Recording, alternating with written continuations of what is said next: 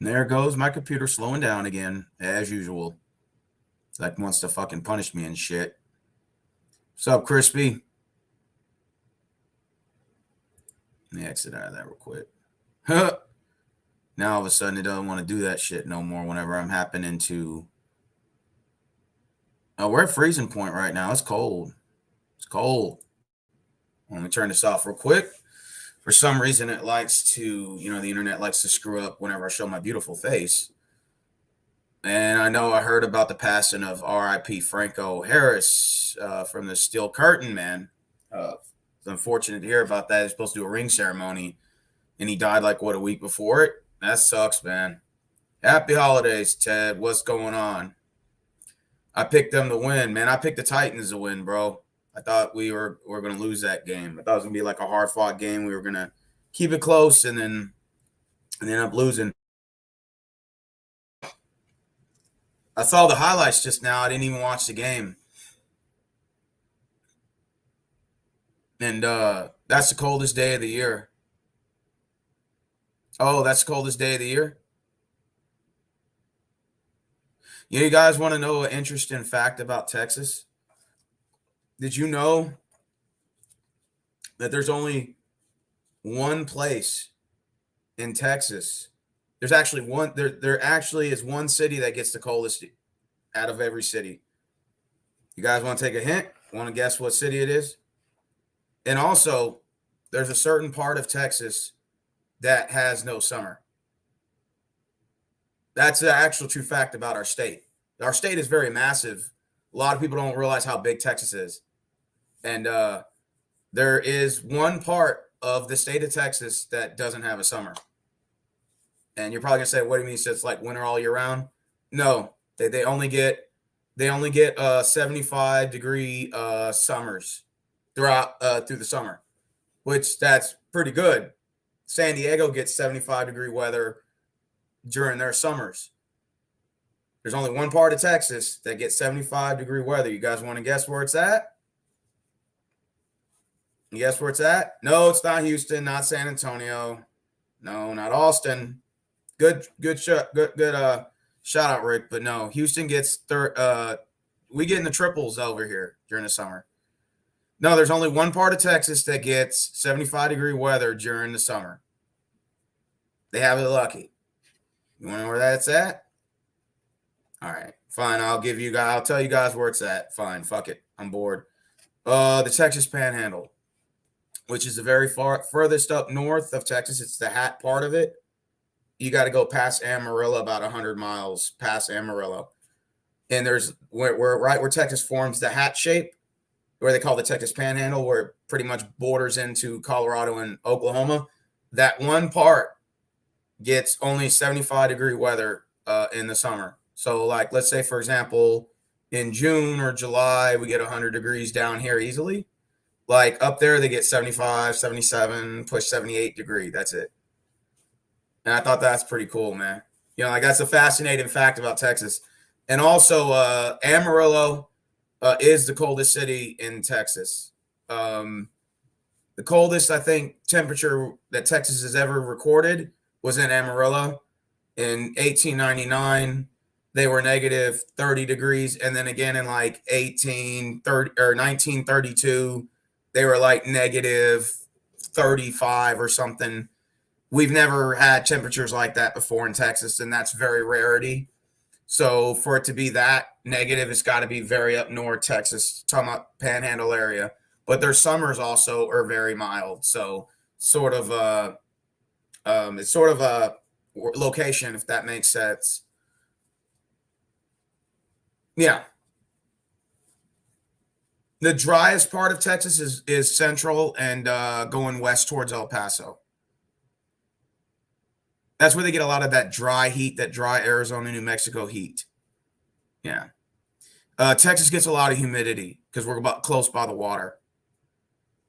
So it'll be like 100 degrees and there's a mist of water in the air, and you can add like 20 degrees to that.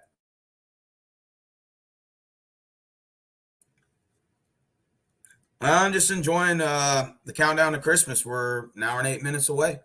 Corpus Christi, El Paso, yeah. Merry Christmas to you, Anthony. Trapen beer from Georgia, Indian Pale Ale. I like IPA beer, bro. I drink a lot of IPA when I get the chance. I mean, I'm an occasional drinker. I got Bucks over Cardinals easily. They'll win that game. Cardinals are starting McSellar or McFloral or some bullshit. That now was a good one, I guess.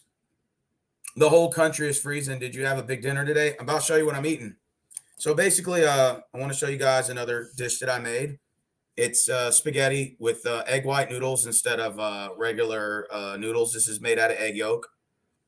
And I have spaghetti sauce Pregos with cheese, fresh cut tomatoes on there, as you can see. I got fresh yellow cheese on here. Mushrooms are in it too. I got, of course, let me get it out of here. Wait, give me a minute. I got meat, of course. You got to have meat in there. And then I got salad. It's a Caesar salad with the shredded cheese. I got Ken Norton Caesar dressing. I got black pepper. I got tomatoes, of course, drizzled on top. And I got Italian dressing that I sprinkled just a little bit to give it that vinegar and oil kind of feel to it, that texture feel to your salad. So I put that together, and I have an egg white. These are called egg yolkless noodles. They're not pasta noodles. They're made out of egg whites. So I thought that was pretty cool. You can get them at Walmart. And I prepared the dish together. There's a whole bunch of it. Actually, in the yeah, sure, Rick. I'll show you up close. There's a salad right there. It's got the Ken Norton's dressing and everything on there. And you can actually mix it together. I actually mix it all up and then eat it like that. Very good, very tasty treat. And it's not like a lot of low carbs in there. So I ate fried chicken brisket. Oh, with mashed potatoes is so good. Oh, God. That you reminded me of Kelly's Country Kitchen there. You guys ever eaten at Kelly's? Man, Kelly's Country Kitchen is sort of like it's like a mom and pop country restaurant, and the portions are huge. Kelly's Country Kitchen is owned by cops. Now, a lot of y'all hate cops. I don't. For all of you who hate cops, if you don't hate cops, you won't like Kelly's, but Kelly's is damn good. In fact, you'll start liking cops after. Really, the backstory behind Kelly's Country Kitchen, if you guys could type it up, you'll see the menu. It's really good. I mean, the portions are big. Country fried steak. They give you big portions of green beans, mashed potatoes, coleslaw, corn on the cob, whatever. 4 retired police officers in Houston back in the 80s retired, and they weren't really receiving a lot on their pension. I can't remember the officers' names, but I was reading the backstory to this. And basically, they wanted to have like their own restaurant to make supplemental income. So they created Kelly's Country Kitchen, which I think Kelly's the last name of one of the officers. And he decided to like make and brand and make his own food. And then from there, they had like several locations in Houston. And then over the 80s and 90s, they just started opening up chains. And now they're widely known across the state of Texas, mainly southern Texas. But they're retired policemen from HPD. And it's 4 guys that own it. And of course, they probably sold parts of it now. They're multimillionaires. I mean, these guys did a phenomenal job of putting this restaurant together, and the portions are big and the prices are affordable. They have, specials on Tuesdays and Wednesdays. They got pot roast, meatloaf, hamburgers, fries, pizza, everything. I mean, like wings, country fried steak, everything, okra, corn on the cob, corn, green beans, coleslaw, French fries. I mean, everything, man. Cheese sticks. Endless bread rolls with cinnamon butter. I mean, it's really good. The food is delicious. And if you guys go there, want to try it, it's very good. They got lasagna, everything. I mean, like, they did a really good job. And I used to eat there all the time, man. And you can get 2 big country fried steaks, and you put like brown on one of them and like white gravy on another. Get some mashed potatoes and fries. You'll never go wrong. I wish it was a buffet, but the portions are really big and it's affordable. So like $10, you get a really big plate. Sometimes they're 7.95. Sometimes you can have like a special on a Monday where it's like 6.95. You get a drink, tip the waiter or waitress like $5, for their troubles, and boom, there you go. Got yourself a nice dinner for under $10. You can't beat that. But yeah, like I said, this just got two different types of cheese on it. It's got shredded Parmesan, and it's got shredded, like regular shredded cheese, yellow cheese. So you can see the yellow cheese right there, actually, right in there. So not bad, and it only takes maybe about less than an hour to prepare it, and it's just something healthy to eat, man. You know. Merry Christmas to you too, Will. I mean, I just got Christmas cards today. I started my Christmas shopping today at Walmart. Before I went to work, I gotta shop. I gotta get my brothers, my sister, my auntie, her dude, mom. I got 7 people gifts. So that was like $20 a piece. So you automatically know my bill was like $140. I'm like, damn, I had to get gifts for everybody. Gift cards. Chili's gift card.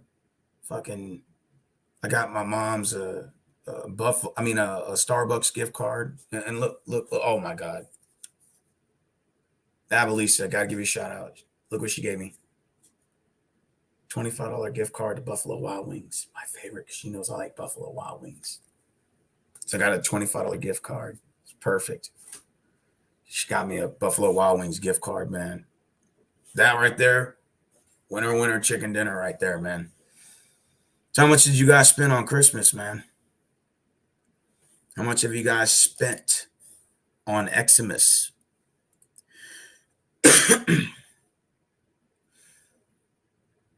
All right, it says I'm connected, but I'm wondering why. It's showing only like one bar, or a couple.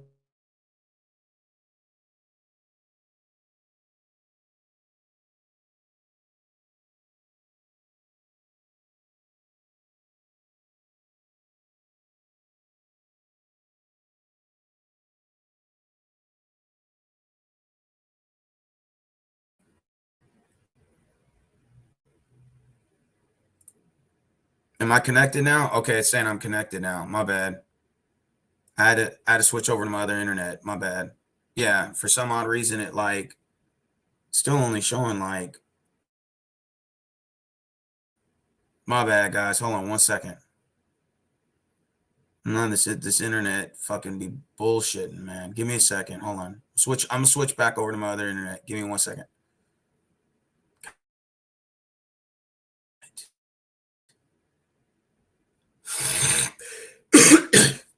Give me a second. All right. All right. Now it looks like it's back to normal. Hopefully. For some reason, whenever I show this picture here, that's when it wants to do the lagging. That's when it wants to drag it and shit like that. So, what do you guys get for Christmas, man? Y'all get anything special? Like anything special y'all got for Xmas, or not really? Or we're doing the countdown, baby. That's right. We're 1 hour away. 1 hour away till Christmas, man. I want to spread some holiday cheer and fucking play some Christmas carols, but looks like I can't. Or you want to see the mean one? Oh man, have you guys seen the previews for the mean one, Mr. Grinch? The horror movie, the new one? Bro, stop. That's so good. I want to check it out, but do y'all think I'll get flagged for showing it? I don't know. I don't know if I'll get flagged for showing a preview for a movie. Watch, I want you guys to see this, man. This is so relaxing right here. Check this out. Hold on.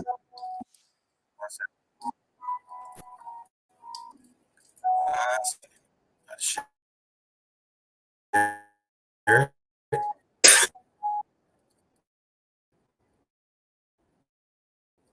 My fucking God, bro. Stop.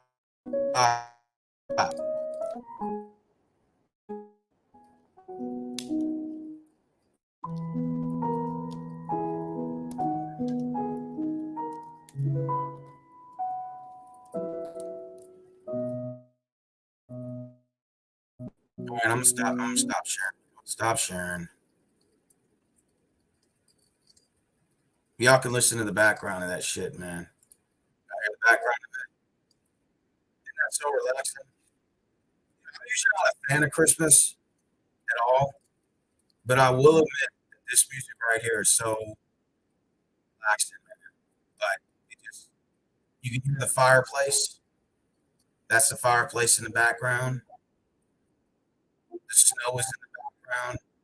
I mean, it's insane. Like the feeling it gives you is just a relaxing comfort. It feels like you're like soothing your soul, cleansing your soul.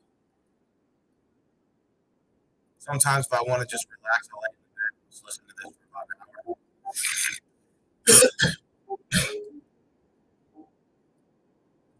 Oh, Merry Christmas to you, Ted. 12 o'clock in Georgia. That's cool. Oh, you got your PS4. What about your PS5? What happened to your PlayStation 5? PlayStation 5.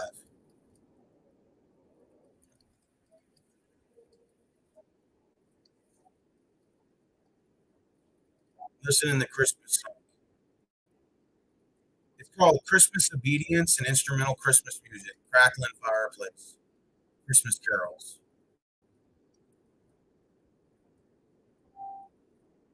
Sometimes I just listen to it. Just it helps me relax my mind. It's better than listening to that stupid ass rap music a lot of y'all listen to. Listen to that crap, that filth. Congrats on your win. I'm glad it wasn't against us. Mm. Well, I mean, tell you the truth, I don't even like. We ended our 9-game losing streak today. I'm not even mad.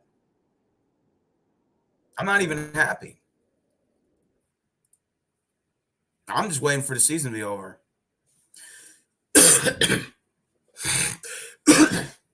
Better yet, I'm waiting for the playoffs.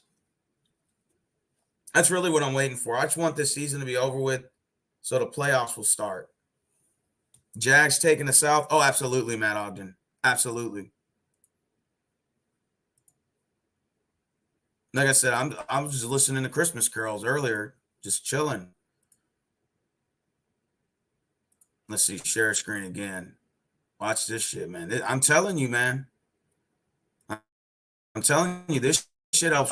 Like I said, hopefully if it doesn't freaking yeah. See that helps relax there. So imagine if you were at this place.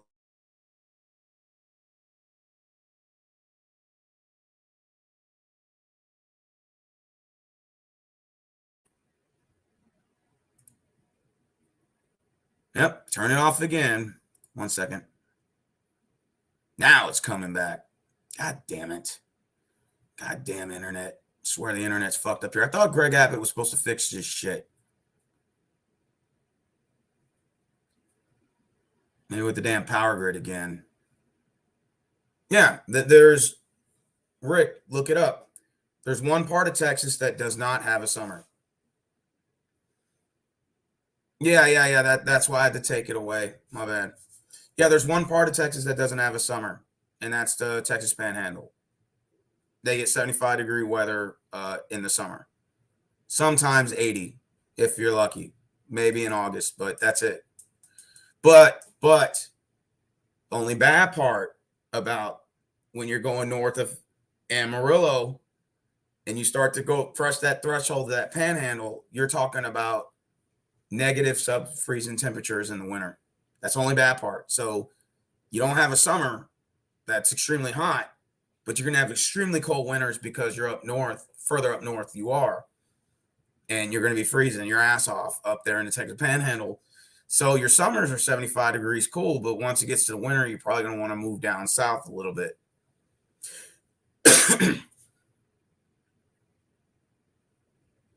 Yep.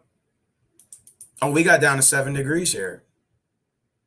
Like, that's pretty cold for us. We're not used to that. Like 30s, 20s, maybe 20s. That's it. Very rare. But but but for us to get down to 7 degrees to yesterday, that was pretty cold.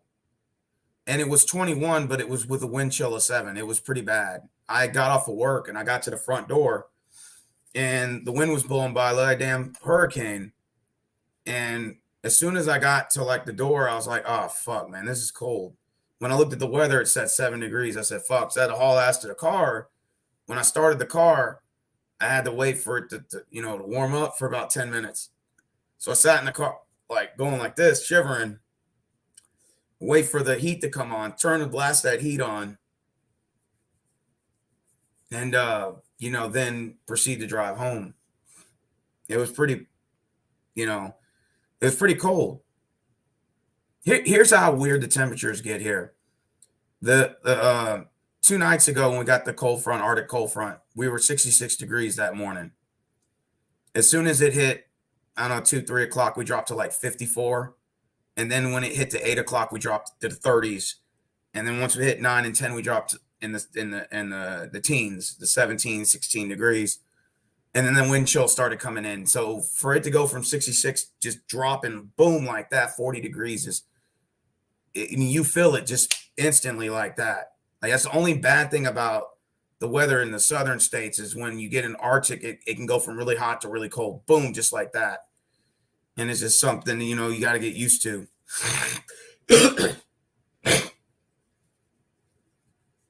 The only good thing about Texas is we don't shovel snow like people do up north. My dad's from New York, so he's used to shoveling snow and 3 days off of work. Car can't fucking start. The engine fucking froze and shit like that. He's used to that shit.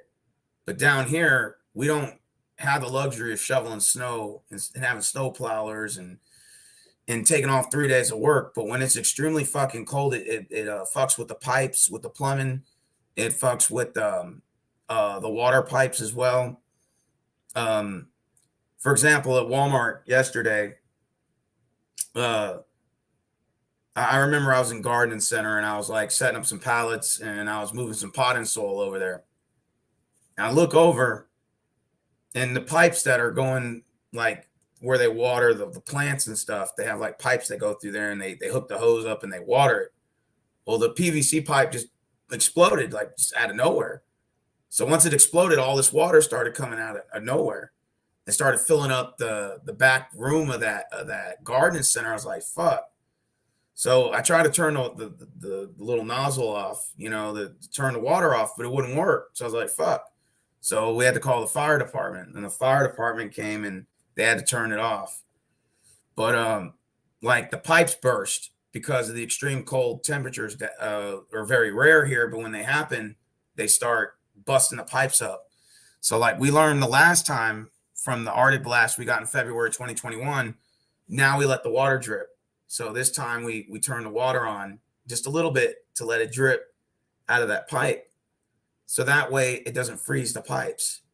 So you have to turn and let the water run just a little bit, just driplets, and put it over the sink or whatever and let it drip, drip, drip. So that way those pipes don't burst.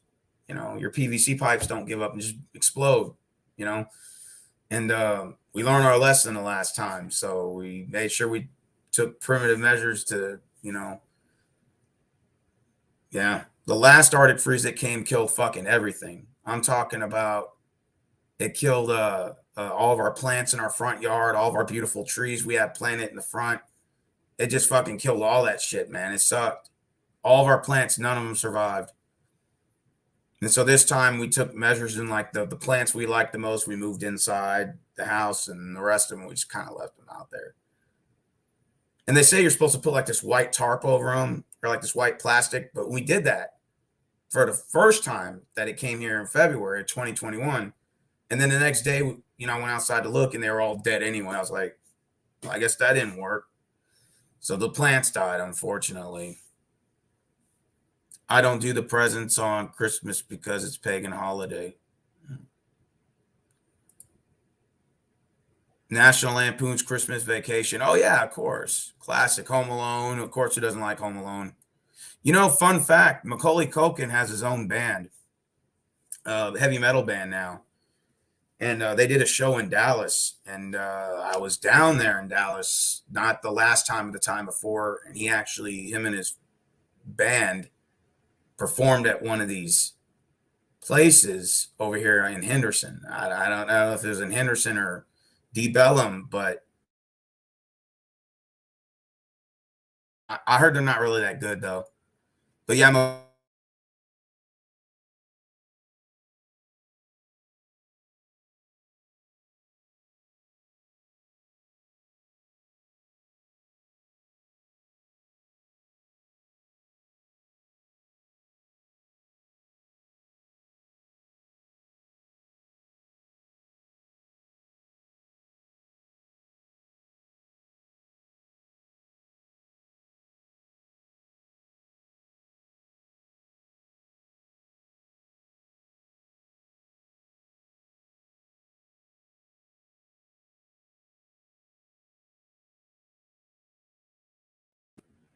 Mike, it's saying my connection's unstable, but okay, my internet's back. Give me a second. It's the weather here, man. It's extremely cold. Measure. Okay. Okay, my bad. It's back. My bad. Sorry. Nah, but anyways, yeah, heavy metal music is the new rap music. Like you guys don't realize this, but I've been in like several parts of Houston, like downtown, and now I see the rise of heavy metal music is coming back. Everybody wants to be a heavy metal band. Like all these guys are coming up, springing up out of nowhere. And Dallas is a really big area where they're having a lot of bands coming out of nowhere. And like well, you guys infamously know Drowning Pool, they're from Dallas. Really good heavy metal band, by the way. Not saying they're not. They are very good.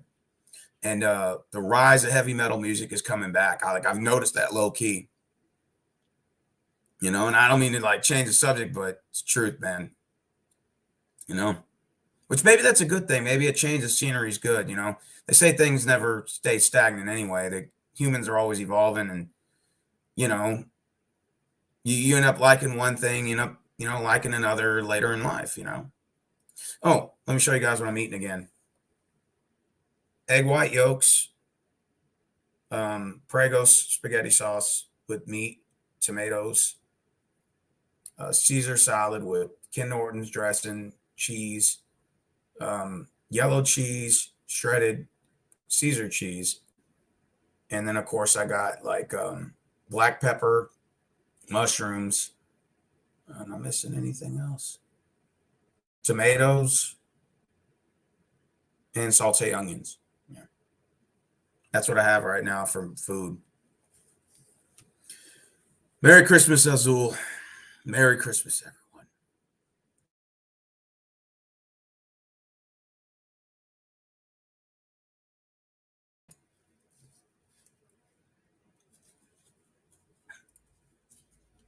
Well, look what I got. This is the best gift you could ever. If anybody wants to ever give me a gift, this is it. Buffalo Wild Wings. That's it. Buffalo Wild Wings gift card. Win me forever. Um. So, what are my thoughts about the new year? Um. Well, I think of it like any other year, right? I would say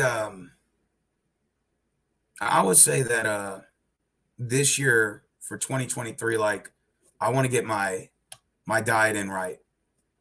I want to like master my diet in correctly, eat the right foods, channel positive energy, and get some sort of like routine going on with that where I can actually like get that going on like actual like permanent basis. And I know I like emphasize a lot on that, but I really want to like I don't want to just like I don't want to have bad eating habits, dude. It's just not healthy for me. I mean, I'm getting older now. I'm, not like I'm talking like I'm like 48 years old or 108 years old, but I'm just saying, I mean, yeah, every year's another year I'm getting older, man. So I need to start really looking into that. And, you know, so I like my dieting is, I think honestly, man, if my diet is correct, I think that I can be able to like be able to accomplish other things and not, you know,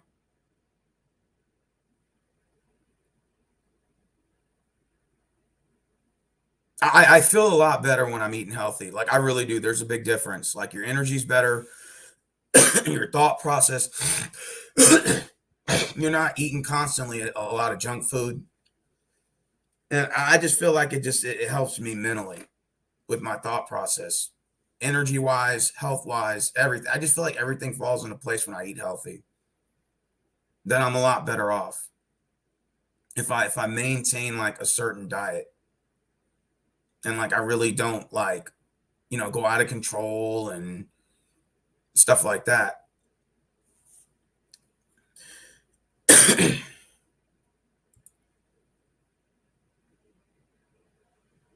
Yeah, a trial or two.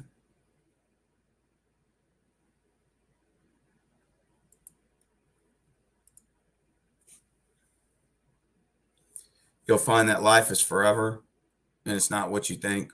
Yeah, you're probably right.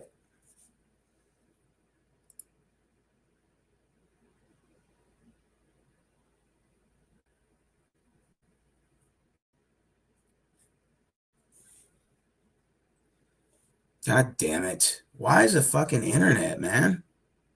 Why does it lag every time I show my face? It's ridiculous. It normally never acts like this. I don't know why. Maybe today I'm not maybe I'm on the naughty list this year. Maybe Santa's gonna give me a lump of coal. A lump of coal for fucking Christmas. Just what I need, man.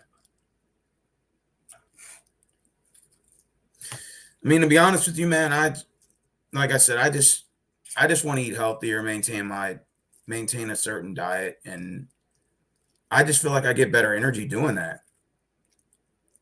Maybe I should start taking tips from Washburn Billy because he said that he's always maintained a certain figure. So obviously, there must be something he's doing right. There must be something y'all are doing right to maintain it, right? So I need to start taking notes from people who actually do this shit. You know what I mean? Because I'm telling you, man, when you eat like shit, you feel like shit, you think like shit, man. It all just comes together as one.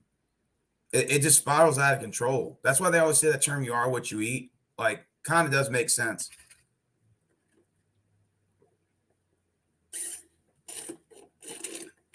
Rick says, are you drinking enough water? No, but I need to. That I do need to.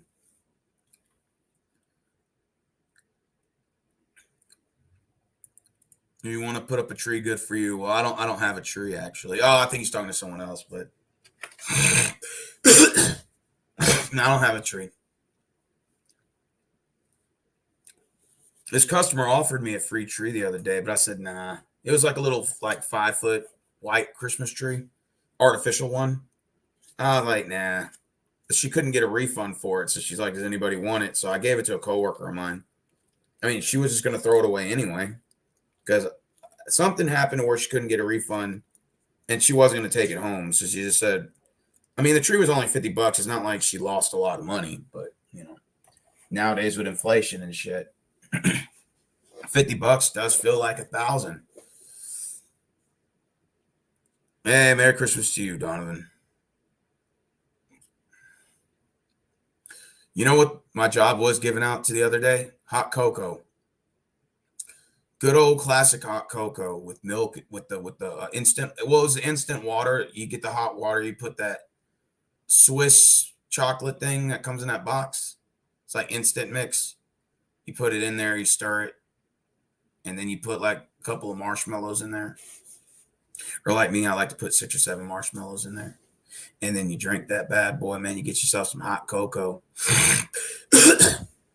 When I was a kid, I used to like hot cocoa over coffee, and now I'm an adult. I fucking love coffee. Like I prefer to get the coffee because I want the caffeine. Now I'm a caffeine addict, man. I love caffeine, man. That's why you always see me drinking like a Red Bull, like the sugar-free Red Bulls or whatever. I need energy, man. And sometimes when you wake and see a lot of that no energy I have, I think stems from my bad diet, man.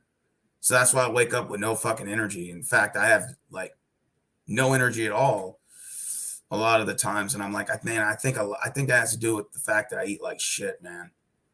I think it does. You know what I'm saying?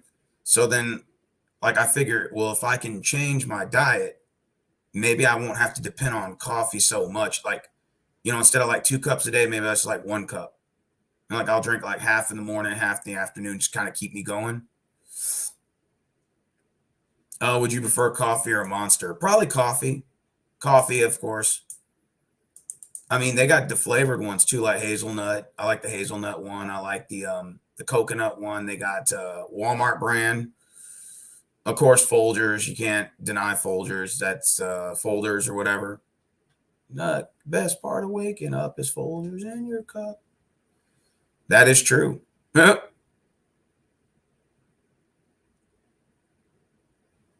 Yeah, I'm cooking for myself, man. I'm actually learning the art of trying to prepare my meals.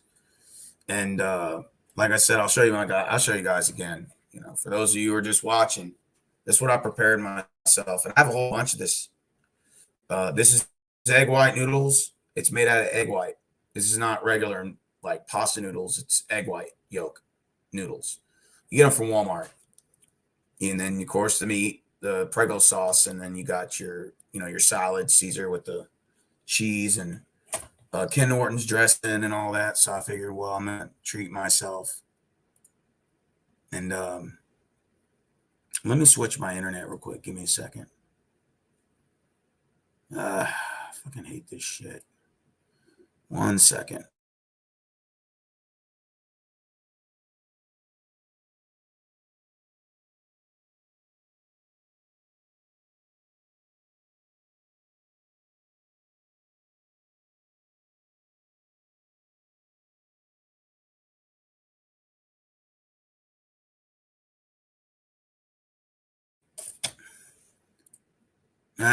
Not again. I swear I got the worst of luck on this motherfucker, man. It says if your Wi-Fi, unplug your router and moving closer. I did. Oh, give me cold too. Hey, look, man. I'm gonna tell you guys some really weird shit that went down when I didn't eat for 3 days. Um, and this might sound disgusting to a lot of you guys, but listen, I didn't eat for 3 days, but I was still using the bathroom.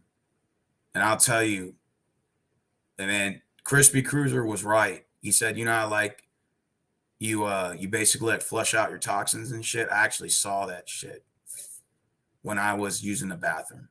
And I remember I didn't eat for 3 days and I was still going to the bathroom. And when I looked in the toilet, it looked like oil from your car. Like, you ever seen oil, like when you're pouring your oil or cigarette ashes, cigarette butts?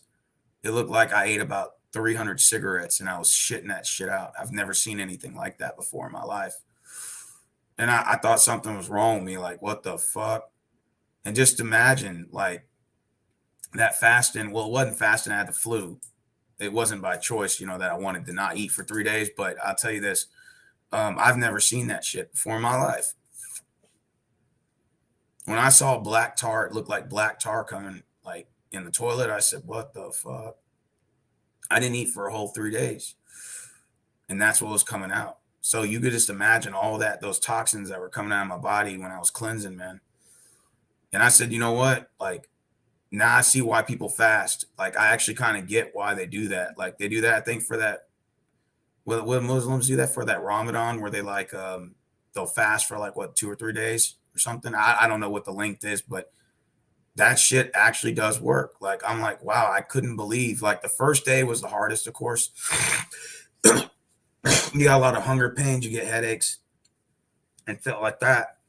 But once I got into like probably like the middle of the second day, I didn't think of it as much. I just was like, oh shit, I haven't eaten.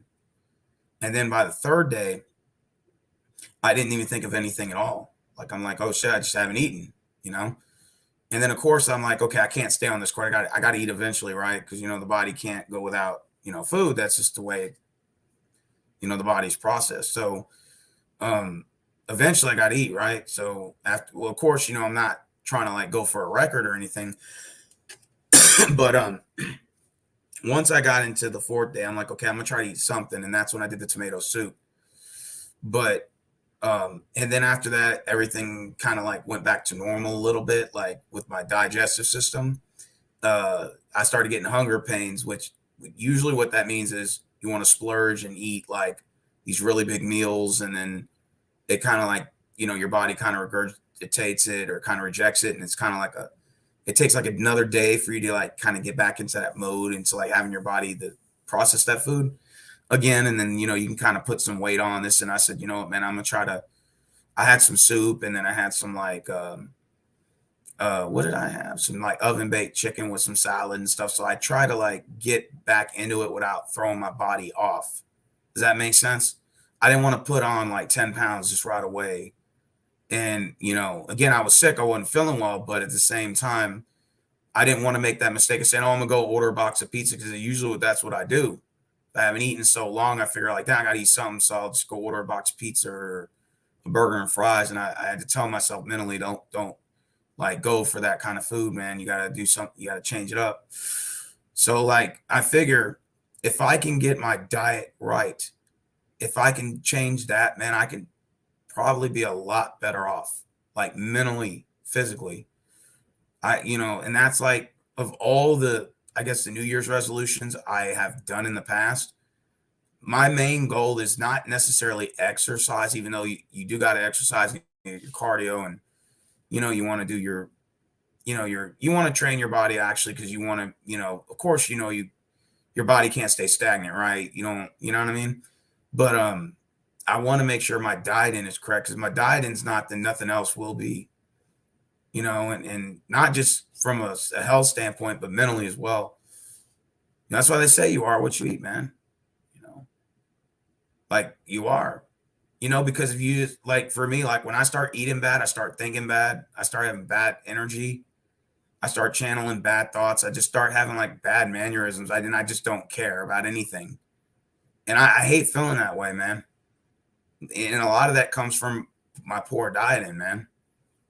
Like just making bad eating decisions. And then my it fucks with my sleeping. If I can't get any sleep, I get insomnia. I have a hard time going to bed at night, so then I'm up till 2 or 3 a.m. Probably most likely eating something I'm not supposed to be, you know. And then I go to bed, at 2 a.m. and then I wake up at like maybe like let's say 7 or 8, 5 hours of sleep. So I'm already up on sleep deprivation, not enough sleep.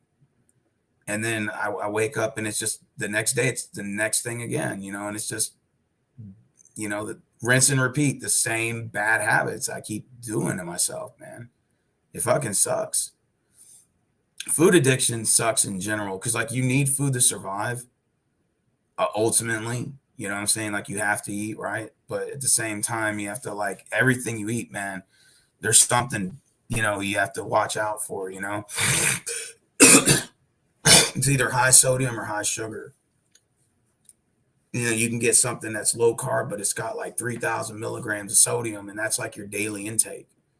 So that means you have to go the whole day without any sodium, basically, just to even out. It just sucks. Like one bag of chips is like basically your whole daily intake of sodium, like one small bag. So that means like literally the whole day you have to eat lettuce just to fucking make up for that shit. It just sucks, man. And what happens is you indulge a lot of sodium, you start getting like sodium deposit builds up, like the puffy neck, the puffy arms and shit like that. That's how it starts. It starts with a lot of health problems, man. And for years, I just didn't give a shit. And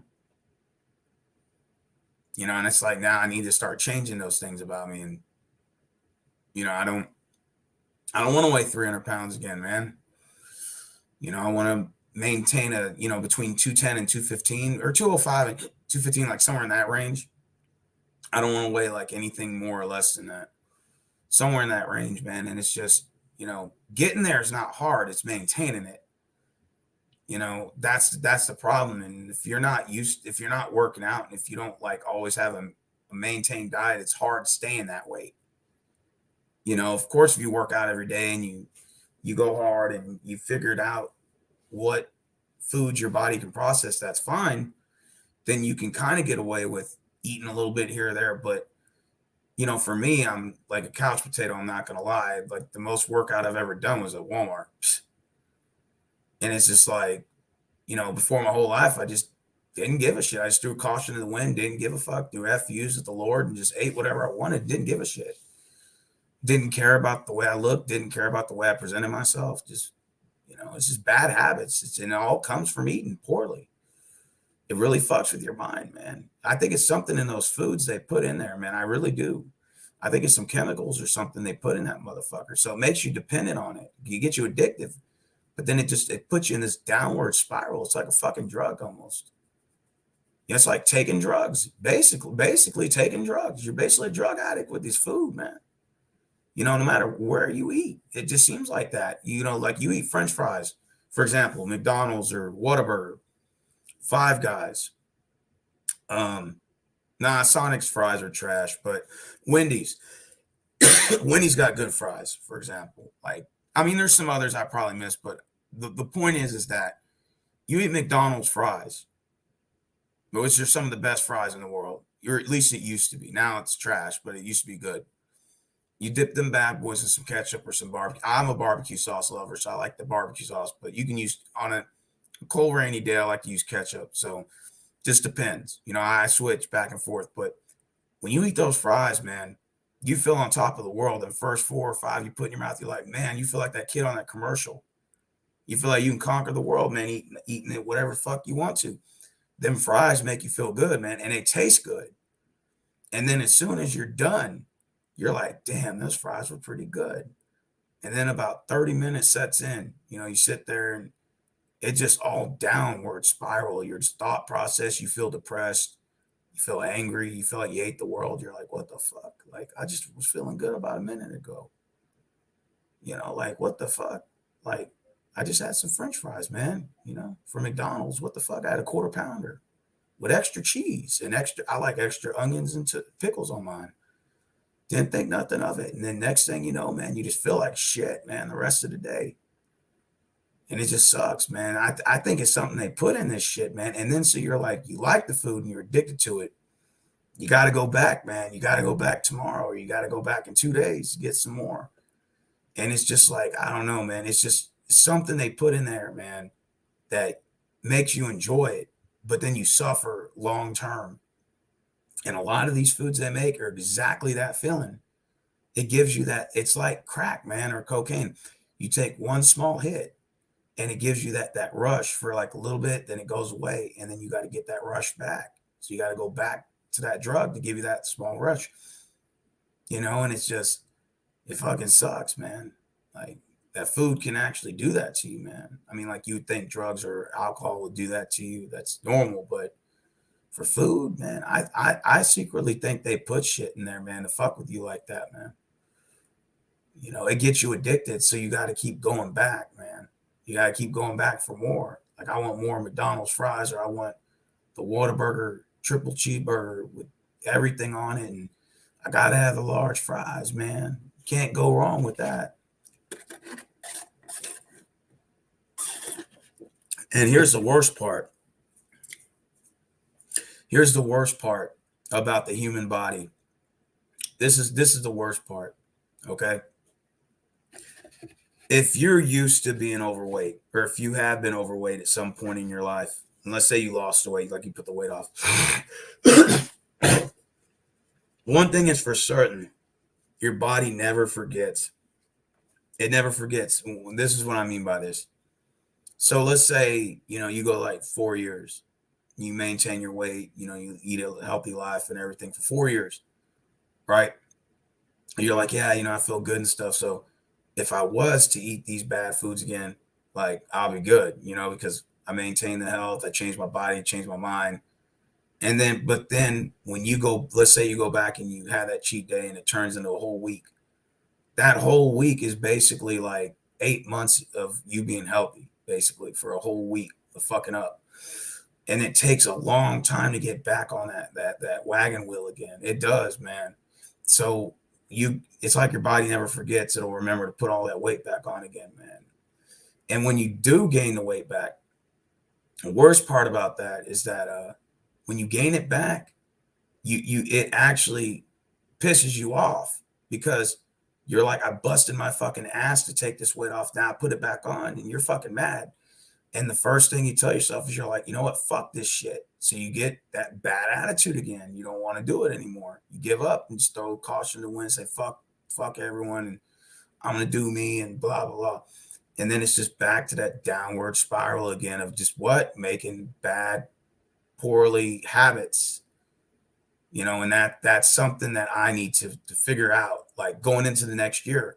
That's what I want to figure out, how to reverse that thinking and eat and maintain a healthy lifestyle, and just stick with it. You know what I'm saying? Like just something that I can just master. And because when I'm thinking, man, I'm telling you, man, when you eat right, man, your whole energy changes, man, and it really affects every other facet of your life, man.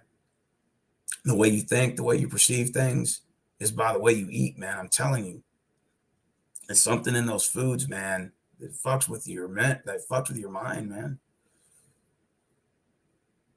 Like, have you ever eaten a bag of chips and you felt like shit afterwards? Like the bag felt good at first, and you feel like shit after that whole bag of Doritos. Hell yeah, that's me. Like for example, I go to Chili's and I like those chips and salsa, man. Don't tell me about that. I can eat the whole thing. Family size my ass. I eat the whole thing by myself. I don't need a family to eat it for. I eat it myself. So you eat about 100 chips in that damn plate. God knows how many calories I just put in.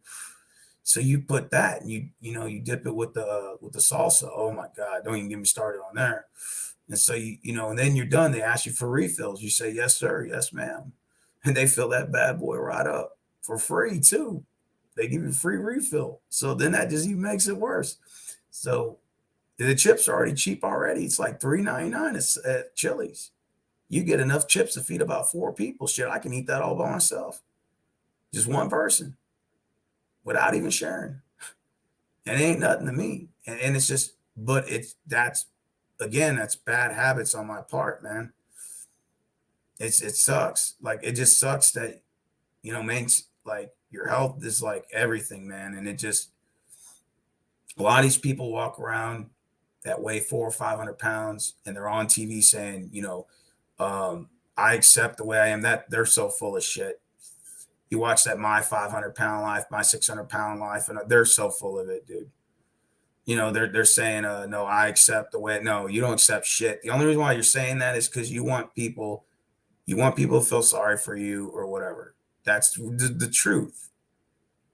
It's the truth, man. Anybody that weighs 400 or 500 pounds and sits there on television and makes a fool out of themselves on national television and tells himself that you need to accept me for me and this and that, and giving out all these demands and shit. Listen, that's fool's gold right there. That's foolish.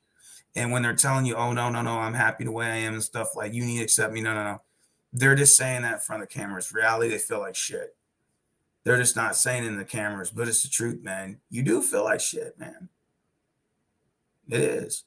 I mean, I was almost 300 pounds, man. I'm telling you, that's the worst feeling in the world is to weigh that much. I'm telling you. Nobody in their right mind wants to weigh that much. It's fool's gold. It's foolish to say that. I weigh probably right now in the 230-ish range. Like, I want to say maybe like 237, 238. But about, like I said, 6 weeks ago, I was pushing 250. I was like, it's just unacceptable. I told myself, no, like, I just can't accept that. I'm sorry. So I just started changing my eating habits up. But I'm like, let me guess, you're just going to get the weight off and you're going to quit again.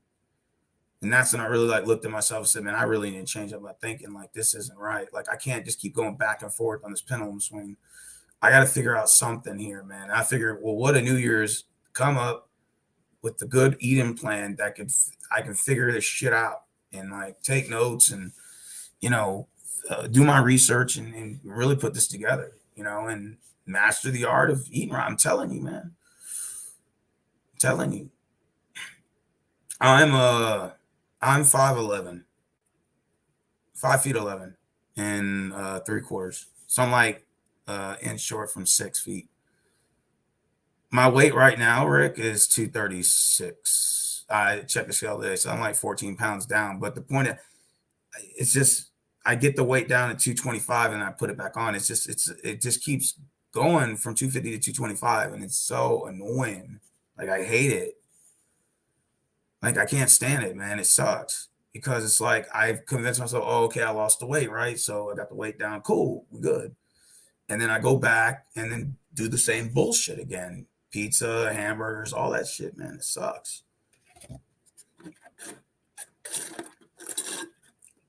And I go back to consuming a lot of bread. I consume a lot of chips. And it sucks. I hate it. And it's just bad habits, bad eating habits. And I've been doing it for my whole life. I need to, like, I go on spurts where I lose weight, gain weight, lose weight, gain weight. And it's like, I need to lose it and maintain it. That's what I need to do, is lose and maintain, maintain the weight and maintain a healthy eating lifestyle to where I don't always have to keep battling like this because it's annoying. And when you quit, like, let's say, for example, like you lose the weight, you gain it back. It's worse because then you're like, well, I busted my ass. Now I got to bust my ass again. And so you just say, fuck it and give up. And you just throw caution to the wind. You just don't care. And then you get angry.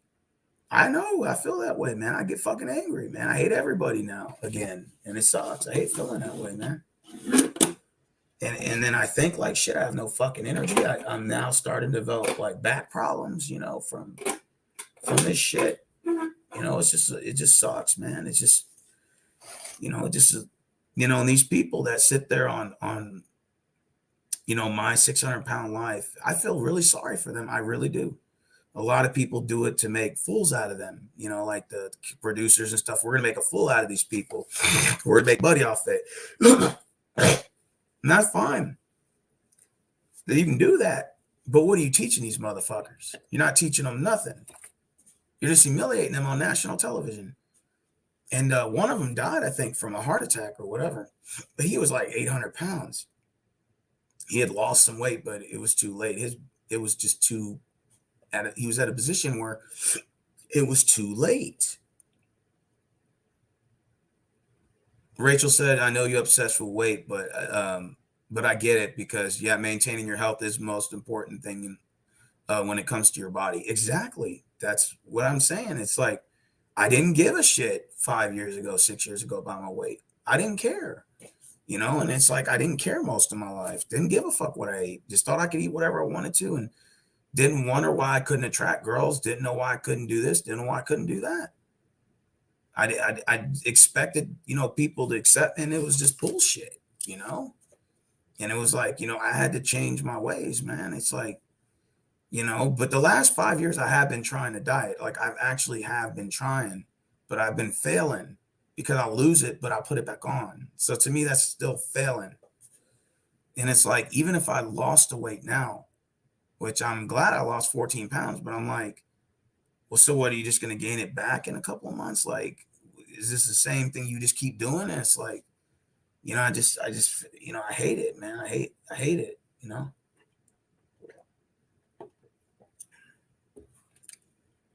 I just want to just lose weight and just keep it off, man. Max 180. Okay. What about muscle? Does that count if you lift weights?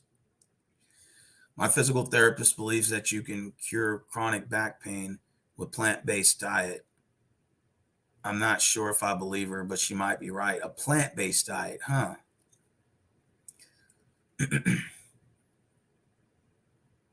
Eternal D, how tall are you, if you don't mind me? Lettuce, don't waste your time. Eat cabbage and coleslaw instead. Okay, coleslaw. I like coleslaw. Man, I'll tell you, Washburn Billy, when I didn't eat for 3 days, man, I was shitting out black tar. I've never seen it. I thought it was cancer or something. I said, what the fuck is that? So I'm like, I haven't eaten anything. So what the fuck is that?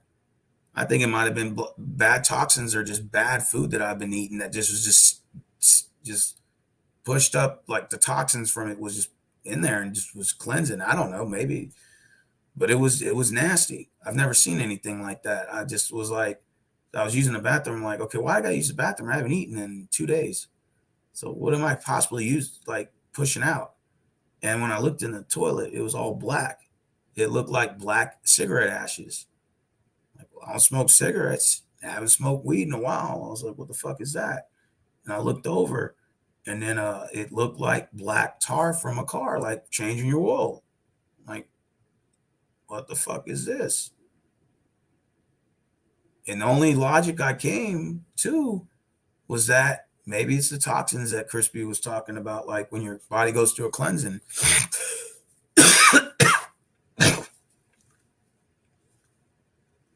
Oh, that's very long. Oh, you sweat out a lot of the toxins. Lettuce are low in nutrients and just they just look pretty. But I'm not gonna lie. I'm not gonna lie, Terminal. One thing I will admit that lettuce is good though. Like I remember one time I bought some iceberg lettuce. It comes in a package at Walmart. It's got your iceberg lettuce, your carrots and stuff. My aunt looks at me. She said, "Why you eat that?" I'm like, "Cause it's damn good. I put some ranch on it, right?" And she said, um, you do realize there's no nutritional value in that." And I'm like, "This is lettuce." She said, "I know it's just no nutritional value." She just told me you're better off eating. What did she tell me? She said you were better off eating romaine lettuce or something like that, or spinach. That's what she told me, and I was like, "Okay." I was like, "I didn't know that." I always thought that I always thought that you know, like lettuce and all that was good for you. I had no clue. She said no, you just get no nutritional value from it. I'm like, oh, okay. So you're better, like she said, eat spinach or romaine lettuce, but don't eat that crap. I'm like, oh, okay. But I'm not gonna lie, lettuce is addicting though, because it's just it tastes so good, you know? And like you can grab a piece of lettuce and put it on some meat, and that'll be like a burger, you know, right there.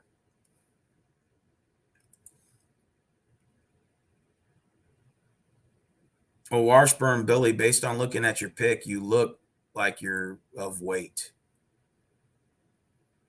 Yeah, romaine. That romaine. Yeah, I heard the same. Romaine is better than iceberg. Yeah, that's what I heard too. Embracing China. I heard that too. It's just eating lettuce is so addicting. It's so good too. It's just something about the way it tastes. I like it.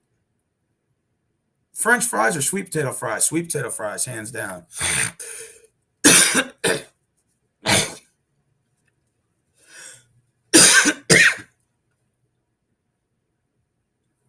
Well, Washburn Billy, I think you know how much you weigh and how tall you are because obviously you maintain your figure. You're in shape, and if that profile picture is you, you are in shape. So obviously you know like your ideal height and weight, right? So you would know like obviously whatever you're eating is working, right?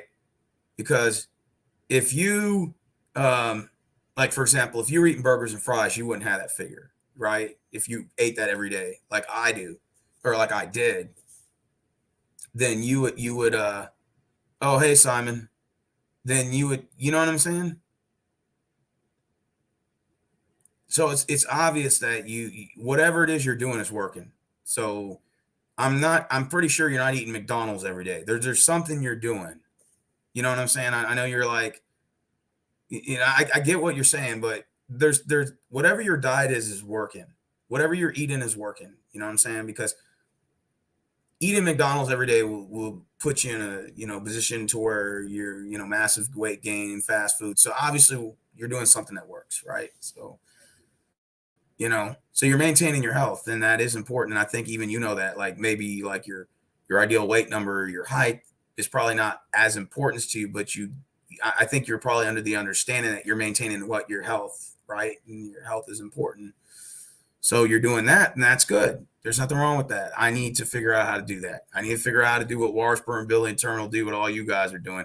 And everybody's body type's different, so I guess that different things work for different folks. Different strokes for different folks.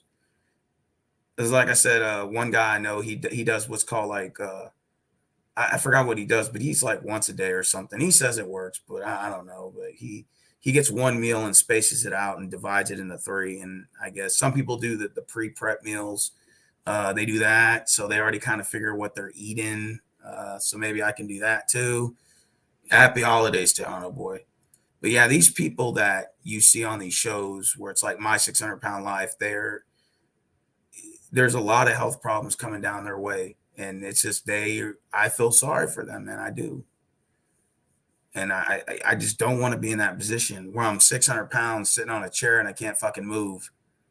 And I'm have this bad attitude and I'm basically just fucking eating myself to death.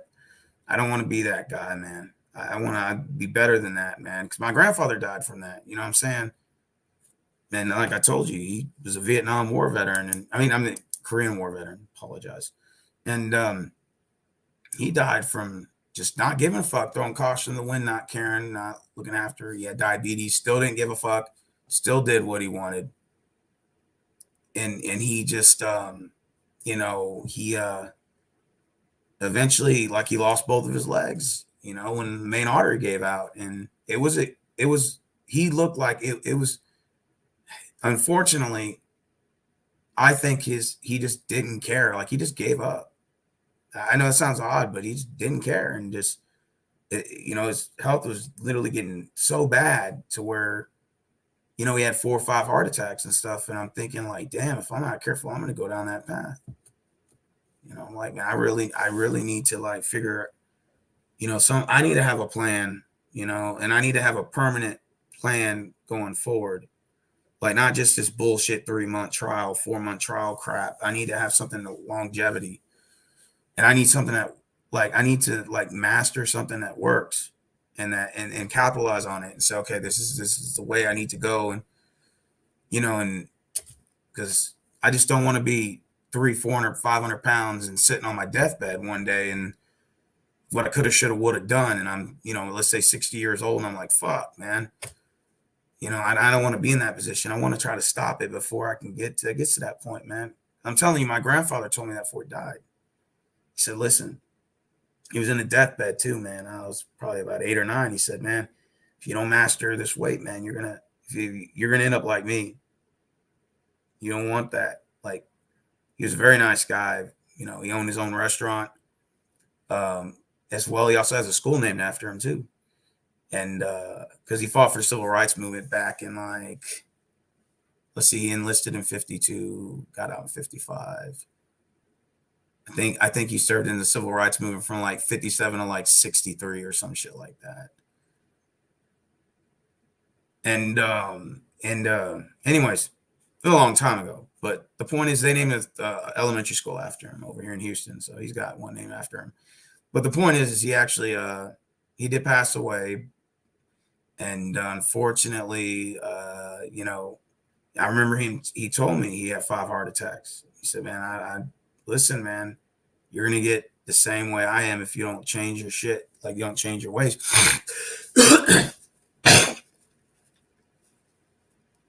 He told me, don't end up being like me, where he lost both of his legs, 5 heart attacks.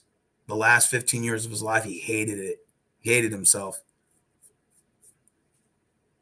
I remember he used to say, he used to tell the doctors to just take him to the barn shed and pull the trigger, because I think he was so depressed from the eating, like, he ate himself to death basically, and just it got so bad to where he didn't want to live anymore. Like, it made him suicidal. I guess it fucked with him. I'm telling you, that food fucks with you, man, and it makes you depressed and stuff. It gives you those kind of thoughts, man. And he just told me, you don't want to be like this, and it just sticks with my mind all the time, man. It's like, but the last 5 years I have been trying, but I haven't been able to find anything constant. And when I take 20, even for like the little success, 15, 20-pound loss, 25-pound loss, I'm like, okay, I did it. And then I just put it back on. And then I'm like, fuck. And it's just like one of those things. And the last time when I checked my weight, like I said, when I was 250, about 6-7 weeks ago, I was like, 250? What the fuck? I'm like, God damn, did I spiral out of control again? I'm like, man, I can't do this, man. I gotta do something, man. This isn't right. Like, just something went off. I was angry about that. I'm like, there's no fucking way I should be this much. Wow. I really just didn't even look after my weight. Wow. I just didn't care. And so, like, I'm trying to figure out a plan, like to just take it off and just not deal with this shit again, man. Because it's stressing, you know, like even gaining like 20 pounds fucking sucks. Like it does, man. It really fucking fucks with you mentally, man. You know, like people say, "Oh, you put on weight and stuff. That's just normal when you get older." I'm like, yeah, I mean, I understand that, but this is the same. It's just still it sucks. Like fucking sucks. You know, like have you seen what's that actor's name? Russell Crowe. You seen him? Oh my god, the guy from The Gladiator. You seen him now? Oh my god, he's unrecognizable. I'm talking about 300 pounds. Now he's almost 60, but still 300 pounds. That's pretty bad. Like that, he's downward spiraling to a slow death. You see what I'm saying? Like he's going down that path, and you can see that. Now you might think, well, he's 60, past his prime. He don't give a fuck. But it's not about the look necessarily, but it's about health.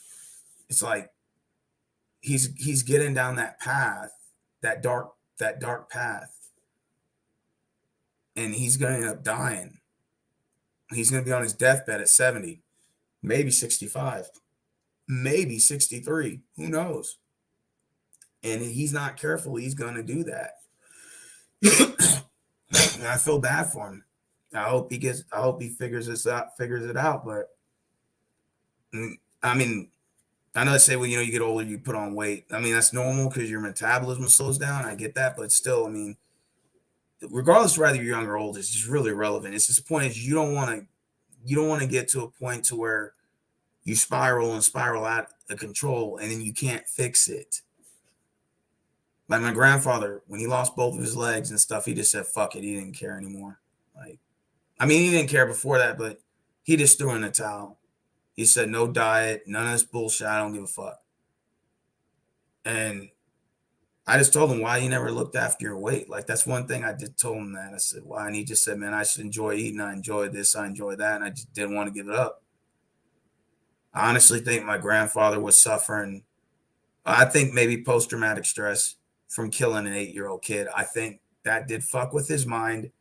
Um, you know, but I also do think that that a lot of it came from so many years of poor eating. He couldn't reverse it. Like it was already too bad. He got diabetes in his 40s, and then as he kept going and going, it was just getting worse and worse and worse the years. And just next thing you know, he's pushing 70, losing both legs. Just at that point, it was irreversible. At that point, that was it. He just didn't give a fuck. Like whatever, I'm gonna die anyway. I don't want to think like that. You know what I'm saying? Like I don't want to be on that same path, man. That image in my mind of him in the hospital, man, was pretty bad. You know, losing both of his legs and everything, excruciating pain. The last 15 years of his life, he had 5 heart attacks. That's like five. That's one heart attack every 3 years he was getting, basically. Two massive heart attacks, and finally the last one killed him. You know, so unfortunately, like I said, but yeah, I just I still that memory gets in my mind as I'm getting older now, and I mean, that was back in 2009 when he died, but still, like now I'm getting older now, and I'm like, damn, I definitely don't want to be in that position now. This doesn't sound good. So I definitely want to start being healthier and making better choices, man. Because I'm telling you, this is not. I can't like, I just can't be doing the things I used to do, man. I gotta figure it out, and hopefully by 2023, I'll like have a great fucking plan. Well, looks like it's Christmas. Wow, it's Christmas. It's 12:11. Holy shit.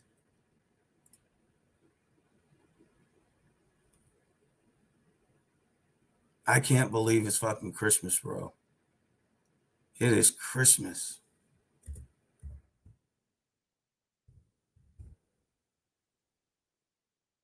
Christmas obedience. I mean, they got all different types of Christmas stuff that I listen to on here. Let me see. They got Christmas jazz music.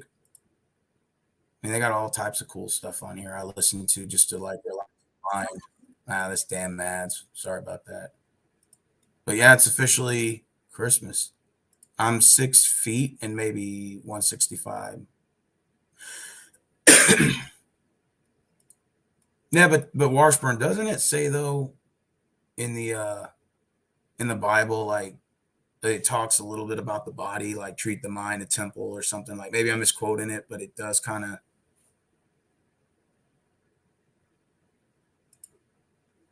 is ready to get to be a jackhammer in the bedroom with pasture raised eggs, especially if you eat them raw. Oh shit! Throw them in a blender and fruits and veggies, and you are set. Really?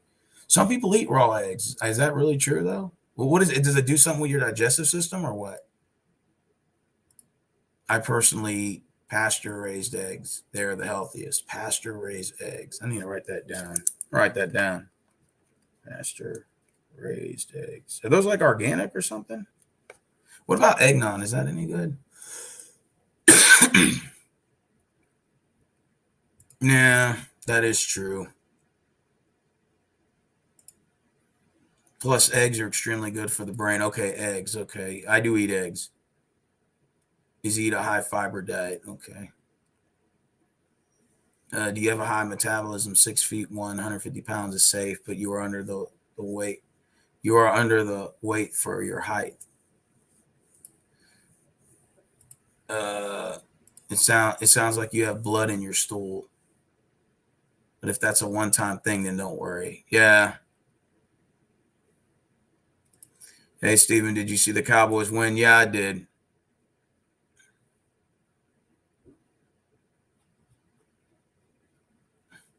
Where's your girl Christine at? I have no clue. Maybe she's sleepy.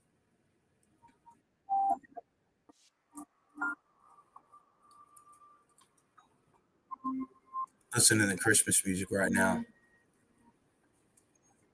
It's just relaxing, man. You want to know what guys will put you to sleep? Sometimes when I can't sleep, I'll just play the sounds of rain or the sounds of space. I feel like I'm kind of like traveling in the space, you know.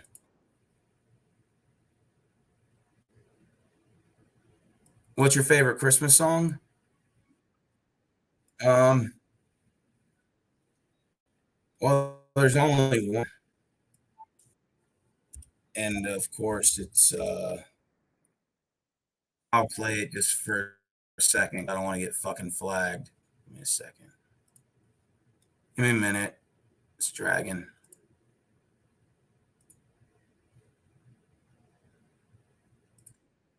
Wait, it'll probably flag it if I.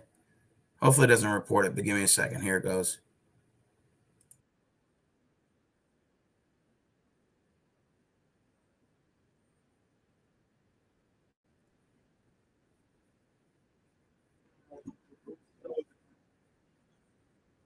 Snow, let it snow, let it snow, let it. You guys know who sings this?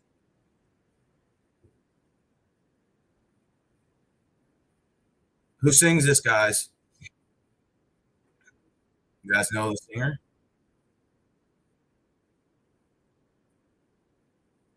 Come on, take a guess.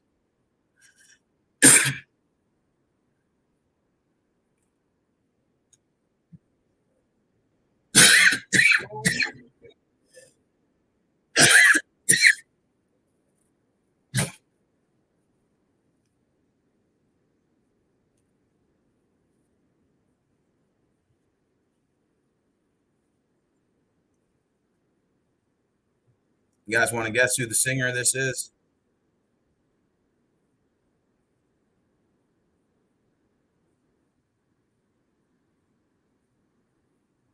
Oh, this is my favorite Christmas song of all time.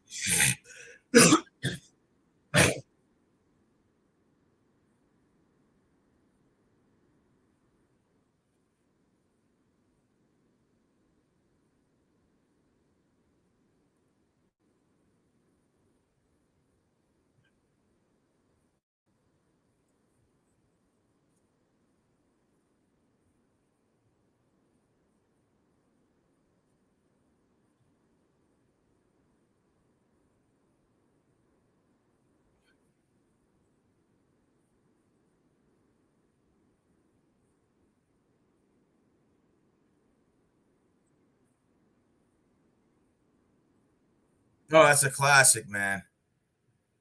Y'all know the singer that is? Come on, man. Gotta know who this is. All right, excuse me. Anyone want to take a guess? Who's the singer? You'll find pasture raised eggs. Yeah, that's what I need to do, the pasture ones.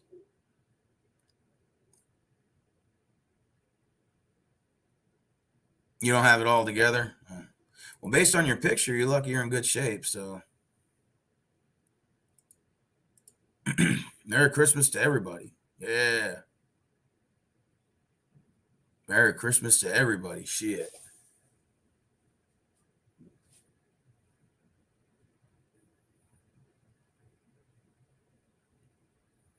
What's my favorite fruit? Oh God, that's tough. Um, that's a good question, Rachel. Man,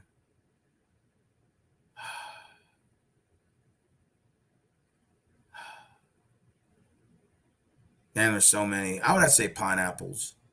Like, can't go wrong with the site with some diced pineapples from Walmart. Get like a little package of them for like $5.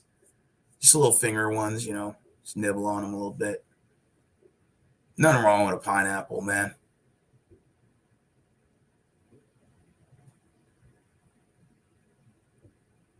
I don't know. I don't like eggplants. Sound nasty. Grapefruit's disgusting. Hate grapefruit. I don't know why. I just don't like grapefruit. Just ugh. It has a weird taste. Grape. What are your favorite of grape? Do you like the black grapes or no, the green or the red? Green. Green's more sour, so the green grapes. You've not eaten. Wait, what? Any flesh in 7 years? Eggs are my only source of protein. No shit. So you don't eat chicken or nothing? You play DTBM when you go to sleep? Like, what's that? Is that like down to? I don't know what that means. Yeah, sugar is my worst enemy. It just sucks because whenever I like need energy, like first thing I go to is to like something that's high carb, like a pasta or something, or I go to like sugar because it just gives me that instant rush.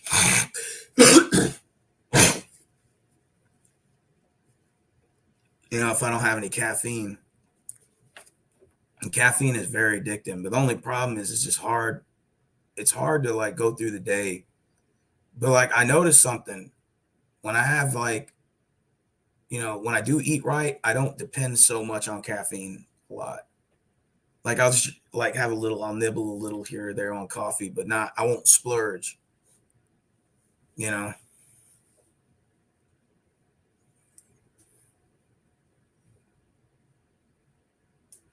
Damn. So terminal, you don't. Pineapple are excellent for your eyesight.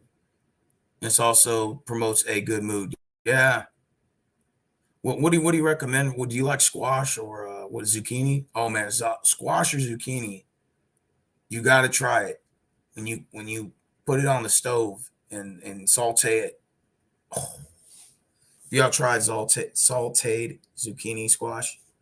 Oh, it's amazing. It tastes like French fries, like just like French fries. Oh yeah, absolutely. Veggie chips, nah. I used to like veggie chips for a while. Then I kind of grew out of that. Nah. What is my favorite chips of all time? Probably the oven baked Lay's barbecue flavor or Doritos with bean dip. Can't go wrong with either or. But pizza rolls overrated or underrated? Oh, overrated. Pizza rolls suck. Nastiest thing ever created. The only like pizza rolls that are good are the Totino's what do they call them, the not the Totino's pizza rolls, those suck. Um what's the other one they have? It's like the calzones or whatever. Those are good, but the pizza rolls are nasty, bro. The triple cheese, the combination, and the pepperoni is disgusting. They never cook right. They're either undercooked, overcooked. You put like 10 of them in the oven, they're never the same.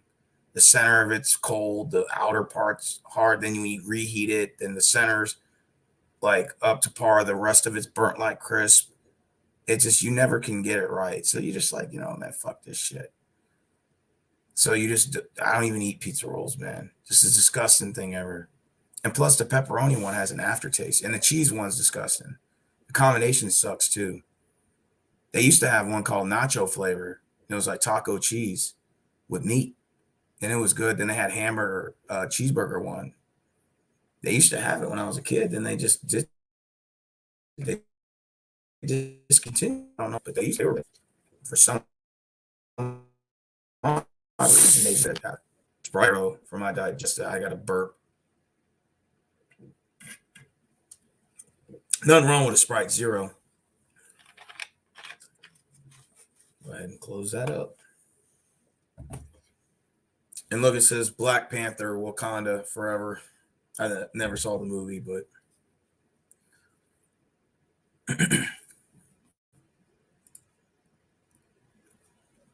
chips are processed foods. They cause serious damage to your stomach long term, causing cancer. Oh shit, okay. Processed foods. Okay, I'll make sure to keep that in mind. Processed foods. And so Terminal, what's your diet consist of? You don't mind. Okay, so you eat a high fiber diet. So like, because I meant you mentioned that.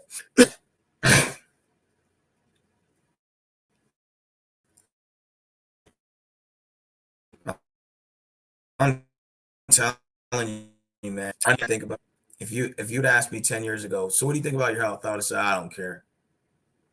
Like, why would I care about my health? You know? Shit. Now you ask me now, shit. I'm always thinking about that shit. I'm sorry. I know I might maybe kind of lose my mind a little bit here, overthinking it, OCDM, but I never realized like how bad your health can spiral out of control if by just not caring. So you have to care a little bit. You know what I'm saying? Like you have to kind of be like, oh, okay, all right, I know what I got to stay away from this.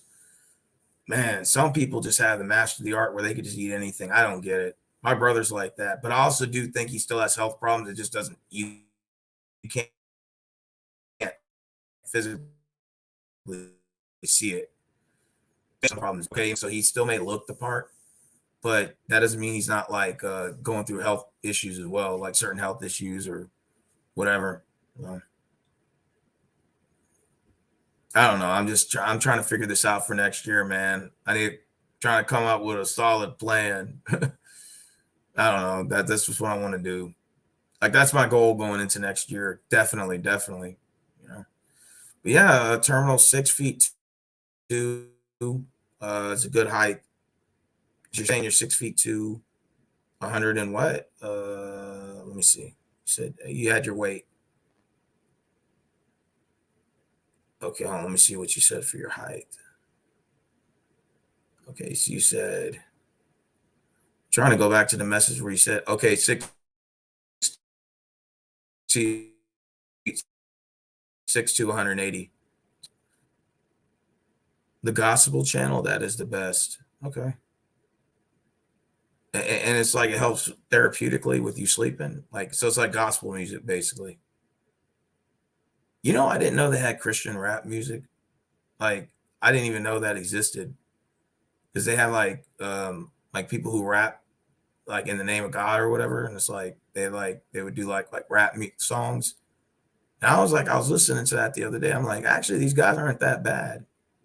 Like the Christian rap music's not that bad. There's like no cursing, no swearing, and it's like clean cut music, and it's like really good. It's like, wow, this is pretty good.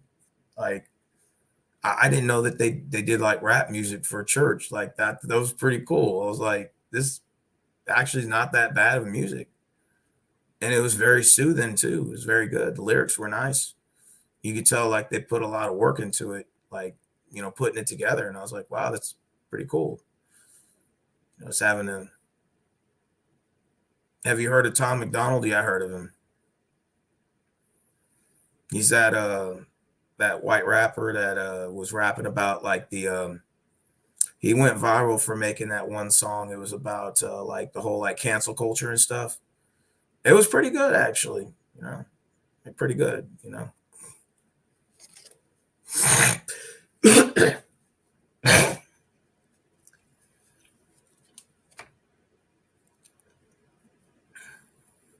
Yeah, man. Like I said, I try not to obsess about my weight, but I do, man. I'm not gonna lie to you, man. I think about that shit all the time, like every day, just about. You eat plenty of fruits, vegetables, nuts, berries, whole grains, eggs, avocado, beans, and spices. Nice. Okay, spices. That's interesting right there. Whole grains. Okay, nuts, berries, vegetables, fruits. Damn, that's what's up. Eggs, avocado. Damn.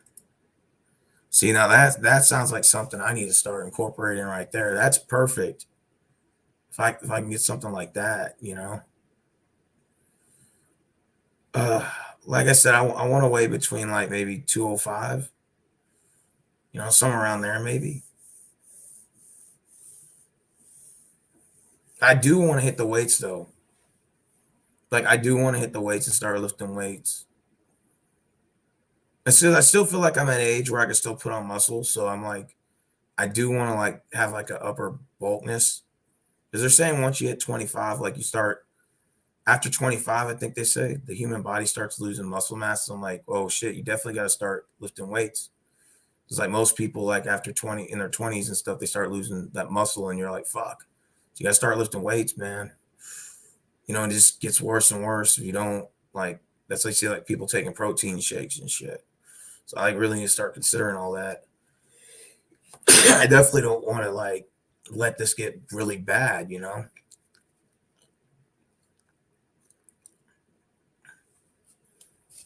Rachel said, "Lucky, be lucky you're not a woman because for women, it's harder for them to lose weight. For every for every 5 pounds a woman loses, a man can easily drop 30. Oh, well, yeah.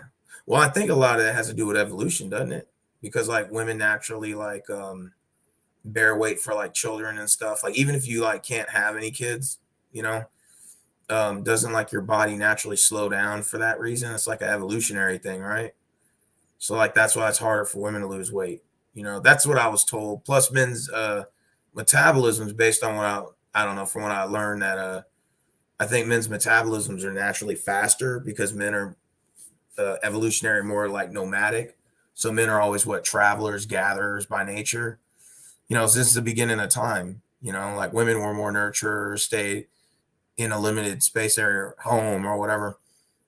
So the bodies were like, you know, for men were built to burn more calories, if that makes sense.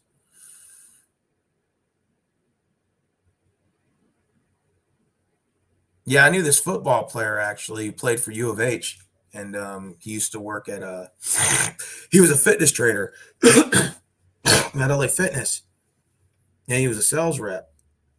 And, well, he used to play for U of H, but then he kind of got out of football. He never really went pro, and he got kind of injured, and never his career never took off. But he, you know, he played in college, and I remember he told me that his diet consisted of like 5,000 a day to 10,000 calories because he had to maintain like a certain weight and like a certain like you know like muscle mass that he had. And then he said like once he had stopped playing football, it was hard for him to detransition from because he said that once he kept eating 5,000 calories, just turning all in the fat.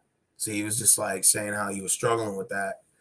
I remember he was telling me that story, and he was saying how it was fucking with him, and he said that he had to go back down eating just your regular 2,000 a day, and he said it was really hard.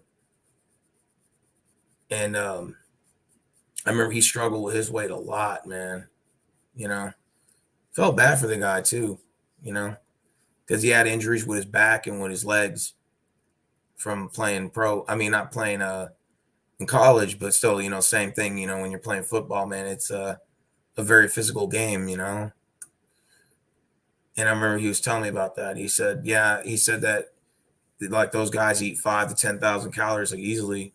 I'm like, for real? Like, yeah, because you have to maintain a certain weight or whatever, like lineman or linebackers or whatever, defensive linemen, like they eat a lot of calories. I'm like, oh shit.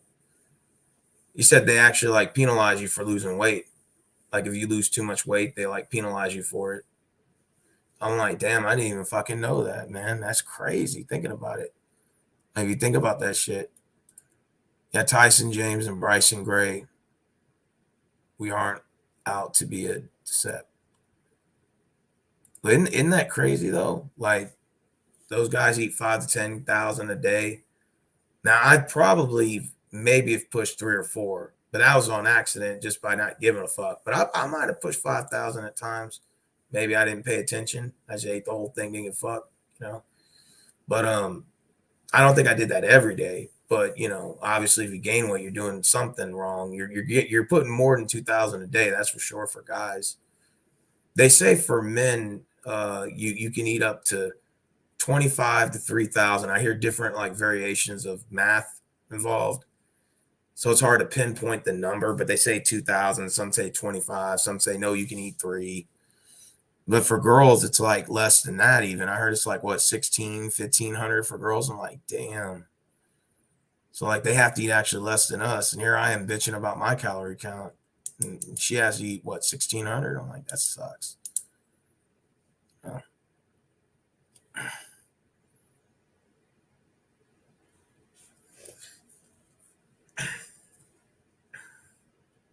Is to avoid 2 things, beer and bread. Yeah, I believe it or not, I do have an alcohol collection, but I don't even, it just sits here.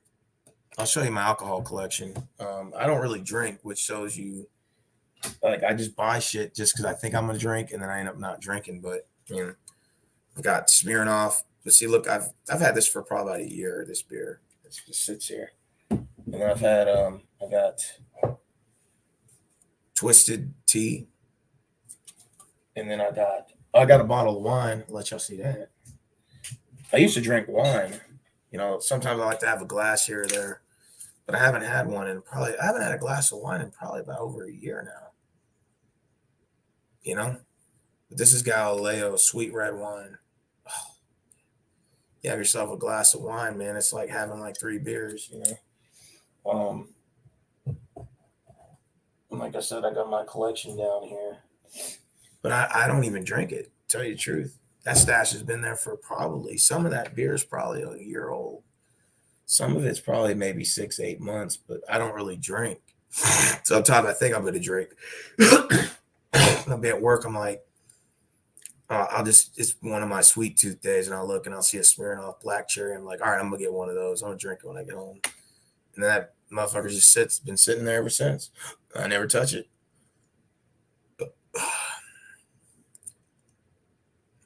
It's different for everyone. Do you eat a lot of meat? At times, yeah. I ain't gonna lie, I do.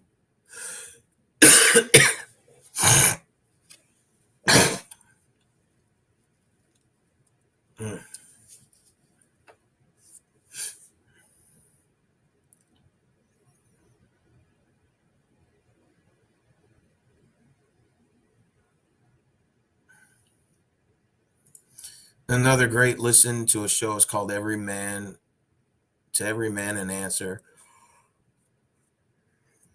Yeah, I cannot say the rest or it won't come out through. Okay, CSN Radio. Definitely have to check that out. The Bucks' final record is well, depend. It depends on. Yeah, my Texans did win.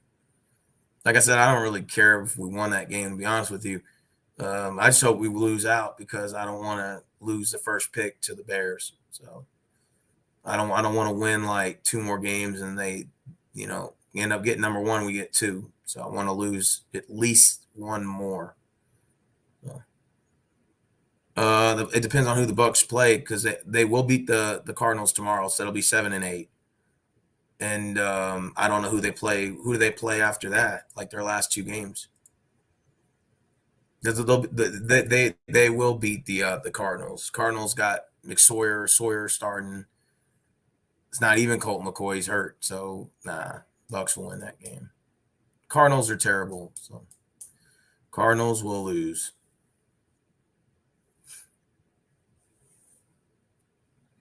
I was shocked the Detroit Lions lost. I had them beating the shit out of the Panthers, but Panthers ended up winning. So that kind of the Lions still got a chance to make the playoffs because I think they'll take it from the Washington Commanders. But again, that was a major setback. That was a game the Lions should have won. They should have won that game. They were 3-point favorite, actually. When it comes to meat, just avoid red meat. Eat fish or chicken. Okay, let me write that down. Red meat, fish or chicken. I'm writing that down. Like I said, I'm taking notes.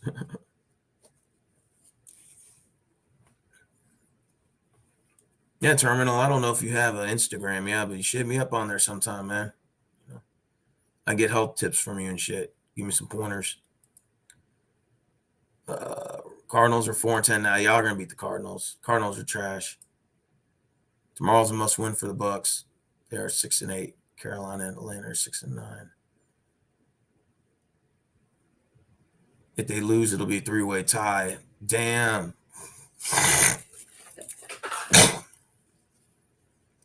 That sucks.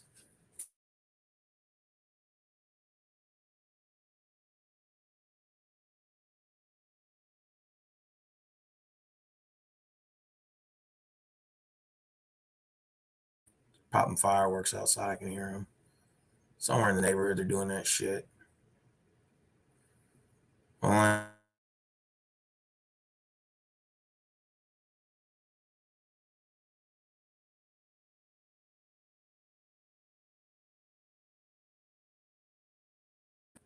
I think Washburn Billy was right. I think I had a. Hold on. Let me switch my internet.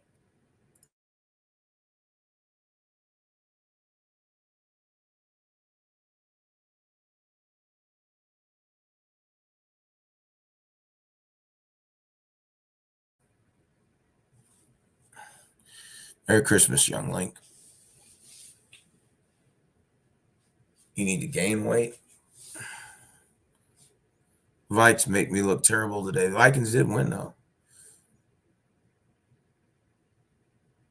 I'm not in the stream, but give me 3 minutes. I got to take a piss. Hopefully, you guys stay on here. Give me 3 minutes. I'm going to pee pee real quick.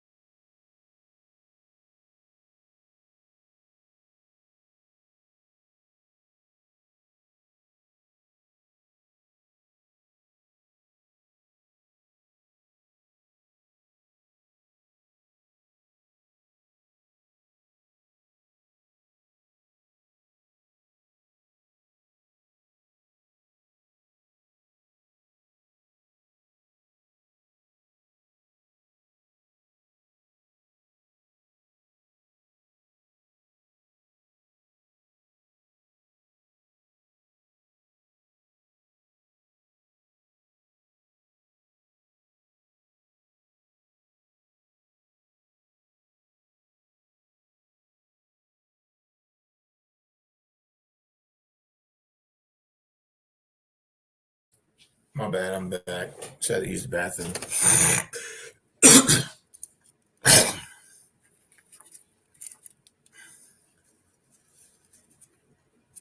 The NBA is your favorite? Nah, I mean, tell you the truth, man. I like the NBA, but only towards playoff. Only towards playoff time.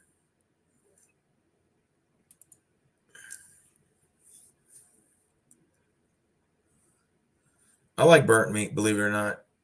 You like your meat charcoal until it's black? Yeah, me too. Oh, sushi sucks. I tried eating sushi, man.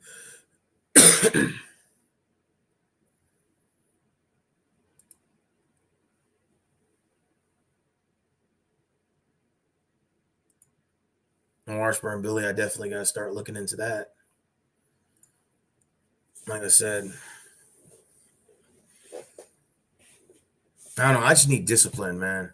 My 2023, I need fucking discipline, man. I never ever mentioned that, but I need to be disciplined. I'm like, because I feel like if I like again, if I master my diet and master my eating, I won't likely spend a lot on bad food. You know, like I like to eat out a lot.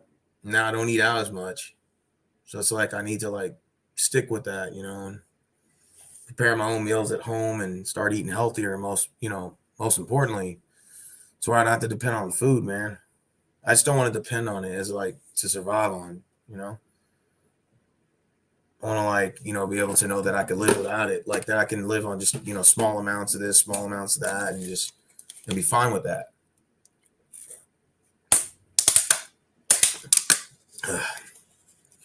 Turn down the last of that water I had, and I definitely need to start getting into drinking water, man, because that's definitely like one thing I need to start doing. I need to start drinking water, like actually like really taking that seriously, man.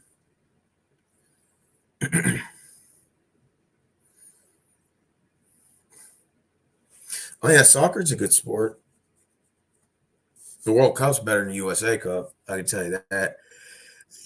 The USA League.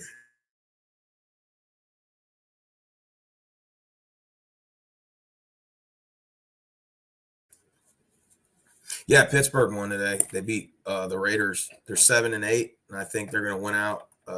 So that Mike Tomlin doesn't have his first losing season as a head coach.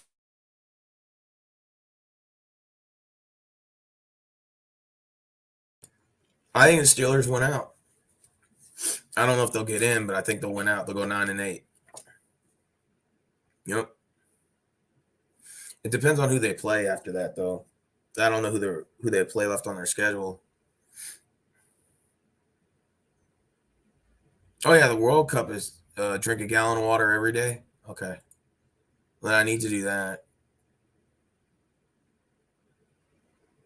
It causes cancer too. Damn, I didn't know that. Holy shit.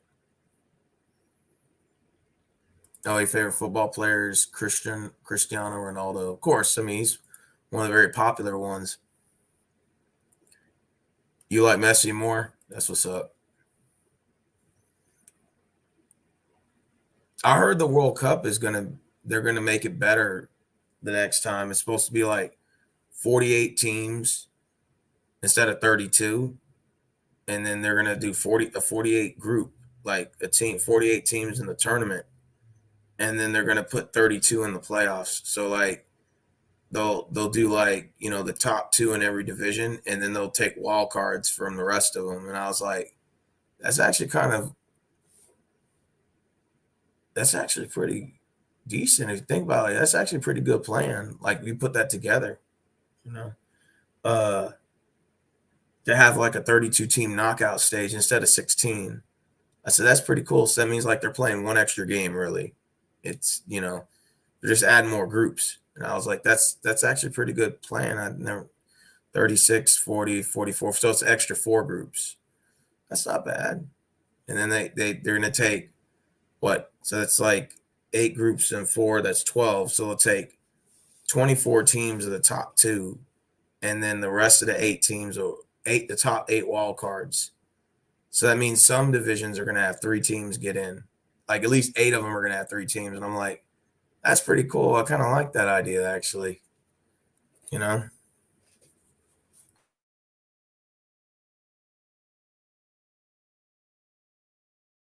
And another thing is they were talking about doing the World Cup every 3 years instead of 4.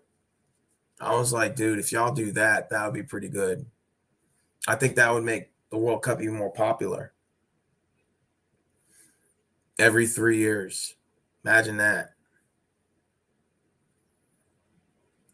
Cardiologist recommends to start the morning off with a glass of water.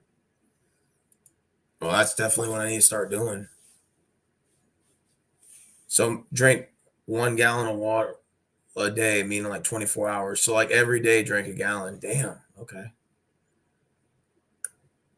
Damn, that's a lot of water. So that means you got to drink it throughout the day. Okay.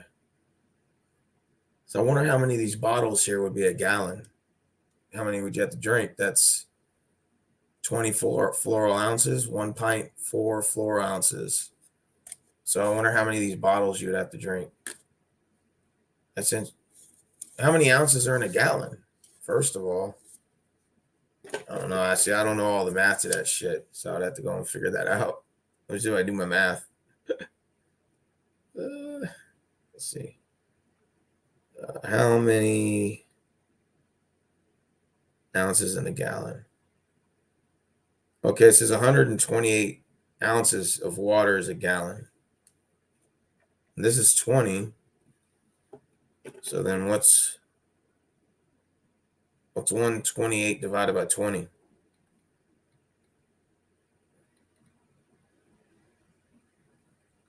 It's so I'd have to drink like basically like 7 of these a day.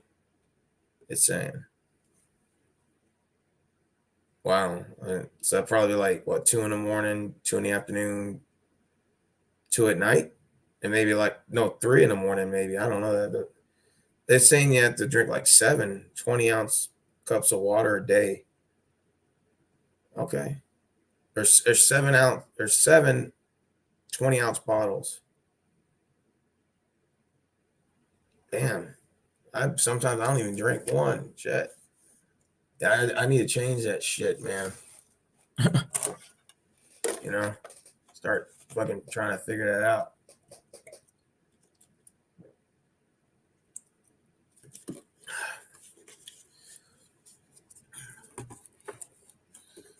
I'm telling you, man, I need to start really taking my health seriously, man. It's it fucks with my thinking, man. Everything else, start getting a bad attitude, man. You know, I carry that bad attitude around. I start eating bad, man. I know it when I do it. So if at least when I'm eating right, I'm not saying I'm like living the perfect life, but it's just I'm less like have more energy. I'm less stressed. I don't like, you know, damn, they're lighting fireworks out here somewhere.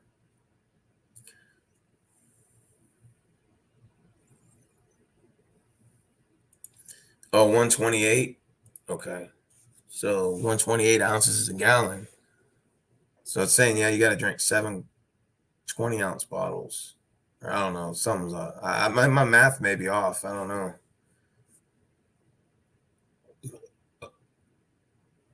See, Young Link's probably better at that math than I am.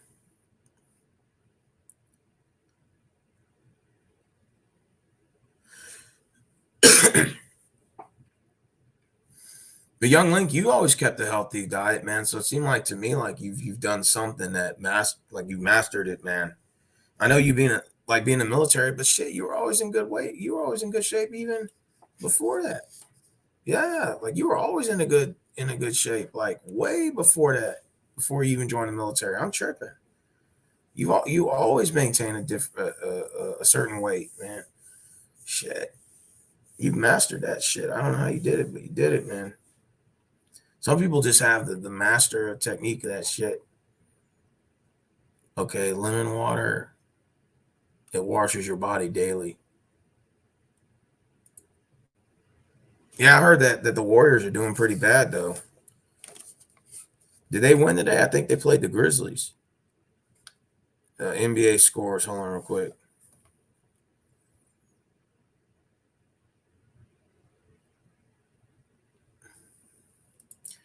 Oh, then you ran track and cross country back in middle and high. Oh, that does help. Lemons are very good for your health. Okay, so you just start off with 4 glasses of lemon water. Okay, lemon water. Let me write that down. So I'm taking notes. Lemon water. Yeah, because I know I need to do that shit, man.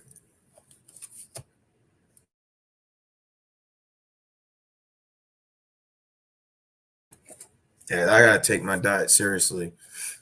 Lakers lost today, by the way, to the Hornets.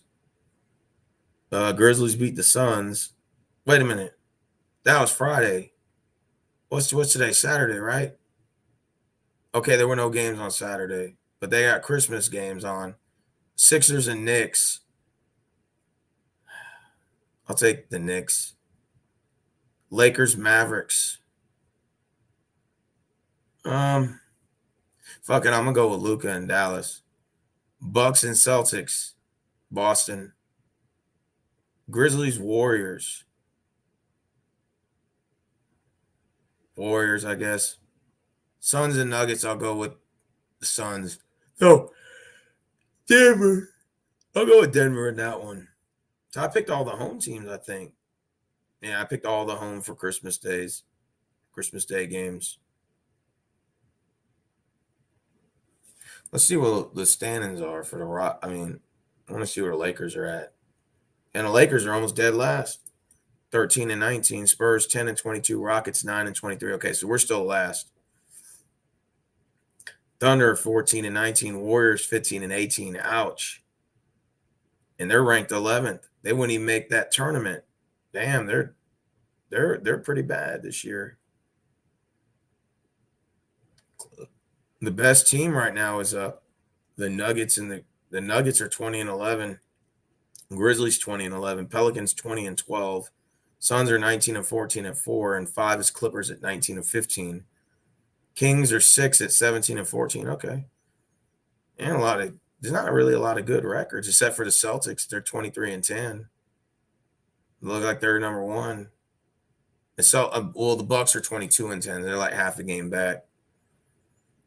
The Nets are coming out of nowhere, 21 and 12. Okay, that's impressive. The Sixers are 19 and 12. Knicks are 18 and 15. Pistons are 8 and 27, so they're worse than we are.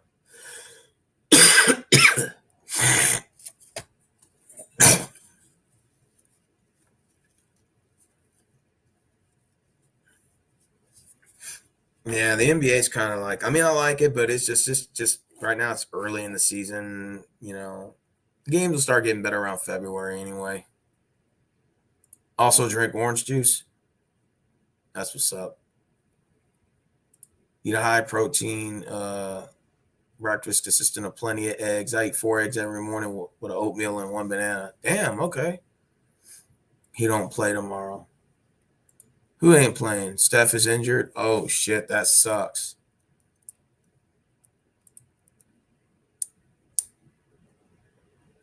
Damn, that's what's up, man.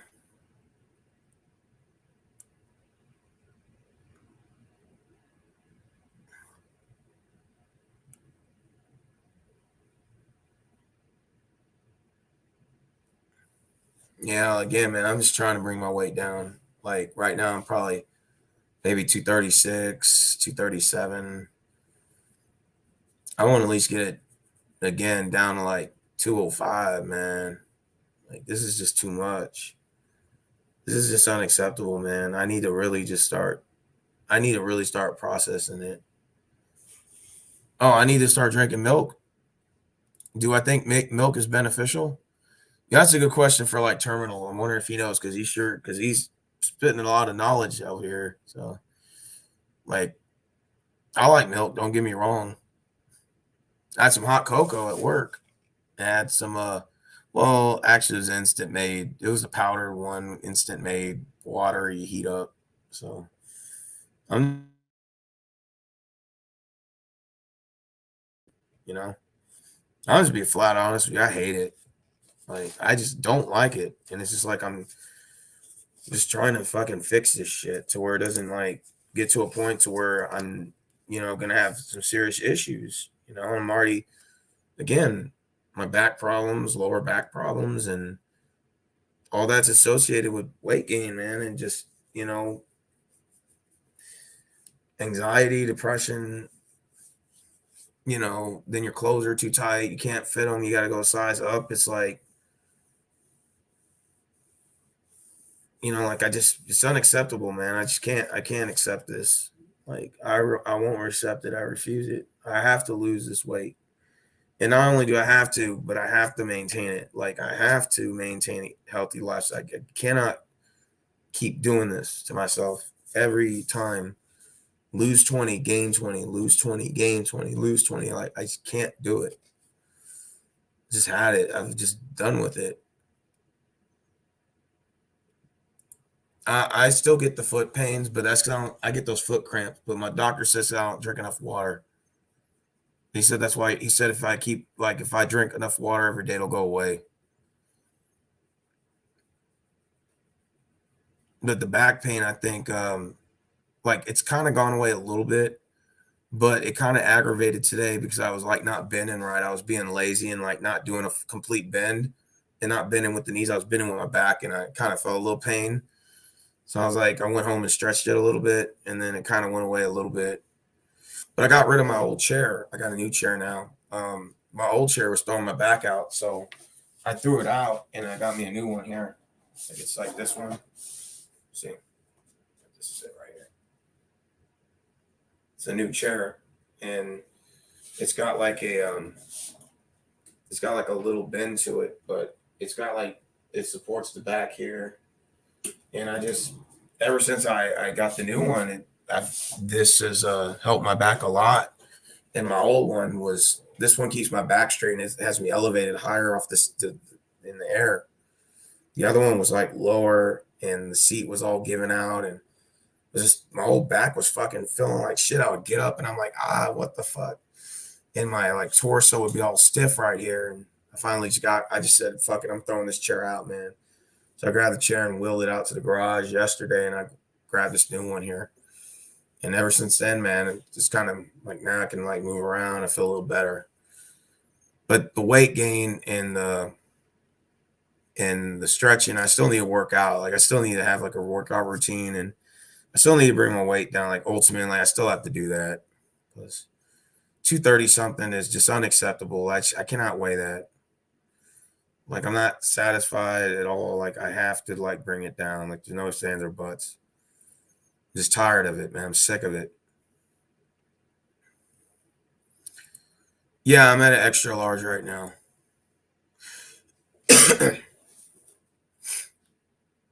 I was up to like a triple X, but now I'm a extra. Well, triple X at 300 was like, yeah.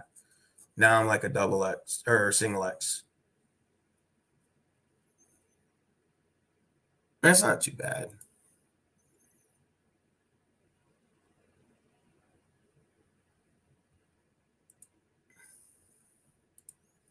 Wait, this is gonna sound weird, but what? Well,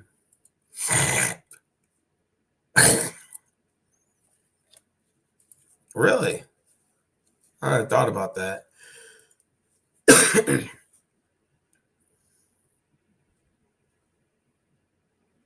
Dark chocolate with no sugar? Yeah, Monty eats the shit out of that, bro. Monty eats dark chocolate. I'm like, how do you eat that shit? She's like, it's kind of quiet. I'm like, you don't like milk chocolate? She's like, milk chocolate has sugar. I'm like, oh, it sucks. It's like when you have that 90, 100% cocoa, if you taste the 100% chocolate, like with no sugar, oh God. It's like this tarty taste. It's something you have to acquire.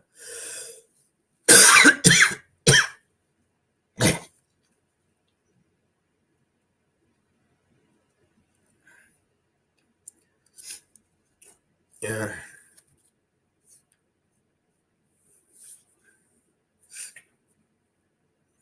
Dude, they got this badass. It's a higher concentrated of cocoa. Dude, they got this badass place. It's called HEB Central Market. It's downtown.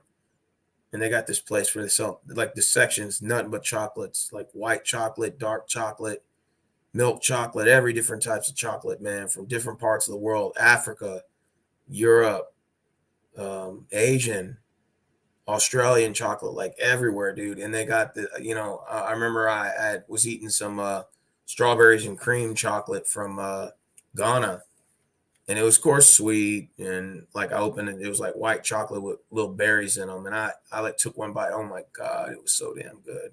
Like I said, it's bad for you because it's got a lot of sugar and everything in there. And you could tell some of the chocolate's African because like some of the chocolate's wrapped in horse hay and they'll tie it. It was like tied and they put it on the boat to send it here, I guess. I thought it was pretty cool. Like I had to open up horse hay to get the Tanzanian chocolate. Not Tanzanian, Zimbabwe. I had Zimbabwe dark chocolate, like 80%, 85% cocoa. And so like you open up the little horse hay and they got like chocolate bar in there. I was like, I ate it. And I'm like, yeah, it's actually not that bad. It was pretty good. From Zimbabwe. They got South African chocolate, Ghana, Togo, Ivory Coast. Ivory Coast has got its own section of chocolate. I thought that was pretty cool because they said that's where chocolate came from originally. So like the Ivory Coast has got like their own section in the store of like nothing but chocolate from their area. And I was like, that's pretty cool, man. They got Asian chocolate, they got Venezuelan. I've seen Costa Rican chocolate. I've seen um Belize chocolate. I've seen them for everywhere, bro. Every Peruvian chocolate, um, Colombian, all of it, man. I was like kid at a candy store. I wanted to eat them all. And then they have the little chocolates with like the apricots in them and the berries and stuff. You can get the little finger ones. Like I said, you'll be a kid in that candy store. You want to like eat the whole thing, bro.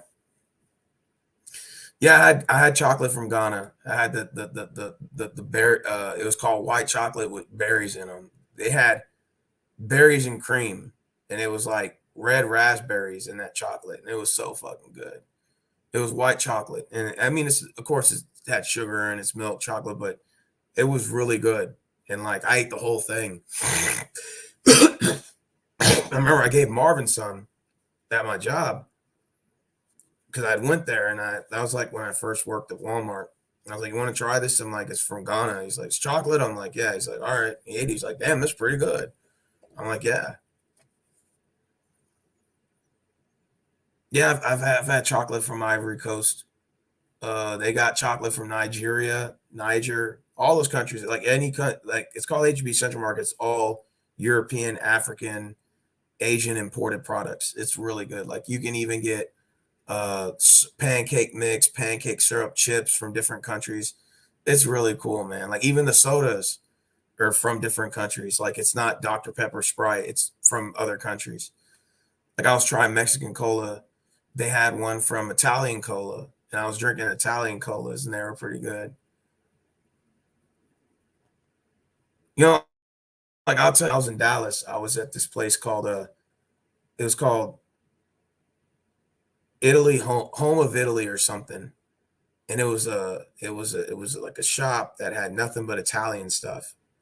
And I'm thinking, okay, it's probably Americanized Italian, right? And I walked in there, they had pizzas and stuff. I put this on my live stream. I'll never forget. I uploaded the video, and they had like sodas, candy, all types of stuff from Italy. And then they had this pizza shop, and the pizzas they make are not like American pizza, like you think, like, oh, your pepperoni pizza, hamburger, or whatever. Man, these motherfuckers got this bread that is so damn good. I've never tasted oven baked. It's called like oven baked pizza or something, like the oven fire. They stick it over the fire, and they burn the crust on the outside, but the inside is tender and soft and it's doughy, and the outside is burnt, like where you can grip it and bite into it. So it's like kind of burnt a little bit, like a little dark, crispy, the edges. And I've never ever in my life tasted Italian pizza until I went there, and I was like, it blew my mind because I was so used to eating American fucking Domino's and shit. And I'm like, man, this ain't even pizza compared to this shit. This shit's good. And the guys were just sticking they would stick those pizzas in that big ass oven, man, and they would stick. It was just like it would turn the fire on, and the fire would burn it, and they would stick it in with this big skillet, and they would bring it out, and it was like they had like margarita pizza where it was like it looked like big blobs of cheese in the center of it, man, and they put a leaf on it. They would put like look like oil and vinegar, and dude, it was really good, man. I really enjoyed it. I never had Italian pizza before until I went to this place, and it was really good. In fact, they got one that's like mushroom and cheese, and it looks like a portobello mushroom, and it's like the dough was just amazing. I've never had bread like that before, and I was like, "Damn, this pizza's better than ours." And he started laughing, like the Italian guy that was back there. Like he started laughing. He's like, "Ah, I know." A lot of Americans were like, "Well, like they've never had like real authentic fucking pizza before, man. Until you've had Italian pizza, man." And when I went there to eat it, it just blew it. It made me not even want to eat American pizza ever again. Like I was like, oh my god, like this is really good. In fact, it was so good that that I actually want to go back to Dallas just to buy another slice. But I mean, it just sucks because um, since I'm trying to watch what I eat and stuff, I can't really do that. but it was really good. Oh, you picked the Texans to win? Yeah, I picked the Titans. I was shocked we were going to win though. Merry Christmas, man. Who would you want with our first pick? Oh man, that's a tough one. I probably would go with the. Honestly, we need a quarterback, man. I mean, I again, I like our defense. Defense seems like they've been busting their ass lately. I think John Michi's coming back next year as far as receivers. We'll have Nico. Maybe Brandon Cooks will come back for another year if we can re-sign him for another year. And I honestly, I like our squad. I like the roster we got. I just think we need a quarterback to like complement. I think I like Davis Mills has some good things about him, but I don't think he'll be a long term solution. And I think we need to bring another quarterback up and start transition into a new system, a new look in terms of like the direction of the quarterback of the team. And I think we need a quarterback. I think this is obviously, I mean, it's obvious we got to get somebody. I think we're going to get Kyle Allen. He's going to get cut. I think Jeff Driscoll, I think they may use him as like a package deal here or there, but that's short term. They'll figure it out. And then when they do, he'll be useless. And at that point, you got to figure out, well, we got to get rid of him too eventually, because that Wildcat's going to get figured out, and they'll figure it out. And then when they do, he will be ineffective. But I'm not saying Davis can't progress, but he needs to be tested. In order for him to be tested, he has to have another quarterback that's fearful of his position being taken. We have to get a quarterback. I'm thinking maybe Bryce Young is on my radar, definitely for sure. We'd have to be foolish not to go QB with our first pick, even if they don't draft the right guy. But you gotta go quarterback. You have to. That has to be the strategy. And then you address all the other positional needs. But if you don't draft a quarterback in that draft, it makes no.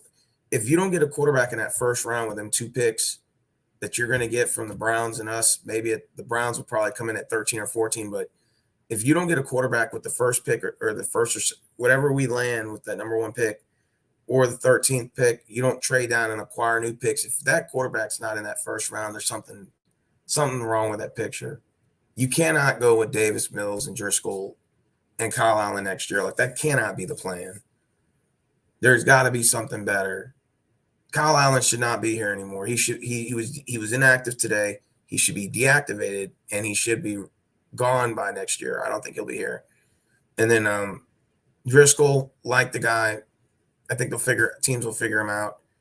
I think he won't be effective really at that point anymore, unless you have a losing record and he's just going out there to have fun. I mean, I want my players to have fun out there, and that's what they're doing. But do you want to do that every year, 1-11 every year? And you're like, kind of like, okay, well, I'm tired of having fun when it doesn't matter. Let's have fun at the beginning of the year. So obviously these players are a guy like Jeff Driscoll is not going to get you to a playoffs. He's not going to win you 8 or 9 games. You'll be lucky to win maybe a game with him. And he's just a guy that'll kind of like it'll look nice, when the record doesn't matter anyway, and people are just really playing to stay on the roster spot. I want to keep him, but I don't see how it benefits us too. I mean, it doesn't really benefit us to do that. We need to go forward with a quarterback that's going to put our team in. We need a driver that's going to, like a Deshaun Watson type, like somebody we're going to put in that position and we're going to prepare him for the future. I think Bryce Young or maybe the guy from TCU, Max Duggins or something, like somebody. We got to go quarterback. We have to. That doesn't make any sense if you don't. We already have receivers. We have enough receivers. We could use an extra running back. You're not going to go running back with the number 1 pick. I mean, you could maybe draft the best defensive edge rusher or something and maybe get somebody to complement Greenyard, but I don't know about all that. Nah, I'd rather go quarterback. We need points. We need touchdowns. We need to win games. And we need a quarterback, period.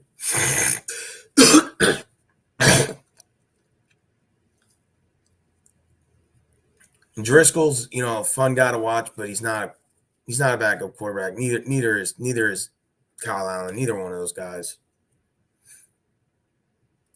You're liking Bryce Young. I like CJ Stroud, but the history of Ohio State quarterbacks. I know.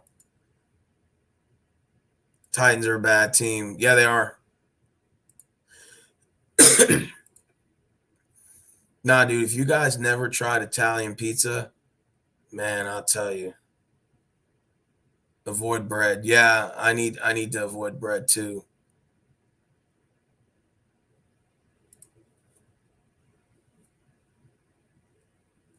Natural for the human body.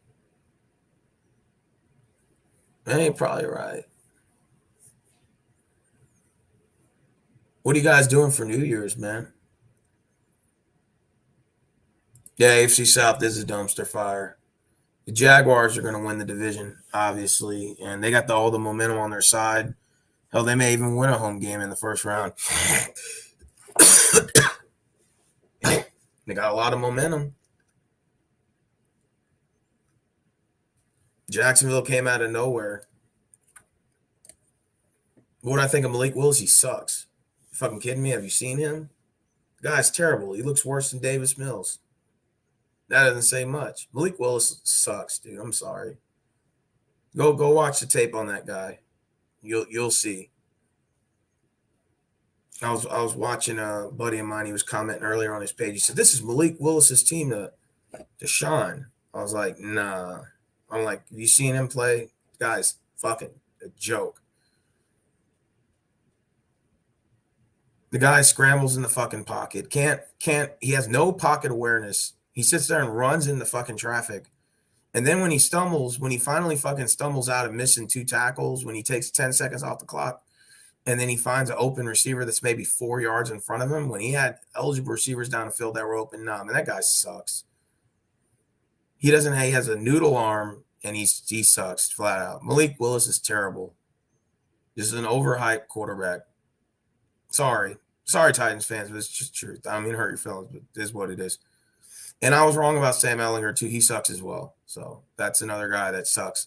I saw 2 games of him against especially the one against the Raiders. That was like when I was like, okay, I'm glad we didn't pick him after all. The guy, another short, shrimp quarterback that can't see over the line, throwing wild passes in the traffic.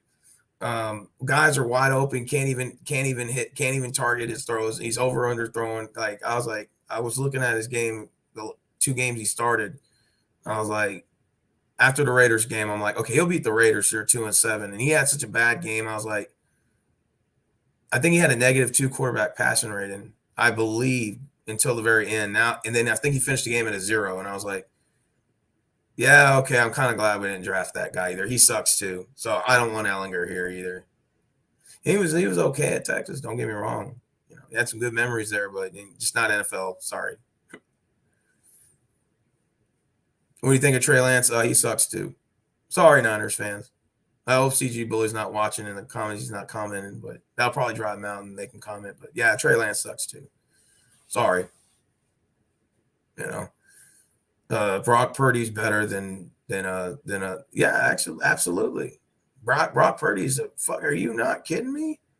CG Bully better not be on live stream talking about, well, Trey Lance, this is his team for next year. No, this is Brock Purdy's team. Trey Lance sucks. Sorry. Sorry, it is what it is. Zach Wilson sucks. Sorry. No, that guy's terrible. What was he like? He had 69 yards or 68 yards and lost against the Jaguars. Yeah, he's terrible. Sorry. Mac Jones is good. I like Mac Jones. Maybe our draft class was bad. Maybe I'm just overrating them because Mac Jones and Davis Mills were the only two decent ones. You can probably put Justin Fields in there, but Justin Fields can rush the ball. He can scramble. I'll give him that. But I mean, I'm not trying to be mean. Justin Fields, he's really overrated. He doesn't suck, but he's overrated definitely for sure because of his ability to run the ball. But once teams figure him out, he's really not that good either. To tell you the truth, our draft class was really bad. Davis Mills is probably him and Mac Jones are the best two, and that doesn't really say a lot. The rest of the quarterbacks in that draft class is not really that good. Maybe Trevor Lawrence, maybe something. It looks like he's kind of caught his stride with the Jaguars. If he can stay a little consistent, maybe he might be the best pick.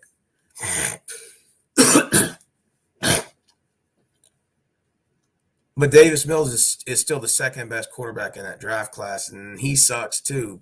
That's not good. Brock Purdy is pretty good. I like him. Okay, when it comes to nuts, what? Walnuts and almonds are what you need. Females will thank you. Okay. Eat nuts daily. Sounds good. So like walnuts, you said. You said Wilson is one of the worst quarterbacks I've watched. Yeah, Wilson is trash, dude. I was telling my buddy that earlier on Facebook.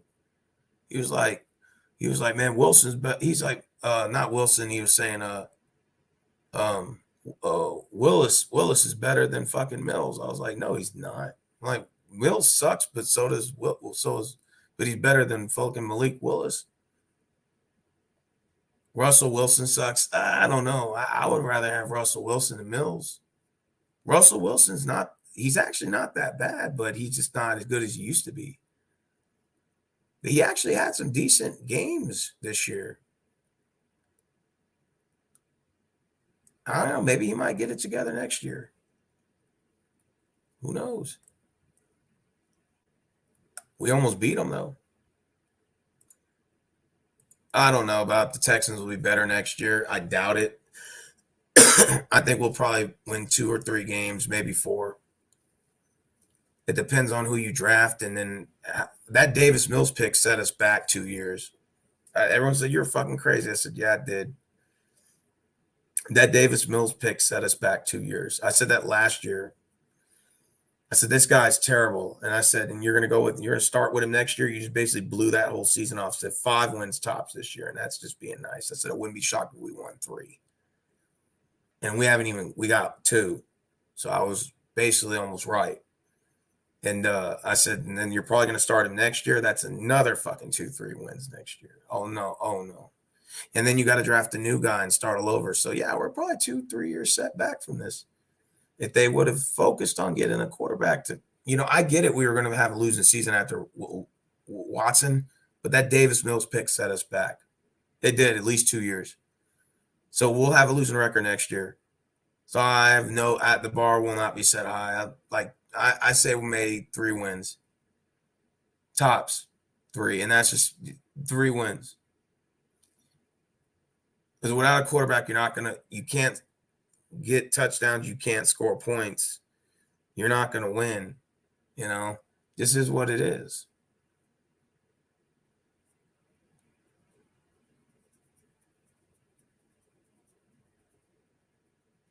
So Davis Mills even if Davis Mills developed, it'll still take about 4 or 5 years before he's in the same position Daniel Jones is in. Daniel Jones is this is his 4th year, Daniel Jones. They drafted him at 6.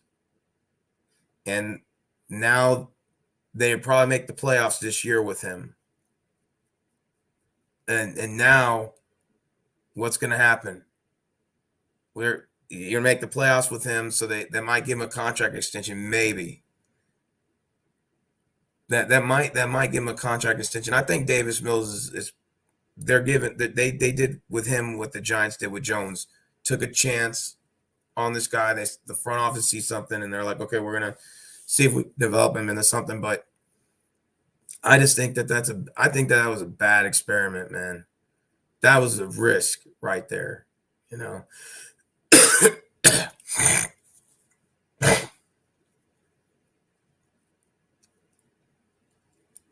What I think of Ritter on the Falcons, oh, he's terrible. He's from the draft class that we just talked about. He sucks too. The one from the Falcons, I saw him play. Oh, yeah. Receivers wide open, throwing interceptions, careless throws, inability to read defenses. Yeah, he's just another one of those quarterbacks that will be gone from the NFL in a couple of years. You won't know who he is. Sorry. I'm telling you, that draft class is terrible. The one with Mac Jones and Davis Mills and all them. Trevor Lawrence may be the only decent one out of it. When it's all said and done, it'll be either Mac Jones, Trevor Lawrence. This is what it is. Trey Lance is overrated. Overrated bum. I'm sorry, he is. I told CG Bully that, but he won't listen to me. I told him, hey, look at Brock Purdy's stats right there. Brock Purdy looks like he's going to take Lance's job. No, he's not. No, he's not. I said, it looks like it to me. He's winning games. He has an accurate throw. I gave him high hopes at Iowa State. I was hoping the Texans would have considered picking him if he was available. Texans could have picked him. They didn't. They passed up on him. I said, Brock Purdy, probably draft him. And the Niners picked him as I think, the later rounds? That was an excellent pickup for the Niners. I'm like, man, if that kid starts, man, he might make some noise. And talking about, well, this Trey Lance's team still. I'm like, no, that guy sucks. That guy's a bum. Sorry. I know he only played like 1 or 2 games, but he sucks. I've seen enough footage of him.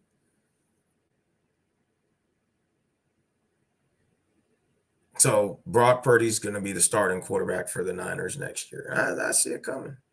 And I think he earned it. Did he not? Has he not earned it?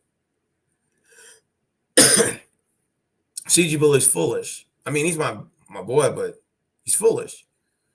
He's like, just understand that Trey Lance will be starting next year. I'm like, well, yeah, he sucks. So go ahead, have fun with that. He's just like, what's his name? He's kind of like almost like Colin Kaepernick a little bit, but without the talent, kind of a little bit. He kind of reminds me of like his arm mechanics is like Colin Kaepernick, but the difference is he's not talented like Kaepernick. That's different. Lee Kaepernick had a little bit of like he actually had a decent arm, believe it or not, but Trey Lance just doesn't. Sorry, not gonna work. The Niners would be foolish to starting that kid again. I'm sorry. The only reason why they picked that guy is because of the whole kneeling and all that bullshit. When they drafted Lance, they wanted to make up for that crap. Nah, man. You got a quarterback right there in Brock Purdy that's got an excellent arm. Came from a decent school. Well, Iowa State. It's not really, known for winning championships, better basketball program, but he's got better arm mechanics. He's better at reading defenses, connecting to his receivers, moving the chains, scoring touchdowns, getting points out of it. The team's fired up behind him. How do you not? Why would you bench him and put in Lance? That's crazy.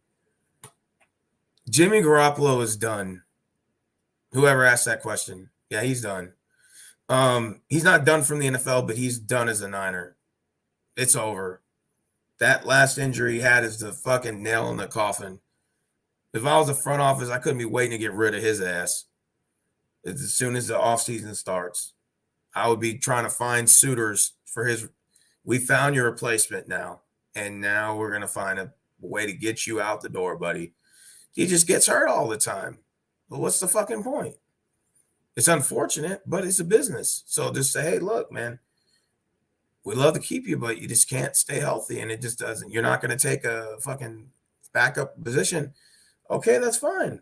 Cool. So I would just get rid of him, and I would either release him of his contract next year, or I would try to find a trade partner and see if maybe somebody would be willing to maybe trade a 5th or a 4th round pick for him. Something. See if you can get something out of it. You know, I was thinking the Texans should have jumped on that shit and offered him a pick for that, but now I'm looking. I'm like, I don't know, man. Injuries, everything like that. He can't stay healthy. So what's the fucking point of bringing him here? You know what I mean? Don't make any sense. So why not just start? I just want to start all over in the draft again, man. I mean, tell you the truth, like, I don't want to bring in a veteran quarterback here. That's just gonna, with all these young guys and stuff. I just want to I want to just go in the draft and do it the right way. Just find me a guy in the draft that can gel with these young guys, and then get this ball rolling once again, and rebuild the right way, and find Davis Mills' replacement immediately for next year. Because I don't want to be like 0-8, 0-9. The guys are having fun again. I'm like, hey, just go out and have fun again. Whatever happens, happens. Like, nah, fuck that, man. I want to win games, man. We'll be going into the 22nd season next year, and this will be the 3rd one without Watson. Oh, I heard Watson had a good game today. The fucker threw for 68 yards. I'd say karma bit him in the ass. Like an idiot, like a dumbass, he sat out for a whole year because he didn't get his way. And then, of course, when he became the sexual Watson, regardless if he's guilty or not, I don't really give a shit anymore. But when he caught all those sexual cases, all those women were coming after him, he should have fucking played. But he decided to be a crybaby, and it's like, well, no, you're going to trade me, and these are my demands. No, man, fuck you. Fuck you and your demands. Yeah, motherfucker got demoted to 3rd string. And then when I think it was it was either Lovie Smith or somebody came up to him and was like, you plan on playing for us? And I think he didn't. I think he said, like, I'm not playing, or I'm not coming to practice anymore. And I think that's when they just deactivated him. And they're just like, okay. So I think Cesaro made the right decision to deactivate Deshaun Watson and tell him he's not playing anymore. Okay, fine, fool. No sense of you coming around the locker room. Now, the worst thing they did was they allowed that fucking piece of shit to walk around practice in the locker room with that bad attitude. That's not good for business. They should have deactivated him and told him to stay away from the stadium. And that should have been an owner's decision right there and then, and should have kept that motherfucker away from the stadium, because what he does is he's just bringing that plague to the stadium. His whole attitude, rolling his fucking eyes, rolling his fucking head, looking all fucking mad on the sideline. Players, it's affecting the team. And that was bad, man. It was a bad publicity, man. And it was just didn't look good. And they're like, well, he can still mentor the other 2 guys. I'm like, man, fuck that guy, man. Fuck him. We're paying him $100 million to mentor, man. Fuck him. You should tell him to stay away from the stadium and ban him permanently. And don't allow him to come back. This is all bad. And they waited till fucking like November to do it. I don't know why, but they allowed him to come to the stadium. And finally, I guess that's when I think David Coley tried to talk to him. Was like, you plan on playing for us or whatever? You gonna come over here and start playing and trying to win some games for us? And then that's when Deshaun Watson's like, I ain't playing, or something like that. Or he just said, I'm not coming back until you trade me or find me a trade partner. All right, cool then. So they just deactivated him. So the smart thing to do is deactivate and not pay him, and say you're in breach of contract now because you're not playing. He made that publicly clear now. And the worst thing the Texans did was sit on it for a whole year. They should have been trying to trade this motherfucker. But then Cleveland ended up giving us all those picks. And I was like, okay, so Cleveland got Deshaun Watson and whatever. They're like, oh, he's just a little rusty, no big deal. And then Deshaun started throwing the balls and we're hitting the ground. They weren't even hitting the receivers. Like, ooh, that looks bad.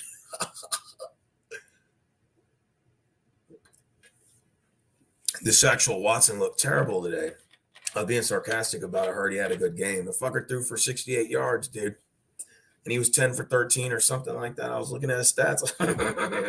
And then Andy Dalton outdid him. That's bad. When Andy Dalton did better than you, that's pretty bad. So have fun. Have fun, Deshaun Watson. Have fun in Cleveland. So hey, even though, let's just say for the sake of the argument that Deshaun Watson is guilty, let's just say innocence will prove guilty, but let's just say he is. Well, he's getting his karma because he's in Cleveland now, so you can have fun there, and you could play with your boy Kareem Hunt and yeah.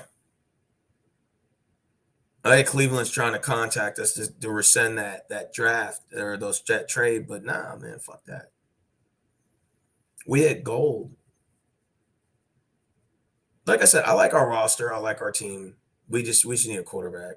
That's it for next year. This win today really doesn't give a shit. I don't give a shit about the win today. I'm not even happy about it. I don't care. I mean, we won, 9-game lose streak over with. So what? We got 2 games left. Whatever. Did it feel a little good at first? Yeah, but after like 10 minutes, I'm like, does this affect our draft pick? 2 wins, I think, is good enough for us. If we can get a third one, great. I don't want the Bears jumping us, so just lose the rest of it. The Jacksonville Jaguars will beat us next week. The way they're playing, the momentum, they're too good right now. They'll whoop our ass. And then we got the Colts on the last week, and I think they're starting. Who are they starting? I don't know who they're starting. I'm not sure if Matt Ryan's playing or not. Not that I don't think it really matters. I think Matt Ryan's gone after this year. He'll be with another team. Rumor has it he may go back to Atlanta. That's what I'm hearing. They're talking about on Texans radio this morning. I mean, where else is he going to go? Unless he goes to a place that's ready to win. That's like maybe one step away from like being a playoff contender. But even then, I just think Matt Ryan it would make sense for him to end his career as a Falcon and go back to Atlanta. That's what he needs to do. Doug Peterson had Jags playing hard all year. They just couldn't finish. Yeah. Like I said, this new study found rich boomers are stressed about handling down fortunes to their kids. Oh, yeah, that is true. What do you think of Bryce Young since he'll most likely come to y'all? I would like that. We need a quarterback. So hope so. Better get well.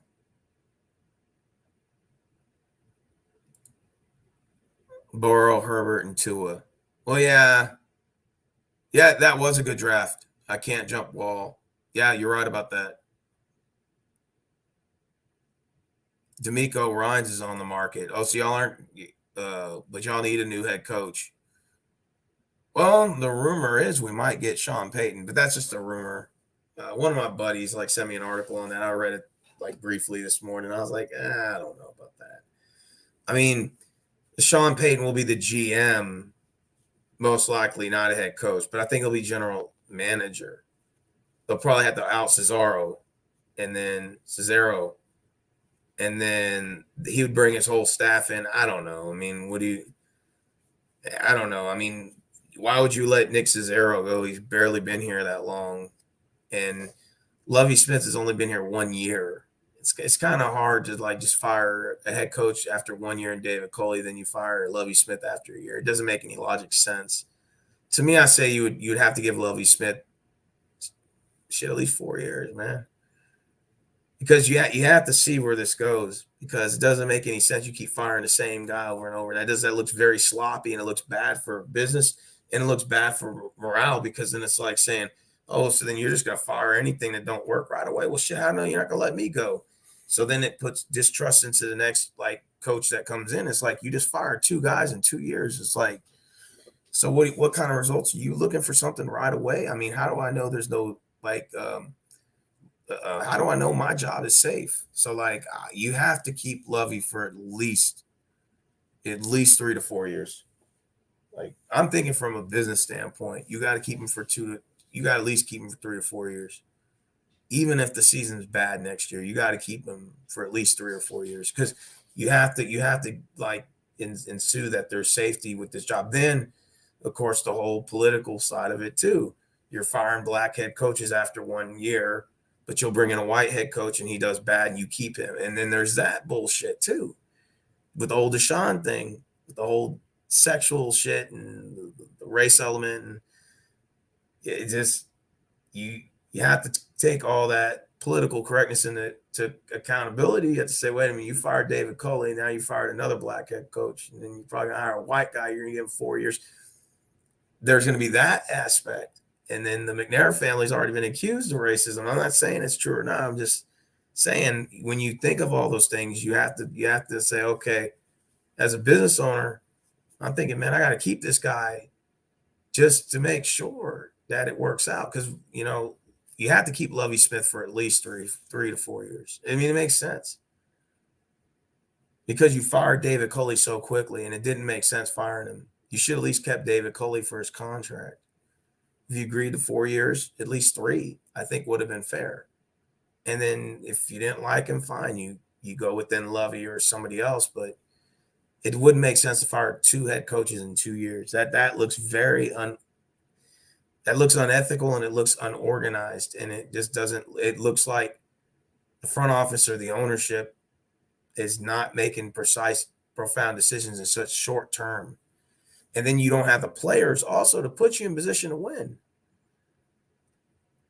So like a guy like Davis Mills is not going to win you that many games.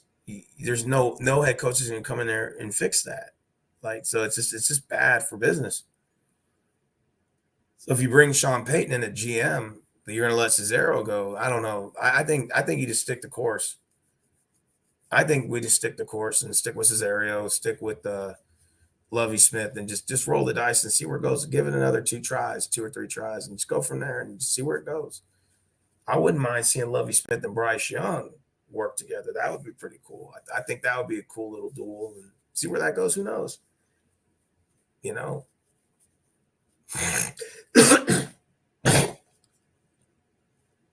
don't want to be in the business of firing guys after a year. You got to instill trust. So 49ers fired coaches in back-to-back years and got Shanahan. I didn't know that. Continuity for the sake of the winning formula. But I see your point. Yeah, but there's a political side of it too. Both head coaches are black and you fire both of them. Oh, man, you see that ESPN's going to run with that shit. And that's going to be another bad stigma the Texans are going to take. Deshaun Watson, McNair's statement about let the prison inmates run the asylum. Even that's not really a racist comment, in my opinion. But you have those allegations, and now you're like, oh, you fired 2 black head coaches. Whatever, you don't really give a shit about black head coaches, and it's more bullshit on bullshit. So just keep them, let it go, see where it goes, and then if you got to fire him after 2 or 3 years or 3 years, and so be it. But I say at least let the man try, to see what he can do in the draft and Cesaro in the plan and see where it goes. I just don't want to rush it. And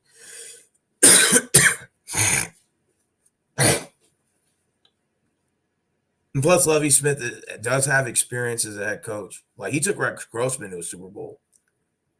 Not in a defense, but still, I think that the Lovie Smith to see what he can do in the draft and see. I want to test this out for another 2 years and see where this goes. I'm having patience. That's all. That's how I look at it. I didn't know the Mets owner is $17 billion. Damn.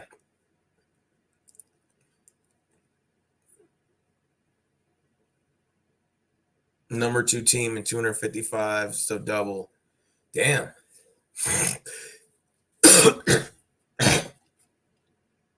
Well, baseball, the problem with baseball, there's a lot of things that's the problem with. Baseball is a dying sport. But like I said,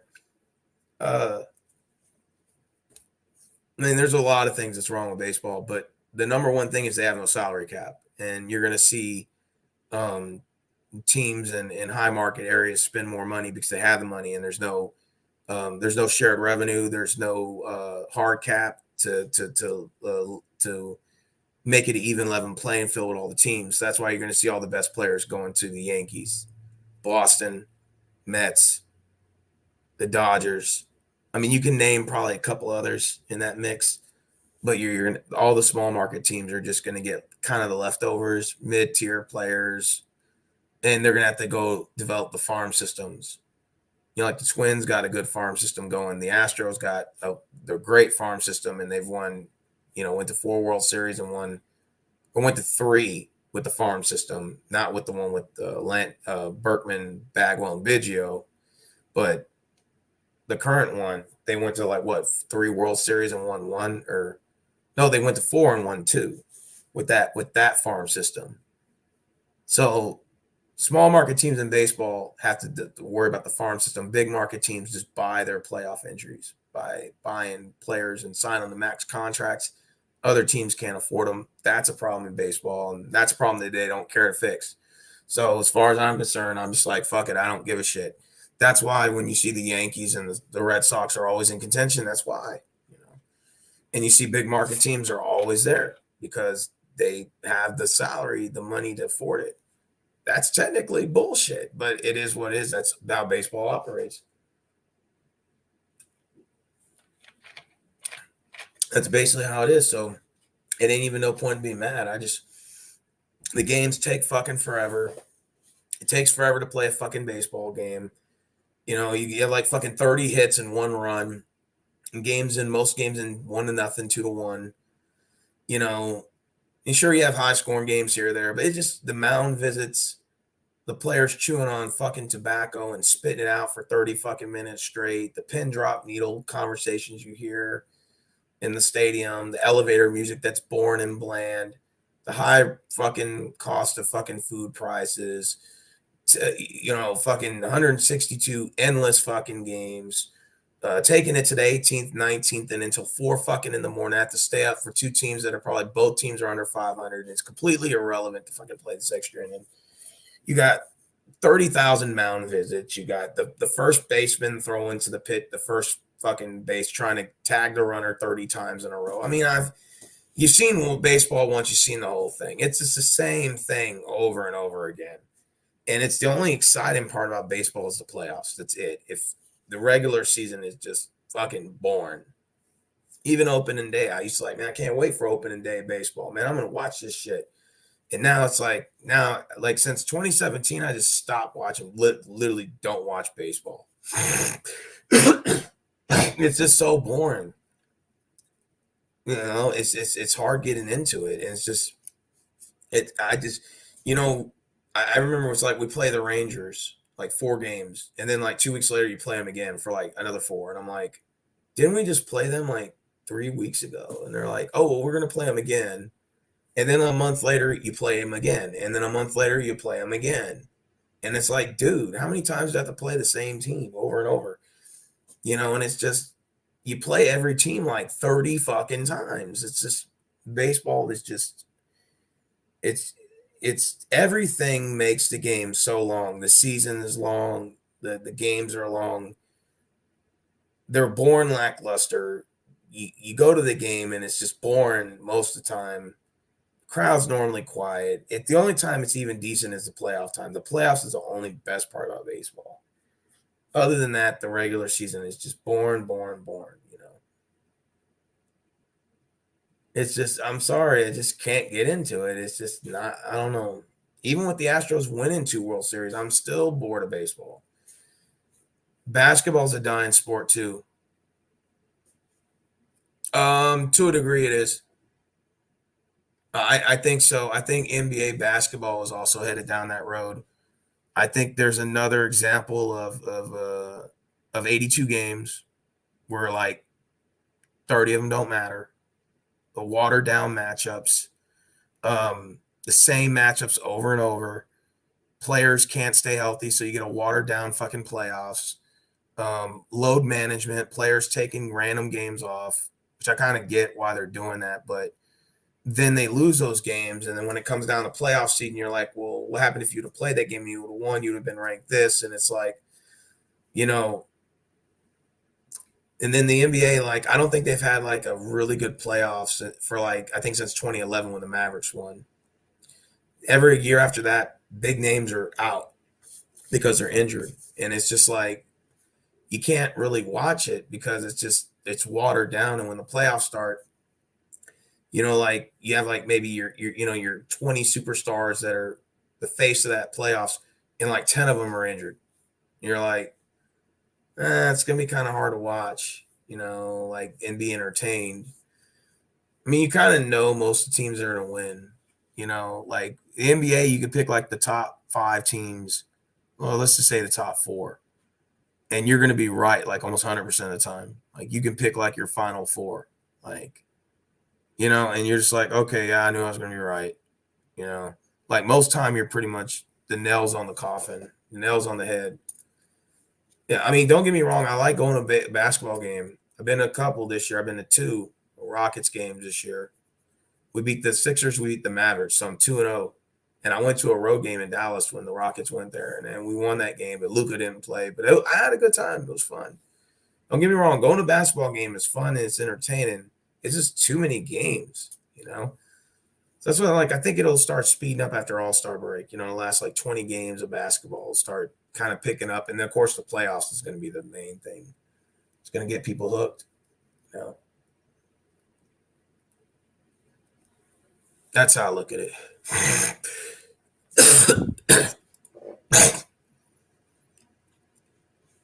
I'm going to say baseball started losing its popularity probably after. I'm going to say maybe a little bit after the steroid era. I'm going to say maybe around like maybe tops 2010, 2011. I think after that, it just slowly is just not popular. I think a lot of it has to do with the newer generation too. People are, and just people in general, they're attached to their cell phones, so their attention spans aren't you know trying to look to see if the first guy gets the runner out or whatever. Like nobody really like looks for that anymore.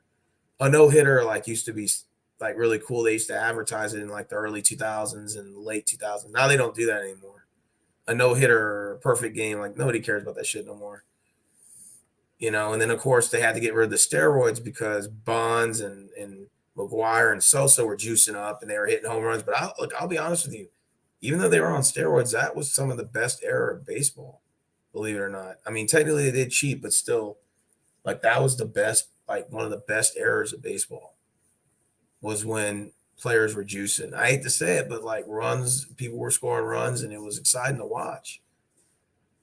Barry Bonds hit 73 home runs. I know he cheated, but still, I mean, like people were excited to go to the games. They want to know if he's going to hit another home run, and it's just, I mean, it was just that was the steroid era was. I'm not going to lie, he was probably one of the best eras ever in baseball. Because ever since they cracked down on it, players aren't hitting home runs. And it's just not exciting anymore. A lot of excitement's gone. Now it's just you just wait till the playoffs for baseball, and analytics has ruined the game shift. Pulling pitchers after 5 innings, designated hitters, too many strikeouts and home runs. Yeah, a loss of stolen bases, bunting, hitting for doubles. Yeah, absolutely. Oh, the Mets Yankees World Series. They called it the Subway Series. Wow. See, I go back and because remember I'm still a young guy, but I go back and I watch a lot of those games on ESPN Classic, man. You know, I hate to say it. I mean, I know a lot of you guys are against steroids because it's drugs, but the steroid era in baseball was the best era of all time. It is. If you go and you look back at the tapes of like McGuire hitting home runs in '98, just slugging them out the fucking field, fans wanted to see that. I hate to say it, but those performance enhancing drugs, man, for baseball made it exciting. People now go look at it. Aaron Judge, like the first guy that hit like 60 something home runs. Since then, it's like I'm gonna be honest with you, it's just not exciting anymore.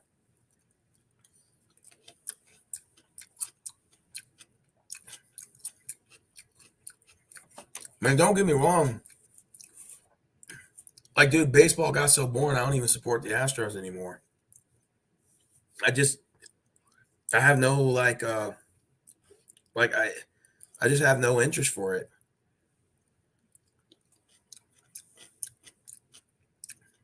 You like hockey? I just hate the way they do their playoffs.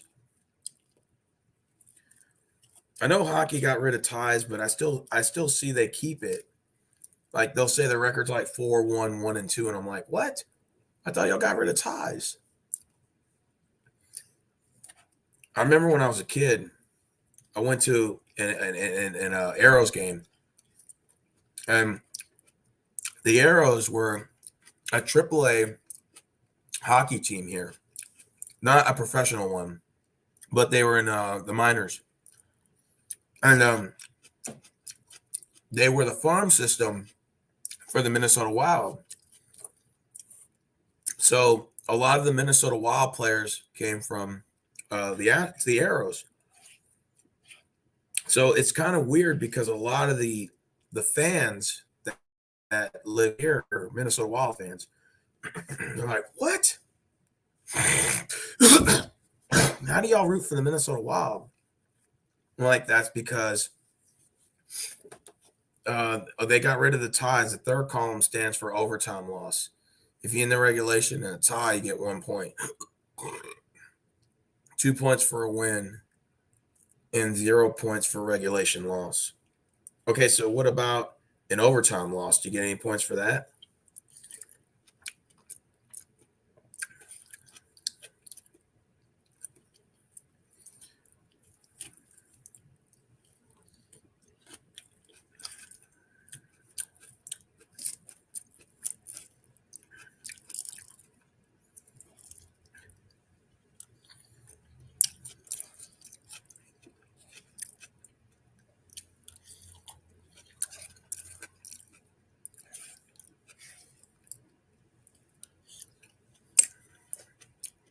Okay, an overtime loss is 1 point. What about an overtime win?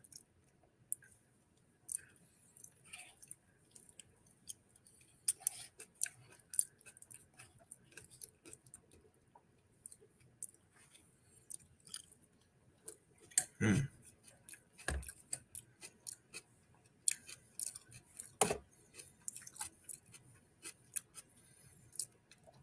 Do you like golf? I used to play golf.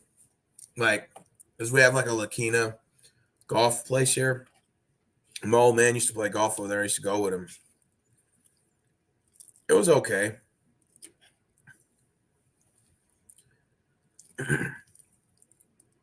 I'd rather play it than fucking watch it. Watching is fucking boring.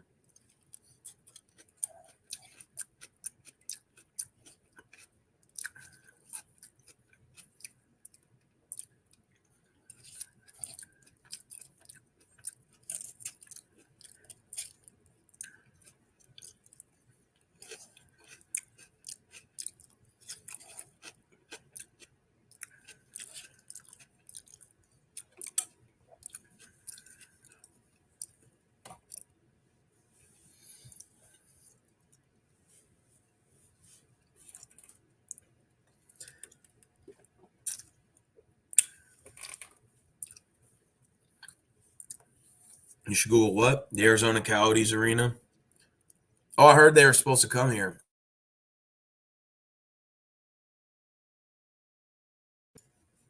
Yeah. This is a major league sports team playing in front of a high school crowd. Yeah, I know. So what's gonna happen with the Phoenix Coyotes?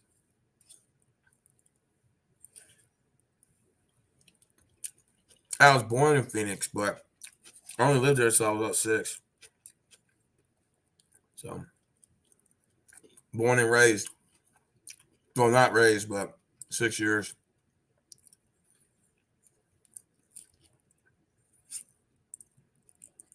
Yeah, the Phoenix Coyotes just were rumored to move to Houston, but I don't know.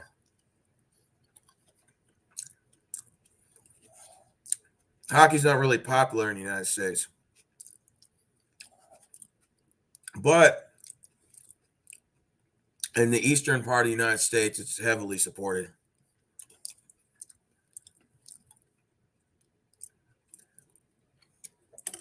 Like Philadelphia, they take their Phillies. I mean, they take their Flyers seriously. Florida too. They take hockey seriously. You know, for some reason on the eastern part of the United States, they do support hockey.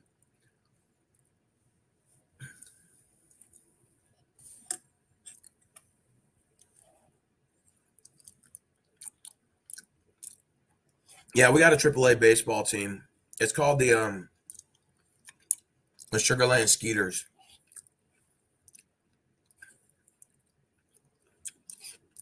One time, Roger Clemens and Andy Pettit was rehabbing some injuries, and they were pitching for the Skeeters a couple of games. But sometimes they'll play. Back in the day, you'll get certain players that'll get from the majors that need like a warm-up game. And maybe they're like, you know, going through some sort of therapy or something. And they'll have them pitch out their bat or whatever.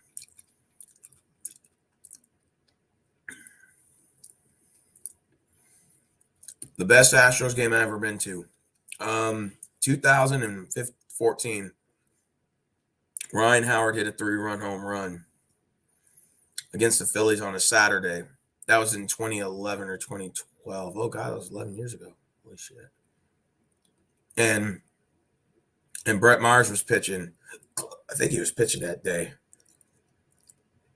It might have been Oswalt. I'm not sure. But anyways, Ryan Howard hit a 3-run home run in the bottom eighth. Put the Phillies up to a 9-5 victory, and it was just one of the greatest games I ever went to. And the sun was setting. The game started at 6 o'clock or 5 o'clock that day. There were Phillies fans all in attendance for that game. Yeah, they ended up beating us, though. Hockey is popular in a select few cities like New York, Toronto, Detroit. Yeah, they are. Especially on the eastern part of the United States, hockey is very popular.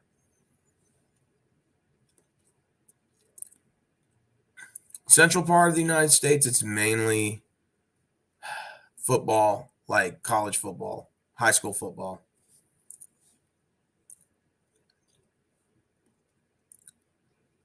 Like if you go to Nebraska, all they got is their Cornhuskers, their college football team. They're really big on that shit. They take that shit seriously. Wisconsin Badgers, same thing.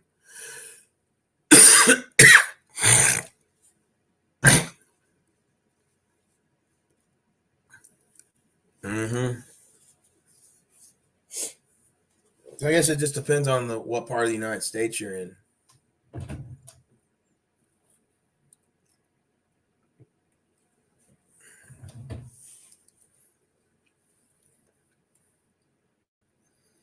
All right, Donovan. Merry Christmas. Oh, and Badgers too. Yeah. People in Wisconsin have no life. Wonder why that is. Sounds like a nice place to live. I bet there's a lot of ice fishing up there and places to go visit. Wildlife places. I heard they're good for hunting. The state of Wisconsin looks like a big mushroom or like a big tree, like the top of a tree, like with the, you know, if that makes sense.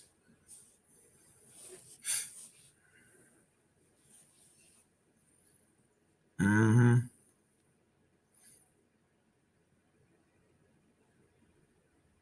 Yeah, I'll be back in Dallas again on New Year's. We're gonna have a fireworks show for. We're gonna have a fireworks show for the New Year's countdown. So I'm looking very forward to that. I can't wait.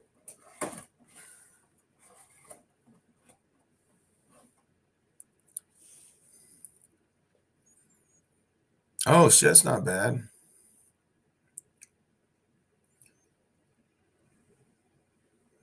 Oh, you've been to the Great Lakes? I've never been to the Great Lakes. I would love to go.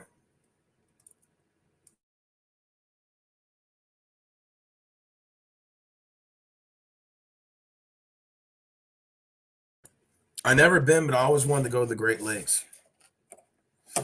It sounds like fun, man. Who wouldn't want to go?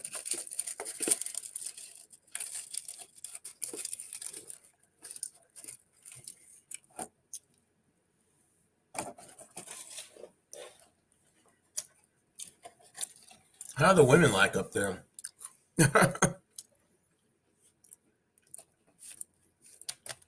You know, I had to ask that. How the women like in Wisconsin?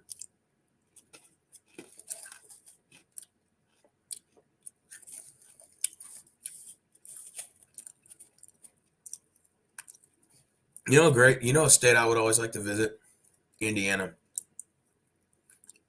I don't know. I always had thoughts of going, but I have to have a reason to be there, though.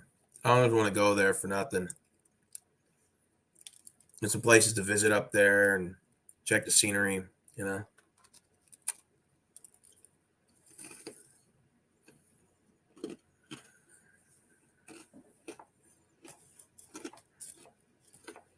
Thought about that.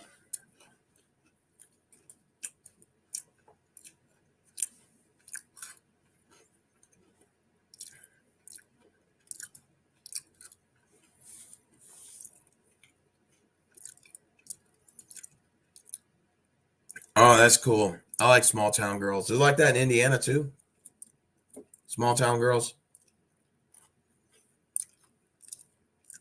I'm down with that. Oh, the girls in Dallas, in Houston, they're very actually easy to talk to, man. If you can't fuck women in Houston or at least go on a date, you got no game. These women here are laid back. They're cool as fuck. But the ones in Dallas, I'll be honest with you, man, they're a little bit more uh they're not rude and disrespectful, like come out the pocket talking shit, but they have like they're very selective on who they talk to, and they have like this bad girl vibe, city girl vibe. And a lot of that has to do with the the place and location and the fact that they're Dallas is known for like partying and places to travel to for like a lot of rich athletes and politicians and singers and musicians. They go to Dallas all the time and party in the Dallas Fort Worth area. So those girls like they get to experience those type of men, and now they only want to fuck with those type of dudes. And like when I was in Dallas, I was kind of seeing, and I noticed that, and I was like, damn, these bitches over here, like they're walking around, they think they bad, and damn, I'm like these Houston girls are easy to talk to, but Houston is not known for like partying, a nightlife. Dallas is. They have a nightlife. They do. A lot of people don't think that. They're like, Dallas? I'm like, yes. Dallas has a nightlife, bro. In fact, they got dudes from Miami setting up shop up there. I seen that shit when I was when I was in D Bellum. And me and Travis were hitting up every like little street corner, rink dink fucking bar and fucking strip club down there. Like they had like strip clubs that had like Miami feel to it, Miami vibe to it. And it was like they had like places that had like Miami, like kind of like a Miami touch to it. I was like, damn, that's what's up. So like they kind of setting up these little nightclubs. Like there are a lot of Cubans that were over there setting up like little like strip clubs, bars, and it had like a little Florida feel to it. I'm like, okay. So I think they're peeping that shit, man. And they're like, oh, okay, we're gonna try to set this spot up over here.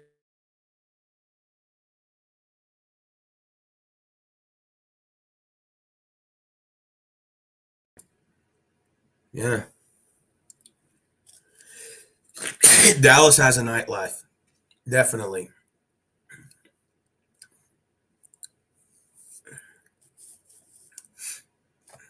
The girls in Dallas are very pretty though. Like real talk, especially like they give that rodeo cowgirl look like a whole new type of swag, man.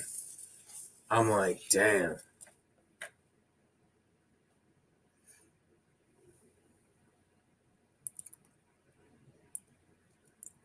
I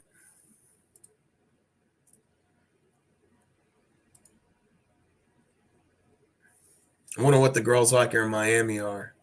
I'm not even gonna ask that. Crispy probably going to fit. Crispy Cruiser will probably give you a 15 paragraph on that shit.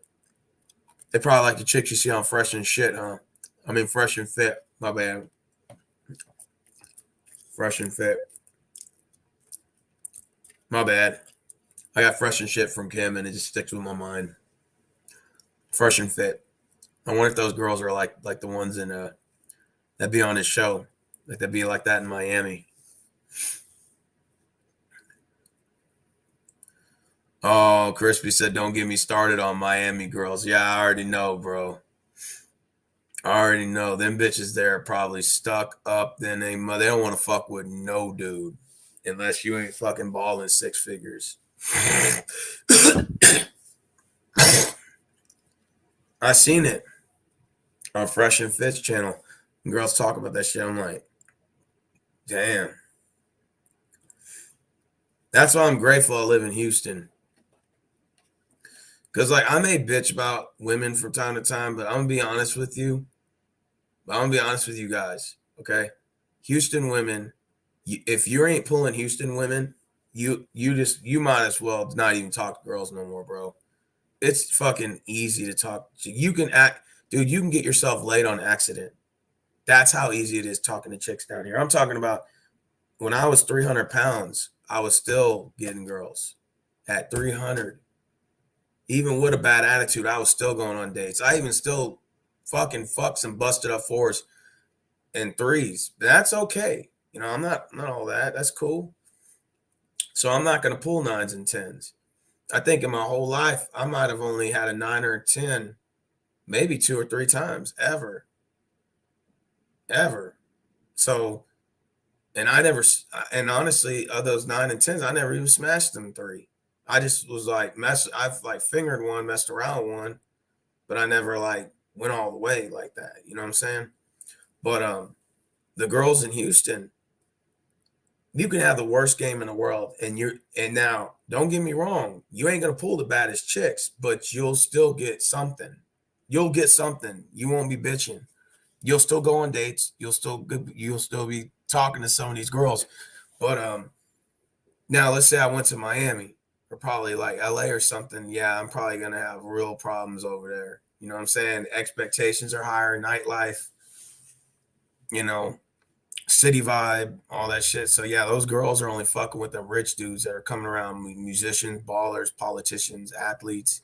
Those are the spots where the athletes go, and so all the girls are gonna go there. So like, man, move your ass, take your plumbing, Joe the plumber ass on somewhere else. I'm trying to fuck with fucking Kobe or this dude right here, Michael Jordan or whoever, Michael B. Jordan or some shit walking around, or Drake.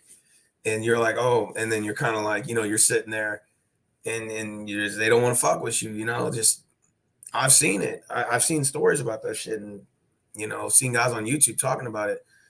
And I'm like, man, the girls in Houston are fucking easy to pull, bro. It's amazing. Like you'd be surprised. You would be surprised.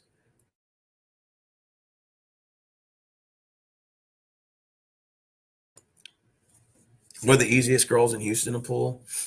Any of them. Like, I'm gonna be honest with you, man. There's some decent ass black women that are actually kind of cute here you can pull that aren't that bad. Same with these white girls too, man. They're not that hard to pull. I'm talking about there's white girls that live in an all white neighborhood. I'm talking Sugarland, all white neighborhood, and all their boyfriends are everything but white. I'm talking about, and not to say nothing wrong with not dating a white guy. I mean, I'm half white myself, but the thing is it's not, you don't have to put all this game or nothing into that. Like you don't like Houston girls are just laid back, so everyone's just kind of culturally diverse and everybody just mingles. I see like fucking nerdy fucking tech guys dating black women like over here. Like I'm talking about nerdy Wall Street geeky fucking computer nerds dating fine ass black women. I'm talking about what the fuck. I've seen that shit too. I've seen essays doing the same thing. I've seen the whole 9 yards. I've seen nerdy black dudes pulling like some decent Hispanic chicks, bro. Not the but the most of the white girls they get are busted up, but the Hispanic girls they get though are kind of cute though. And it's just to me the whole atmosphere is so easy, bro. Like it makes it easier for you to talk to people. There's no nightlife. You ain't got to worry about no ballers coming around. There's no Wall Street guys over here. You know, all the rich guys are downtown in those big rising buildings, and they go home in their fucking rich areas that are secluded and gated. There's no Drake. No, Drake ain't coming down here to party. You ain't got to compete with Drake. Fresh and Fit are not coming to Houston to come set up shop and build a little studio. None of that shit. They're going to the places where the party's at. The parties are in Miami, NYC, LA, and maybe other. I mean, I could probably name a couple other cities, but if you don't hear those names, that's where all the rich people and all like those 1%er guys are going. They're going where the nightlife's at. Houston has no nightlife, so us dudes like me, regular Joes, we're not competing we're not going against those men. The problem is when you're in Miami and you're like just a regular Joe guy, you got to compete with those guys at the 1%. That's what fucking sucks. So of course those girls are gonna naturally levitate towards the better options. I mean, I'm not saying they're always better, but they're gonna levitate towards those fucking guys. It just is because they want opportunity for a come up. Most of those chicks want to come up, man. They want to get pregnant by one of those dudes. They want to rack the bag, man. They want to secure the bag. It's a financial strategy. I'd say if I was broke in Miami, or not broke, but if I was like just a regular Joe, I would just be lying my way to fuck bitches. I wouldn't even give 2 fucks. I mean, hell, guys do that now, but I would just, if I was in Miami, I would just fake it till I make it, and I would just fuck as many girls as I could, or I would just fuck, the girls I knew I could get. That's it. I would just have to advise. I would just have to strategize. I'm like, I know I can't compete with these billionaires or multimillionaire guys, but you know what? I might fucking swindle a couple females down there in Miami for some ass. Let me see if I go to the drawing table real quick and see what I can do. Real talk. Like you have to, man. Like if you're, I mean, what else are you gonna do? You can't compete with those top guys. That's why I'm just like, you know what, man, fuck it. I'm just gonna get what I can get and do, and get the fuck out. But in Houston, you ain't got it. There's no fake it till you make it here. Because you're not keeping up with the lifestyle. There's no partying. What party we gonna go to? The bonfire in the backyard. That's it. Little Mexico drinking, all the essays drinking beer till 3 a.m. in the backyard. That's a party. These girls are not getting showered like you think that. There's no sugar daddies down here. You ain't getting no sugar daddy in Houston. You'd be stupid if you think you're going to do that. Now, come on, how many women do you know are flying to Houston to meet a sugar daddy? Come on, stop. That don't even sound right. Like the thought of me just saying that I came to Houston to meet a sugar daddy. But let's say I'm going to Miami to meet a sugar daddy, or L.A. Okay, that sounds believable. New York City. Okay, I can buy that. But you're like, I'm flying down to Houston to meet this guy. I'm thinking in my mind, he got a regular job. You know what I'm saying? Oh, appreciate that, Andreas. So none of those girls are coming down to Houston to meet a sugar daddy. You know what they're meeting? They're probably going to meet some regular guy with a regular job. And even if, let's say, he's an engineer or something, and he's making 130 a year, but he's probably just some regular average Joe that nobody knows about. He's probably just an average dude that just makes a lot of money. So everybody can compete with each other on, no matter the income. Houston, you can get laid even around Houston. I fucked this white girl from Hitchcock about 4 years ago. About 4 years ago. 4 years ago. And I met her the first night, tried to get laid, didn't get laid. Then I fucked her the next night.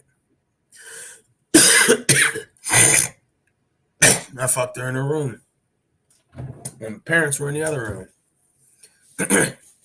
Met her on an online dating website. I think it was like Meet Me or some bullshit like that. I forgot the site, but oh, she was a freak. But I mean, she was a busted up four, but I don't give a fuck. She had nice tits and nice ass, so good enough for me. Shit, I wasn't complaining. And real talk, it's just Houston's not a place to flex. Like you come here to flex, you'll be like an odd in commodity. Like if let's say you're from Miami flexing down here, I mean you can do that, but you don't need to. Why would you need to flex? These chicks ain't used to that shit. So what are you flexing to? I mean, if you want to sell them a dream, you can go ahead and do that, but there's no need to. You don't have to do that. See, you see what I'm saying? You go to Miami selling dreams to girls over there if you ain't got it because you have to. Houston, you don't have to. So what the fuck are you trying to sell a dream for in Houston? What is a dream for? You ain't say I got shit to sell nothing to. So basically, all you got to do is just have that connection. And I think the chances, I take my chances in Houston versus Dallas. How the girls in Austin? I've been to Austin a couple of times. I haven't been there enough. It's a big college town, stuff like that. They got a little bit of a nightlife. Don't get me wrong, but nothing compared to Dallas. No. Dallas is the nightlife. That's the area for nightlife. San Antonio can get chicks too. Oh, absolutely. I'm telling you, man. Dallas is a little harder though. Now Dallas, those girls are very selective and a little. They got a little higher expectation because like some of the guys they're fucking with got money and they're partying down there. I think when I was down there last year, I think it was like in October, I was in Deep Bellum and Drake was performing at some fucking club, underground club over there. I remember that. And then like they were passing out flyers. Drake was there. And the whole line of girls were just there waiting. All these what they call them, groupies, all there at the fucking door, man. Drake had that whole club lit up. I didn't go there, but they were sending invites like anybody wanted to come. Like of course the dude's gotta pay.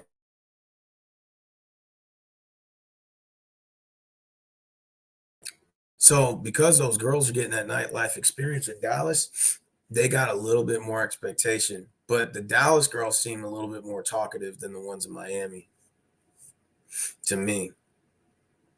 LA girls are stuck up as fuck. Kidding me? I was in LA. Do I work tomorrow? Nah, I'm off on Christmas. But to be honest, Houston women pay attention to your car. Yeah, that is true, Terminal D. My 2021 Nissan's already getting looked at. I'm like, damn, I got a 2021 Nissan, even that. Not like I got the best car in the world. I got chicks already telling me I got a nice car. Like, that's new. I'm like, yeah, that's new. Car only costs $30,000. It's not that expensive. You know? And I still owe like, I think 5,000 or 4,000 on the car. Somewhere like 4,500 or something like that.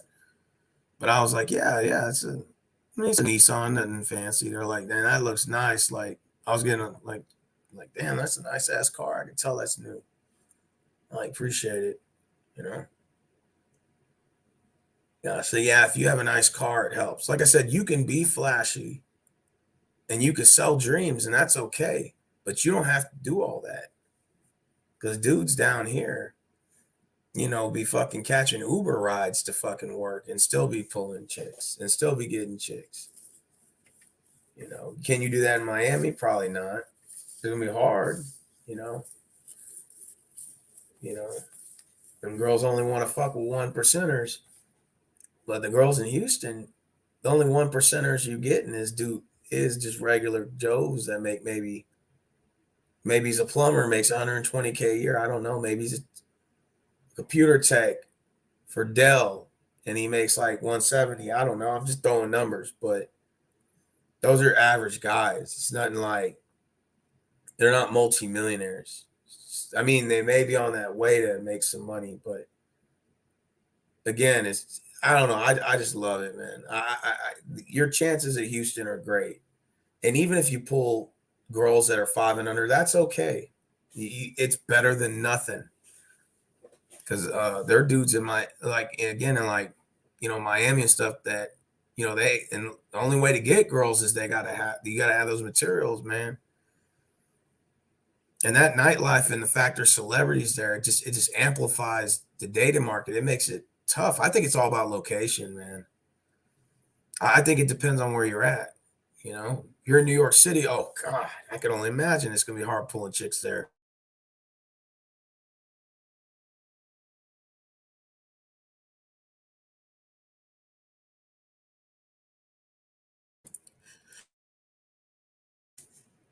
I can only imagine. Yeah.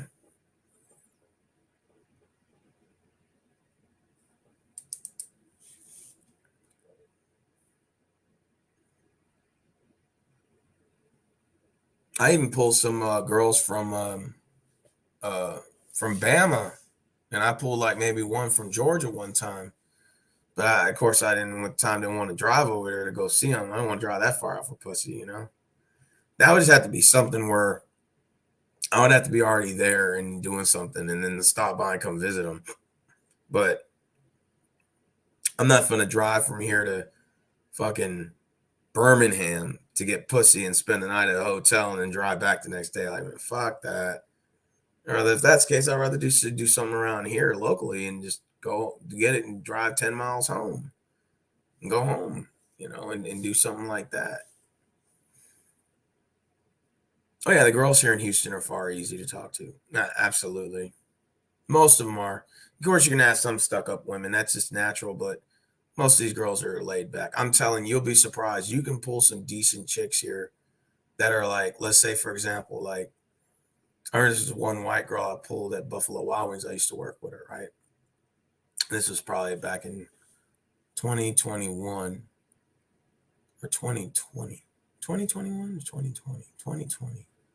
No, 2019. And, we were talking at Buffalo's. It was a white girl, redhead. First redhead I ever like pulled. And she was sexy, bro. I'm talking about damn fucking gorgeous. I'm gonna say she's probably one of the finest girls that I've ever pulled in a while. And she was probably at least in the face about an 8. Body wise, maybe a 7, somewhere around there. But she was like maybe about maybe like an 8. Like overall, I probably give her like maybe a 7. You know, but like her face was an 8 though. Like she was really really cute in the face, and she was in shape, everything like that. You know what I'm saying? And I remember talking one night, and I don't know, we were drinking or something like that at the bar. And I remember because all of us were waiters and waitresses, and we were all just drinking it, right? And and I told her, I said, we were just started conversating about something. I said, hey, um, that we were talking about movies and stuff. I said, man, I got a bunch of movies at the house. You want to go back and watch it? She's like, yeah. I took her to my auntie's house, right? Of course, here we got a guest room, right? Because we got a guest room in this house. You know what I'm saying? And like we went back around like 2 o'clock in the morning. Like we had just got done like wiping tables down and everything. And we went back. I remember we came to my house or my auntie's house. We parked, and I went to the front. And like she started holding my hand out of nowhere. Like I was like, all right, cool. So like holding her hand, brought her inside. Like went to the bedroom and started messing around. And had sex. It was great. She was my coworker, and like we never said anything about it. It was like a one-time thing. Like she was hot and horny that night and was drinking. I was already under the gun. I had some drinks. We fucked, man. That was back in 2020 or 2019. It was 3 years ago. Oh, it was great. Sex was great. She had wonderful head, man. She was a fucking freak too. That redhead chick. Oh, she was fucking hot. And believe it or not, like in the restaurant industry, like the cool thing about working there is You could be the ugliest motherfucker there because most of the guys that work there are fucking idiots. They're like fat, nasty looking like me. And I'm talking about this is a motherfucker I was weighing like damn near 275, 280. And I brought this chick home that probably I should never even pull, and like brought her back and fucked her. But the point was that um like in the restaurant industry, the coolest thing about it is you can fuck the girls that you're working with. You just have to be strategic how you do it. Like you don't want to mix business with pleasure, but sometimes you'll break the rules for maybe one girl there, like one or two, but you'll be surprised. Like you hear stories all the time where like managers knocking down fucking chicks that are working there, or this one dude hostess is knocking down like three waitresses. Like you'll hear stories like that, bro. And rumors fly around like this. So we hear those rumors all the time. Like I remember at LA Fitness, the operations manager that was working there was fucking a lot of the girls that were working the front end teller. Like the dude was married with kids and he was still fucking them other bitches. Like there were girls that he was hiring to work the front register. They were all like college students, you know, 18, 19 years old, shit like that. And he was fucking a lot of them. And I found out about a couple of months as I was working there, rumors started flying around and stuff. And I'm like, all right, and again, like a lot of these dudes are not really that attractive, but they be pulling those chicks, bro. And it's amazing. Like the chicks he was fucking were actually kind of cute, believe it or not. We're like attractive, like, okay, that's cool, you know. And like I said, at Buffalo Wild Wings, a lot of these girls are fucking freaks. They don't say anything, but they're like undercover freaks, bro. And like if you're like the male waitresses and stuff, you got a really good chance of like fraternizing with the chicks that work there because y'all work together. So it just is what it is. You know, it's the nature of the beast, I guess. I guess that's life. That's life. Well, sometimes you can only take what you can get. So go to Seattle or Portland. You call, pull a baddie at the bus stop. Really?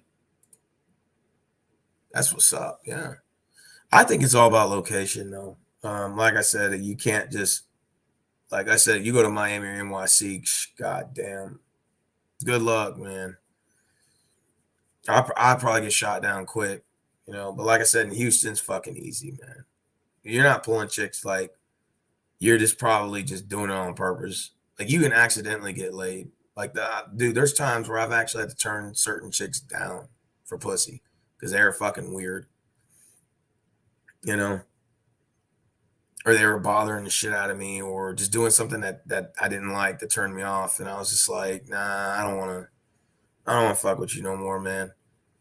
Like I remember one time I pulled this one chick at my job at Walmart, and it was a little white girl, and we exchanged numbers. And she would not stop calling my phone. Like I'm talking about every day, calling my phone, demanding I talk, and it was like real clingy. And at first I thought I'm like, okay, she's kind of attractive. Yeah, I'll kind of probably bang her out, mess around with her. But after like a week of like repeatedly calling my phone, leaving me fucking voice messages, demanding I'd answer my phone while I'm at work, yelling and screaming, I'm like, wait a minute, hold on, I just barely fucking met you. What the fuck? Like, what the fuck is this? And then that's when I said to myself, nah, dude, like, this is not cool. Like, I'm actually kind of turned off now and kind of like don't want you calling me anymore. So you can actually turn chicks down here in Houston, believe it or not, on accident. Just out of certain situations. Like you'll be surprised. It's very moderate, easy to get girls here. And even if you have no game, you can still get ugly girls to sleep with you. It's better than nothing. Why not? Fuck it. And at least you got something and you can shut the fuck up about it, right? Because as much as even when I was complaining about women, I was still getting girls off of YouTube. Was still pulling girls here or there, getting numbers, going on dates, messing around, this and that. Now I didn't smash as many women as I thought I would, but I did get head from a bunch. Like my body count's low in terms of sex, but I did get head from my sex oral sex count from women is a little bit higher than my sex body count. If that makes sense. Because not every girl, you're gonna smash, but sometimes you'll get head or something, and better than nothing. Shit, I met this one chick. Her name was Melissa. All right, and she lived off of Travis Street, right, which is over near Arcola, and that bitch was a freak, and she was submissive. Um, and I shit you not, this was back probably in like 2018, maybe. I'm having to reminisce now. And I remember we would go to the movies in Sugarland here at the AMC. And we start messing around in the front seat. Then we go to the back seat of my car. And that bitch used to just go right down on me at the theater. Not in the theater, but in the parking lot of the theater in my car, in the back seat of my car. That bitch was a freak. She used to pull my cock out and suck the shit out of that motherfucker. And I right there, the fucking back seat of my car. I shit you not, I'm not lying. That's a true story.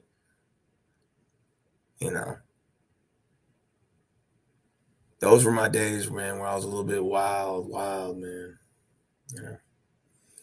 And and that bitch was a fucking freak, bro. And I brought her back to my house. Monty's like, she's really nice. I'm like, yeah, she is. Very nice. And Monty actually liked her. She's like, this is a nice girl right here. I'm like, yeah, she is. And man, I'm telling you, bro. I used to bring that woman back to the I used to bring that girl back to my room and fuck the shit out of her. Real talk, her name was Melissa. That bitch gave the best head in the world. I'm talking about best. Best ever. Ever. And it's real talk, man.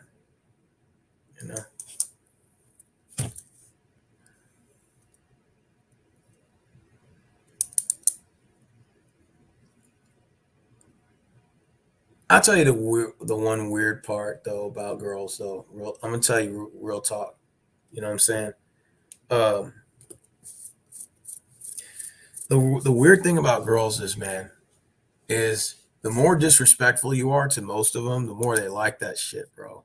Like I'm here thinking, like you want to be Mr. Nice Guy and all nice and stuff, and that's cool and all. Don't get me wrong; it may get you a couple here or there, but man, nowhere near the reaction when you're very like blunt and very like demanding and very like opinionated. You know what I'm saying? Like those girls, like they love that shit, man. You know, what's the most girls you've ever talked to at one time? Um, Real talk, five. In my prime, five.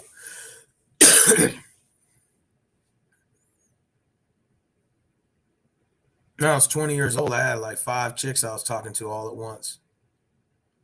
And real talk, like all were my girlfriends too. Oh man, I'm gonna get in trouble, man. But yeah, that's real talk. I did have five girlfriends at one time. One of them was Holly, white girl in Pearland. Or no, she lived off of 35 in Blackhawk.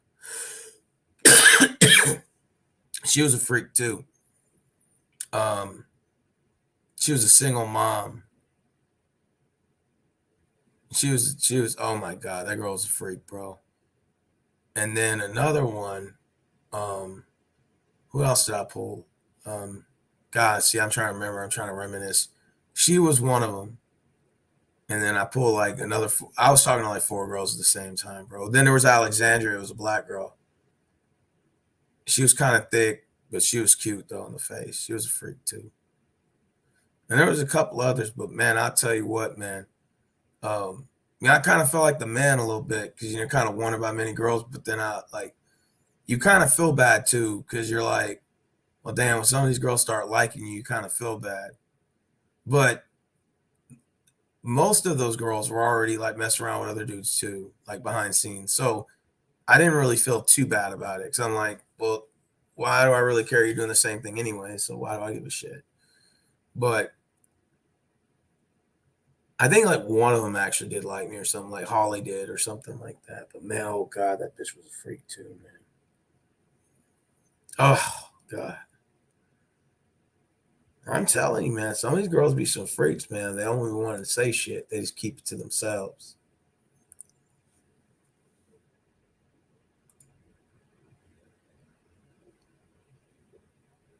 Alameda Mall back in the '90s, chicks were throwing that punani in the air. Houston is different. Yeah, it is true, man. Houston is an easy area to get girls. If you guys aren't pulling girls in Houston, there's something wrong. I don't care how fat and nasty you think you are. I don't care like if you think you got a nose or like Beetlejuice, like you're still gonna get chicks. Like facts. They may be all busted up too, but who cares? Still something. Now let's say you took a guy who's an average guy that lives in Miami and you put him in Houston, man, he'll have a field day out here. You took an average dude in Miami that's having to compete with top tier men, and you say, okay, why don't you come to Houston? I guarantee you, he's gonna fly out to Houston to start trying to meet girls. He ain't gonna fucking want to stay in Miami. He gonna go to Houston. Is he gonna say, yeah, these bad nines and tens walking around in Miami, but man, there's just too much. I can just go to Houston and pull a fucking 3 to a fucking 6 and get attention and get something and at least get my feet wet in the sand, at least get me somewhat uh like some I mean you get something is better than nothing. I know I sometimes berate men for pulling busted up twos and threes. It's not that I do that, is I get pissed off when they try to rub it in your face. We're like, let me reiterate that, Rick. That's good that you mentioned that. I don't get pissed that dudes fuck with ugly bitches. That's not my issue. I don't really give a shit. What pisses me off is when they try to rub it in your face like they're fucking with top quality women, when in reality you're fucking with just a busted up three, but you're trying to make yourself this big bad tough guy. When I say that I fuck with average chicks to ugly chicks, I say that with I'm humble about it. Like, okay, I get chicks that aren't around my level. Okay, cool. I said that's okay, but I'm not gonna go and tell another man or tell another group of men I think I'm better than him because I'm pulling up a bunch of busted up fours. No, I'm just and a lot of guys do that. That's a problem I have with a lot of guys is that, or not like a lot of guys, but some guys is that they act like they have all this game and that they're doing all this shit. But in reality, when you look at them, they're just pulling busted up twos and threes that I've already pulled in the past. So like, how can you sit there and say you got better game than me when I was already pulling the same looking chicks you were? Like, what's and it's like with some guys, it's about numbers. It's about, well, I fucked with more ugly girls than you, but that doesn't mean you're better than me. That just means you ate more piles of shit than I did. That's all that it means. That's like a 300-pound man telling a man who weighs 305, well, I weigh less than you, so therefore I have the right to belittle you. No, that's irrelevant. Let's say, you weigh 305, the other guy weighs 300. You're still both in a bad predicament. The only difference is one guy weighs 5 pounds less, but you're both still unhealthy. That's the fucking point. And that's what I hate about a lot of these guys live like this false reality. And they'll fuck with maybe a girl who's a 5, but they'll they'll try to like make it sound like they're doing better than you. But in reality, the girls are getting are probably the same girls you're getting. But they're not, they're like trying to switch it up and make it sound like they're doing all these extra shit. It's like, no, dude, you're probably smashing more. You're probably more sexually active than I am. You're probably out there in the game and you probably have tried more better than I have. But let's just be honest. Most of the guys, not all, but most of them are pulling the same girls you're getting, but they're just lying about it. And that's what makes me so angry because it's like, I know that's what they're doing, but they're not admitting it. You know, now Are there some guys that are doing that? Sure. Very few. Maybe some can provide receipts. The best thing you can do to call out a man's bullshit is to ask for receipts. Like, for example, I'm never going to ask a man for his receipts. That's just not me personally. But if, for example, if he says, now, if he says, you know, like you're nothing, you got no game or nothing, but I get all these chicks, I'm gonna say, okay, well, then if that's the case, then let me see the proof. Like, I'm gonna call him out. Like, oh, if you're gonna go that far with explaining everything, then now I'm gonna ask you and I'm gonna call your bluff. I want to see the receipts. Now, there are some guys who will pull their phones out and say, okay, I'll show you. And they'll show you the pictures that they ain't supposed to show you. And that's cool. All right, cool. I'm gonna shut up then. Fuck you, but I'm gonna shut up about it. All right. But if 10 guys said that they're doing better than you, 9 of them are most likely lying. Facts. And when you ask guys for their receipts, this is the ultimate bluffer. Start asking for receipts. And then they're like, a lot of them, like, I don't have pictures. I ain't got to show you shit. Fuck you. That's just them saying they ain't got no proof. And I'm not taking their word for it because I know they're full of shit. So I'm just like, you're better off just saying, yeah, I get chicks and they're not the best in the world, but I get what I can get. Okay, cool. Maybe 1 or 2 times I might have pulled this. Okay, cool. Then we ain't got to have this argument. When you start trying to throw some fucking tough macho guys bullshit at me and you're like, well, I'm better than you. And I'm like, all right, cool. Well, then let me see the receipts then. Show me the proof. You know, you saying you're doing you pulling all these chicks, you're doing all this. Let me see some proof. And they could show some pictures of some chicks that they might have gotten like a selfie with, but I'm like, I want to see the proof that I want to see the pictures I ain't supposed to see. I ain't gonna judge you. I want to see what you've been, because a lot of dudes keep souvenirs, some of them. And I want to see those souvenirs. If you show me, I'll shut up. And I'm like, all right, cool. I ain't gonna say nothing. I ain't gonna show nobody else. Like, I'll just delete the motherfucker, pretend you didn't even show me. All right, I got you. I think out of most men that have ever like shown me receipts, I think maybe only like a handful of them actually proved it. Like, all right, bet. Then you can talk shit then. But 9 times out of 10, most guys are just bullshitting. And it's just all about this, like, I'm a tough guy bullshit. And it's just like, yeah, I call her bluff every time. Start showing me some proof, bro. Come on, stop. Start showing me some proof. I know you got something in that phone that you got hidden in that phone, somewhere in that phone. And again, for me, now you can say, where's your receipts? I do have receipts, but here's the difference, though. First of all, I do have receipts. Secondly, I don't just show them to anybody unless I know you personally. In fact, out of all my friends, I think I show receipts to maybe like 2 or 3 guys. Rick knows I showed Rick some photos, some shit I got on my phone. He's like, oh shit, I didn't know you used to do that. I didn't know y'all did shit like that. I'm like, yeah.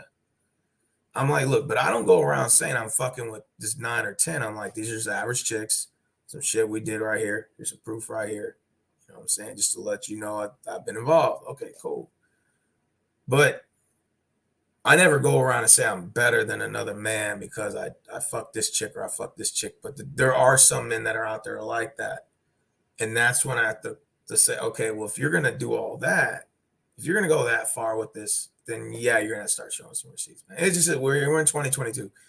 If you're going to go that far, you have to show the proof now. You have to, because you're going really far with the extensiveness of saying like belittling, besmirching me. And it's like, okay, well, I wasn't doing that to you, but since you're doing that to me, well, let me see what you're rocking with real quick so I can take a look. I'm just curious, I guess. Oh, okay, all right, Steve. You know. Yeah, I had a buddy of mine. He used to show me all types of receipts of chicks he was fucking with, bro. And some pictures I ain't supposed to see. And that motherfucker used to share them with me on Facebook. I didn't say nothing. I didn't tell a soul. I just looked at it. I was like, all right, that's what's up. Like, and he would send me pictures I didn't even ask for. And I was like, damn, okay, I'll give this dude props. Like, he actually went out of his way, show me proof. I was like, all right, man. You know, like, I remember one time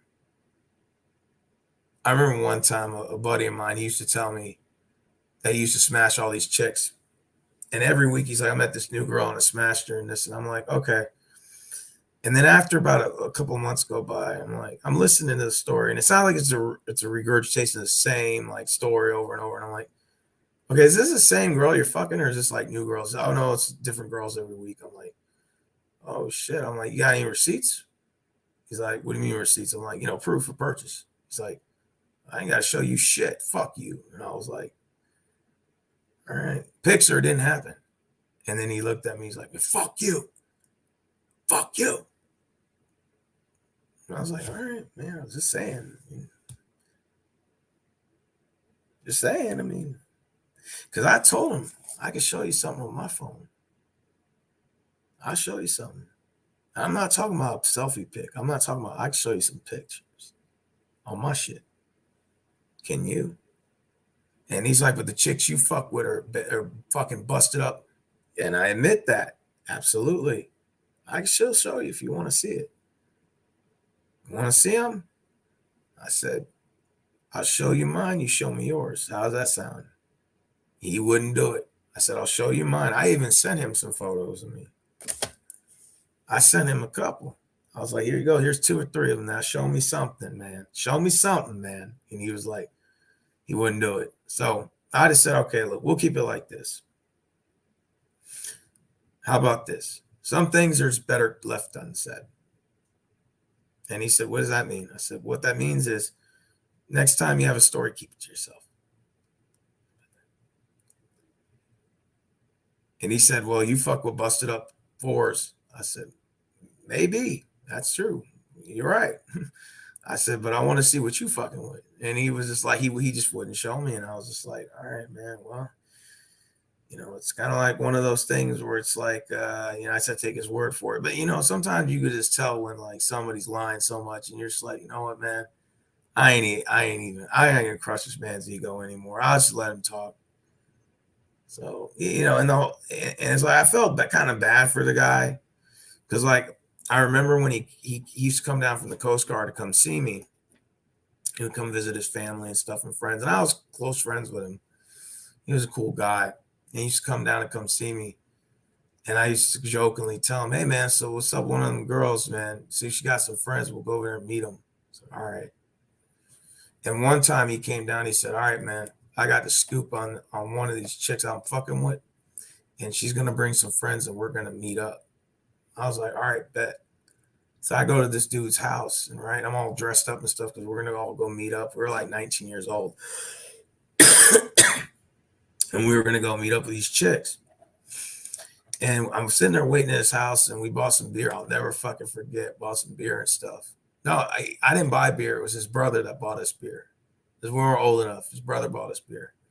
So we were all going to drink beer at their house. And he's like, yeah, man. All the bitch, she going to be there. Her homegirl's going to be there, man. It's going to be badass. We're gonna be. I'm like, all right, cool. All of a sudden, like 10:30, 11 hit. And then like next thing it was midnight. I'm like, damn, where are these women at you were talking about? He's like, man, I don't know. She ain't answering her phone. And I was like, oh, man, that's fucked up. I was like, I was all ready to go out and shit. What the fuck? He's like, man, they ain't answering their phone, man. I think that we got stood up. And, I kind of believed him at first. And then, like, I thought about it a week later. I'm like, man, I think that motherfucker was just saying that shit. Like, I think he was just saying that to fuck with me. You know what I'm saying? Like, he's trying to fuck with me. And I don't know. At that point, I just was like, I was like, man, I let that man have his ego. I don't give a fuck. You know what I'm saying? It is what it is. It's just cool. Sometimes you could tell when dudes are just going overboard with their shit, and you're just kind of like, yeah, I know you're kind of full of it, but it's okay though. I mean, whatever. No, it's cool. It's whatever.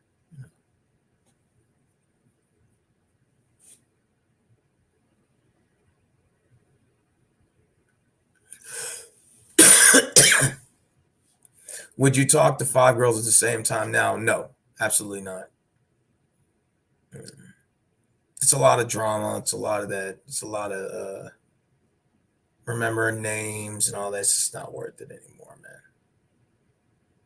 I think people grow out of that. I really think too. A lot of guys talk about like how cool it is to have all those girls, and maybe it's okay to be wanted or liked by many girls, but to have men like 5 or 6 girlfriends, nah, it's a lot of drama. I wouldn't advise it for men. Nah. Like honestly, if I just had a like actual like girlfriend like relationship wise, I would rather do that. No, it sounds cliche. Maybe as I'm getting older, so my mind's different. But I think there's just a time and a place for that kind of stuff. I just think as you get older, you mature more, and it just you have kind of a different outlook on life. Yeah, I think that's really what it is. First you want to like have all these attention. You want to be wanted by many, and I think it's a growing phase. You just grow out of it, and it's just you mature. I think it's just that's life. Some people mature faster than others, but I don't think it's um. I mean, yeah. I mean, you could say that, Rick. Yeah, it's just not important like it used to be. You know, chasing women's not really. It's not fun anymore for me. Like I'm gonna be honest with you, it's not. Like it used to be fun going out and meeting different types of women and getting to know people. After a while, that shit gets old. It really does. I think after a while, you've been there, done that. And I think for rather, it doesn't matter if the girls you're fucking with are attractive or not. What the point is you just get tired of it after a while, and you're just like, you know what? You don't want to just do it forever. You don't want to just keep playing the game forever. It's just eventually you just grow out of it. I think for most people, I think you know it's just it gets old. Having to meet somebody, tell them, hey, how's your name? What do you do for a living and stuff. It's like every fucking time you got to get to know somebody. It's just and that. It's just after a while it gets old. It gets over with, man. It does. Dating's not even fun for me anymore. I'll be honest with you. Like I went on a date, 4 weeks ago, 3 weeks ago. I didn't even feel much. Like it did. I didn't think of it as anything. I didn't. I used to like. I was excited. I was excited. To meet girls, and it's like now it's kind of like, just hanging out with one of the guys. It's not even fun. It's not even like it's not fun anymore. It's not fun, man.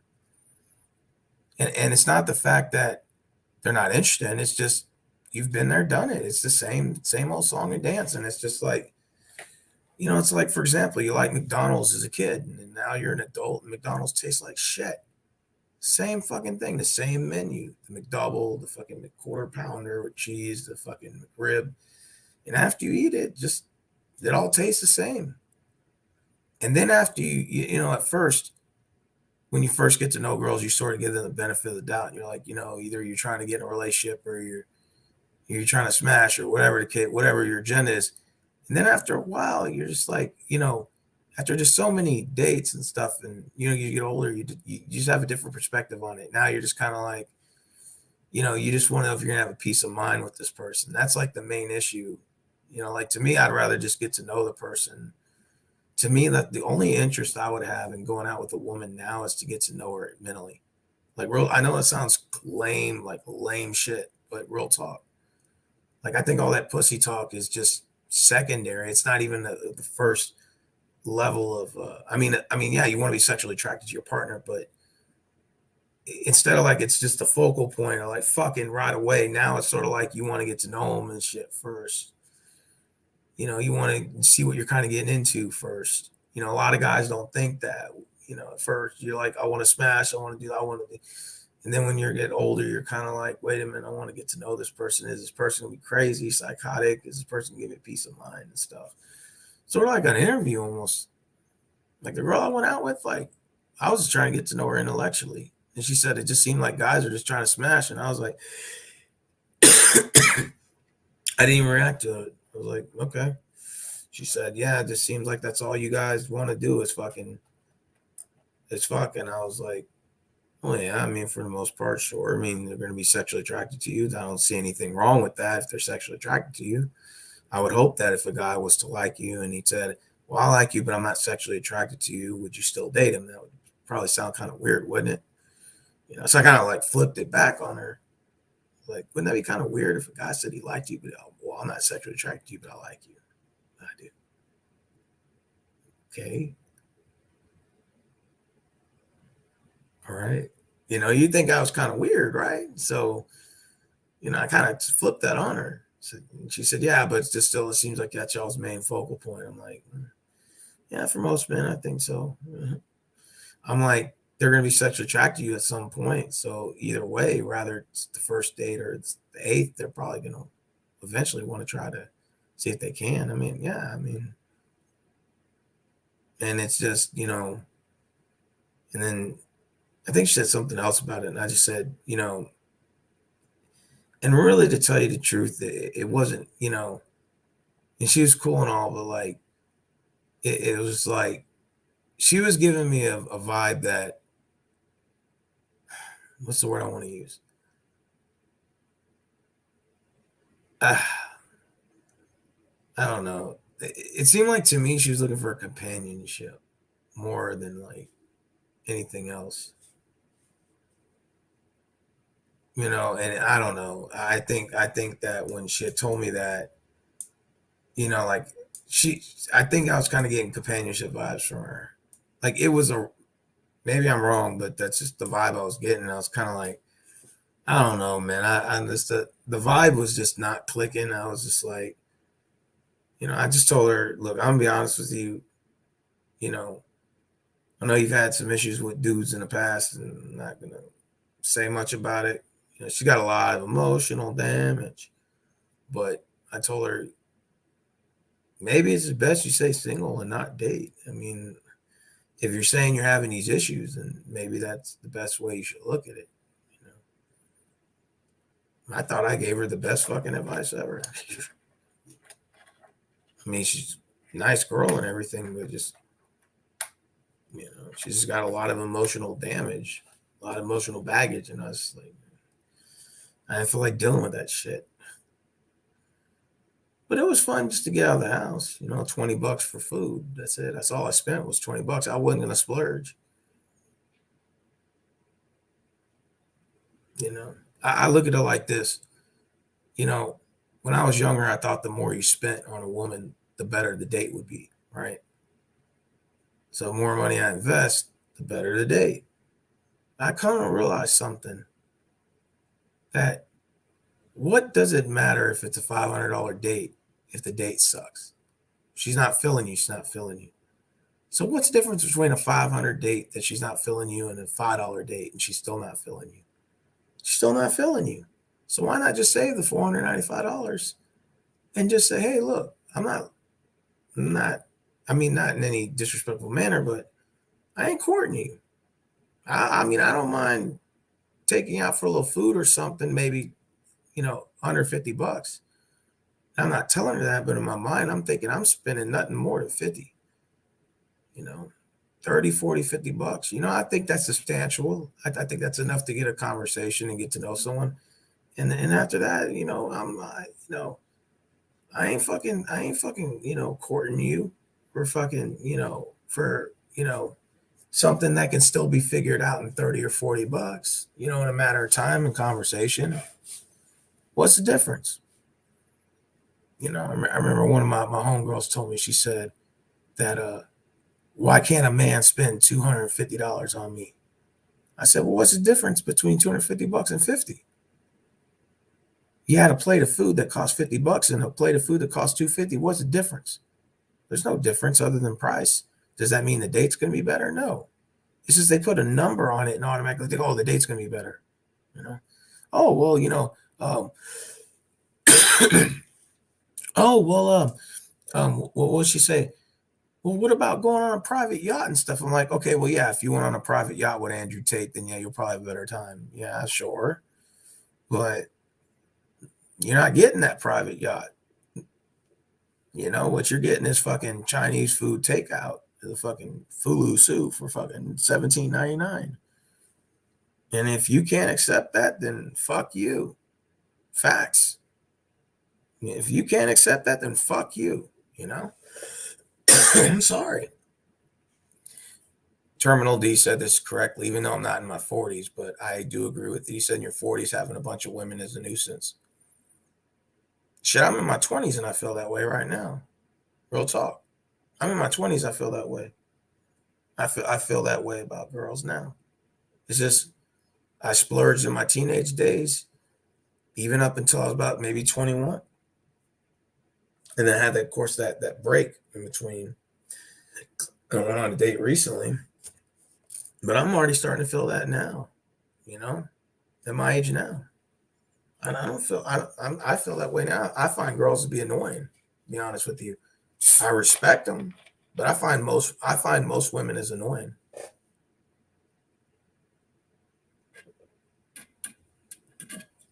I'm just being honest. I'm not trying to be mean. Dating's not fun for me anymore. And it's not because you say, oh, you didn't meet the right person. It's not really that. It's just been there, done it.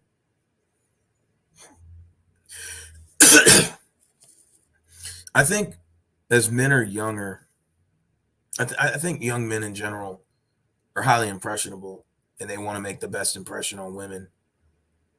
I think as you get older, you just don't give a fuck anymore. I think Terminal D hits it right on the spot. Rick said I'm the same way. Rick's 43. Rick said I'm 43 years old. I feel the exact same way that Terminal D just said. In my teens, early and up to my mid 20s, I was all about splurging and impressing women. But ever since I hit around 32 or 33, I just didn't care anymore. Really? Interesting. Rick said, now if we can't go out for a cup of coffee and a bagel, then fuck you. Yeah. Facts, Rick. Facts. If you can't accept my bagel and coffee or a fucking hamburger and fries and a Diet Coke, then fuck you. Facts.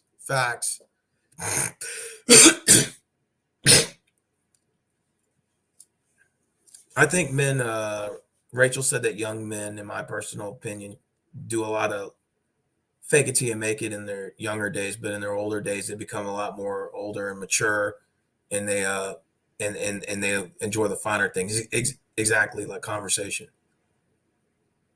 Like I want to have conversation with women now, man. The sex thing can come after.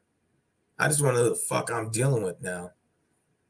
Because I'm telling you, like, listen, a lot of girls think that dudes are just out to fuck, which technically that's kind of true, but it's kind of a wishy-washy subject because dudes can turn women down for sex if they're not connected at all. I've done it before. I've turned down busted up twos and negative ones all the time.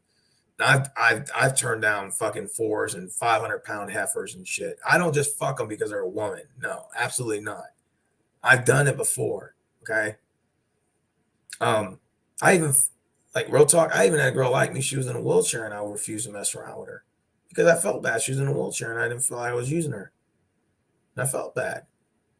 I'm like, nah, if I mess around with this girl, man, it's just gonna fucking make me feel bad. I'm like, I ain't gonna do that shit. See, guys have a conscience too. We just don't talk about it.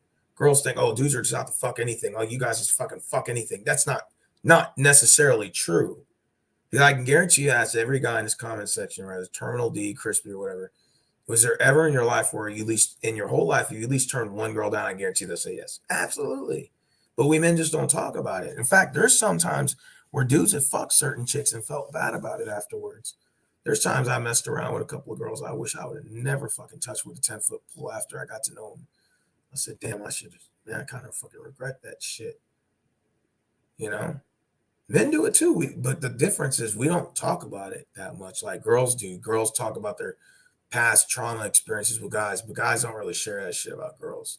Because it's more like kind of an embarrassing thing for us, kind of like, that happened, but I feel bad, don't get me wrong, but I just throw it off. The Terminal D's right, man. You find a bunch of women as a nuisance. Facts.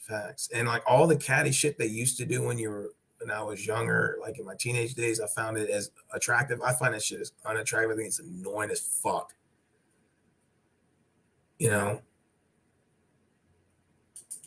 and it's just, I'm sorry. It's just, I think as men get older, they mature. Men do. A lot of women don't give credit for that. A lot of men are very immature when they're younger, and when they get older, they actually do mature. Now, they still may have sexual innuendos in their mind, but that's not the full focal point. Now it's all about getting to know you and stuff, and seeing if you're cool to hang around with and all that. And we factor all those things in. It's not like we're just walking around like, hey, I fuck you, hey, I fuck you, hey, I fuck you. It's not like that. You know, the last girl I was with, I just went on a date with this one chick. I told y'all 3 or 4 weeks ago, for the first time in years, I started getting slowly back into this. And I didn't even try to shoot a shot at her at all. I didn't even try to fuck her. Now, she was actually not that bad looking. She was a 5, and I still think she was attractive.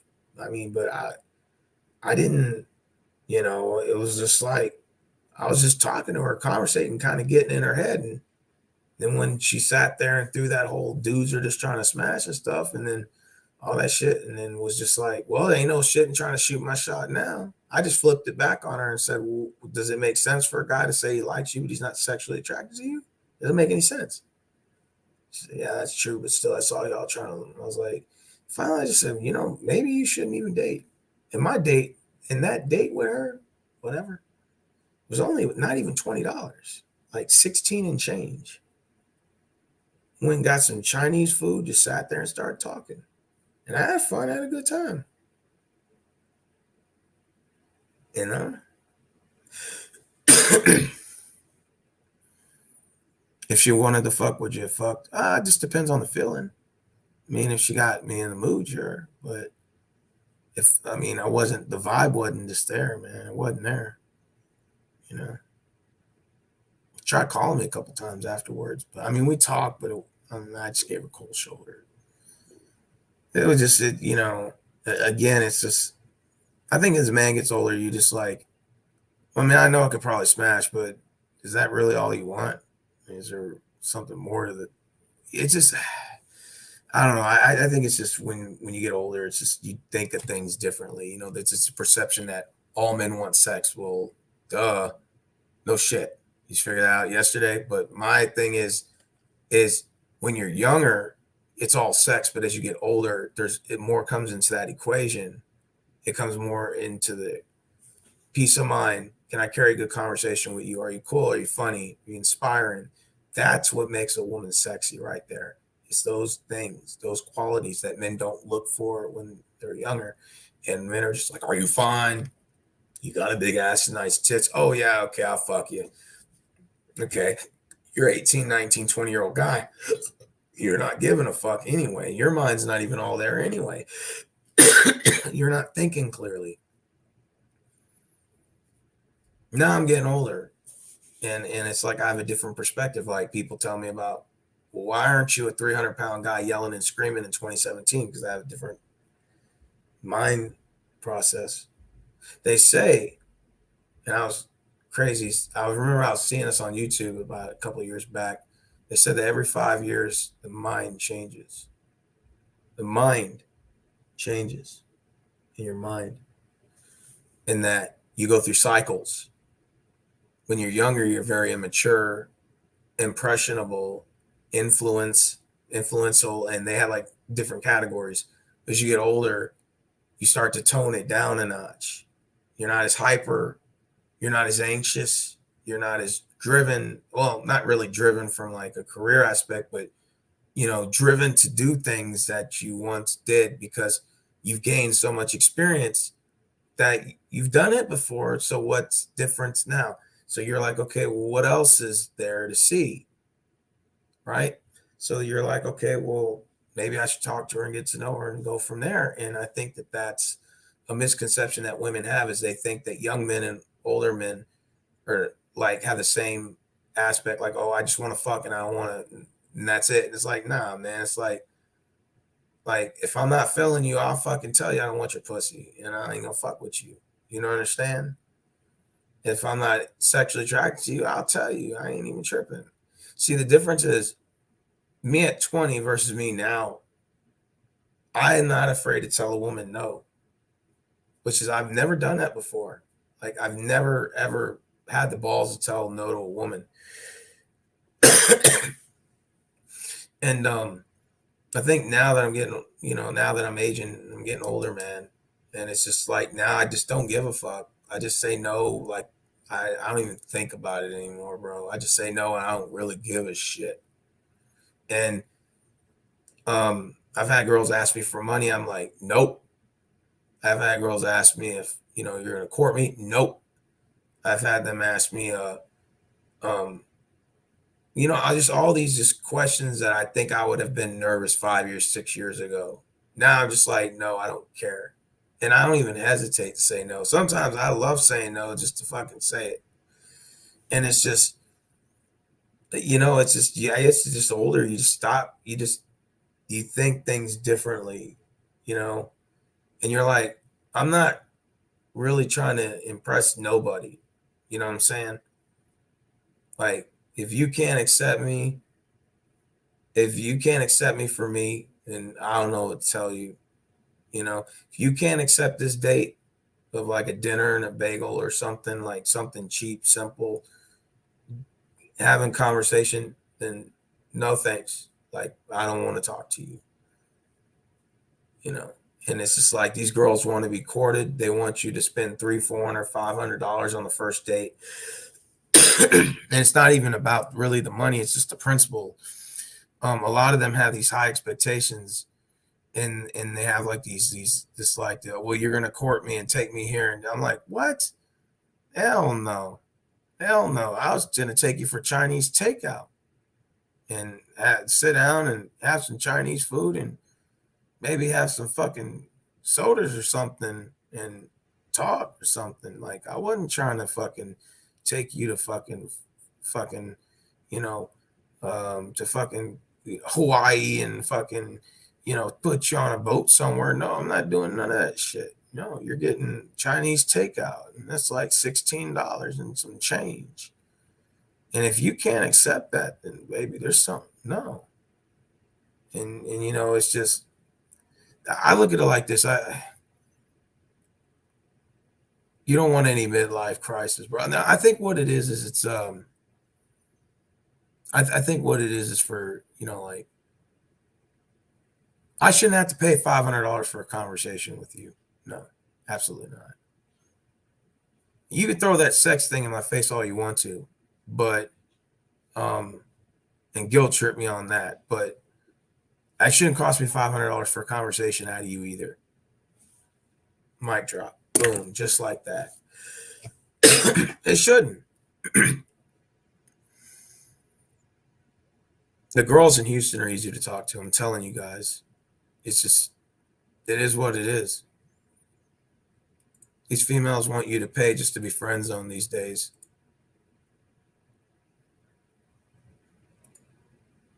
Yeah, that's that shit you see online, though. Oh, I agree with that. That does happen. Yeah, that does happen. Crispy, you do make some valid points there.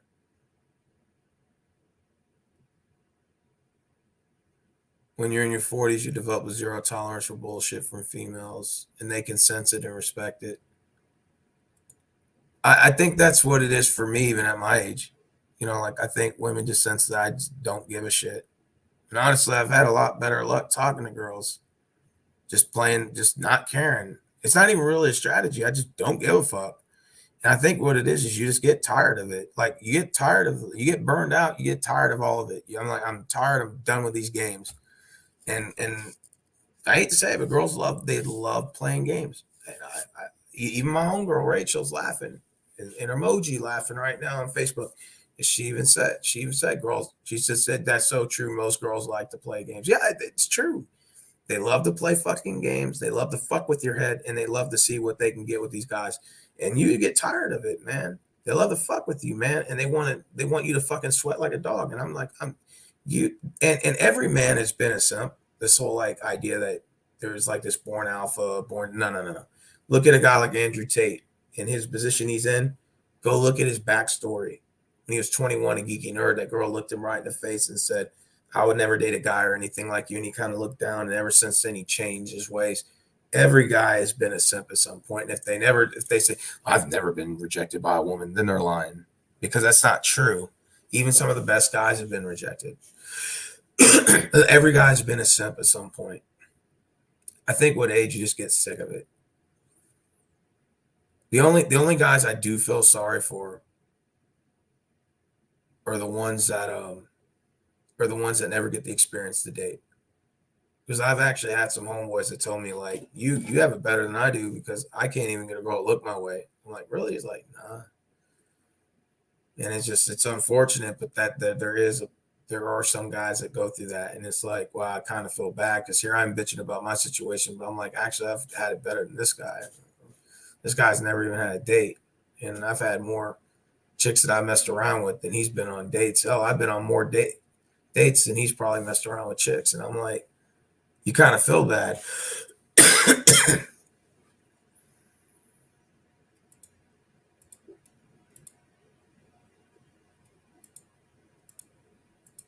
No, Donovan, to tell you the truth, man, listen, you'll probably get better advice from some of these guys in the comment section because I'm not no guy that gets all these girls, man. I just told you backstories, okay? And I do have receipts, but I'm not showing them on here. but but um I just don't care anymore. I don't give a fuck. I don't have a problem telling women no. I don't care. I'm not gonna be rude and disrespectful, but I don't give a fuck either. And you'll be surprised at how many girls can respect you for being that way. Like I just don't give a fuck. In your 20s, you're just trying to meet the parents.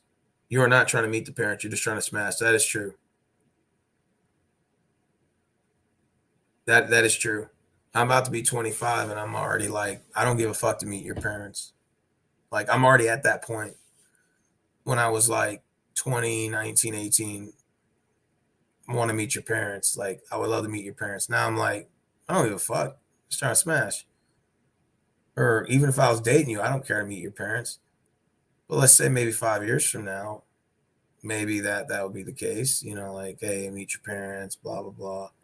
I'm getting older, right? So maybe I want to meet your parents then. I think at my age now, like, because like I said, June's my birthday, so next year, 2023, 25. Okay, so at that point, I'll just be like, you know what? If I meet your parents, great. If I don't, I don't care. As long as I'm getting mine, that's all that matters. That's how I look at it now. Like my mindset is different. Like I just say, I don't care what you do, just as long as I get my part of it. Right? If I'm sexually into you, I'm look. If I'm attracted to you, if I can't get a relationship with you, but if I get sexual favors here or there, cool. I just don't care anymore. I just stop, man. I don't give a shit. You know, I think it's a difference between May now and than I was 4 or 5 years ago, man. I just don't care anymore. I don't care. Um, and like I said, like this one girl, like I said, I mean, again, they live in different states, but I had a girl in Montana that wants to fuck. And I remember she told me, she calls me, like sometimes she'll call me every day, but every other day she'll call me sometimes. She like, she called me one time, I think about a week ago. She's like, sorry, I haven't called you in 4 days. I said, I don't give a fuck. I swear to God, I told her that shit. As soon as I told her I don't give a fuck, she just completely was shocked that I would say that. Like, was like, wow, like you didn't care. Like, she was expecting me to cry. I'm like, I'm fucking crying over you. What the fuck you talking about? I don't care. You know, talking about. Like, she just said, sorry, I haven't called you in 4 days. I was like, I don't give a fuck. She's like, well, I just wanted to tell you why I haven't got one. I don't care. I work. I have a job. I can't always talk to somebody on the fucking phone. I have my life too, right? So I told her that. And, you know, she still will blow my shit up. But let's say, for example, like I switched it up and I said, okay, I'm gonna start calling her. And when I started calling her, she never fucking hardly answered. Never. And I put a stop to that shit. That's another thing that I did that I fucking like really fucked myself over in the past was I used to be the one calling and pursuing, which that's fine. You know, you want to kind of show a little initiative here or there, but when I started calling and stuff, then they don't call back or they don't call or answer and they feel like, Oh, I can talk to him. So I don't really have to talk to him. So I was like, all right, cool. So now, like that, I'm older. I'm like, well, if you're interested in me, you hit me up. Otherwise, I don't really care. I mean, I'll be honest, I don't. If you're interested in me, you can call me, you can say hi, but I'm not fucking hitting you up. I mean, of course, if she's like, well, you call, okay, like trade off here, there, but I think she likes the part that she's calling me all the time. But like I said, I'm not really looking for anything from her because, like I said, she lives all the way in Montana, bumfuck Egypt. But she told me flat out, if you ever come up here to see me, I'll give you some pussy, like flat out, like whatever you want. I was like, damn, like I was like, holy shit. She's a freak too, and she used to live down here, but moved. She moved to Montana, like I think like last September. Yeah, shit.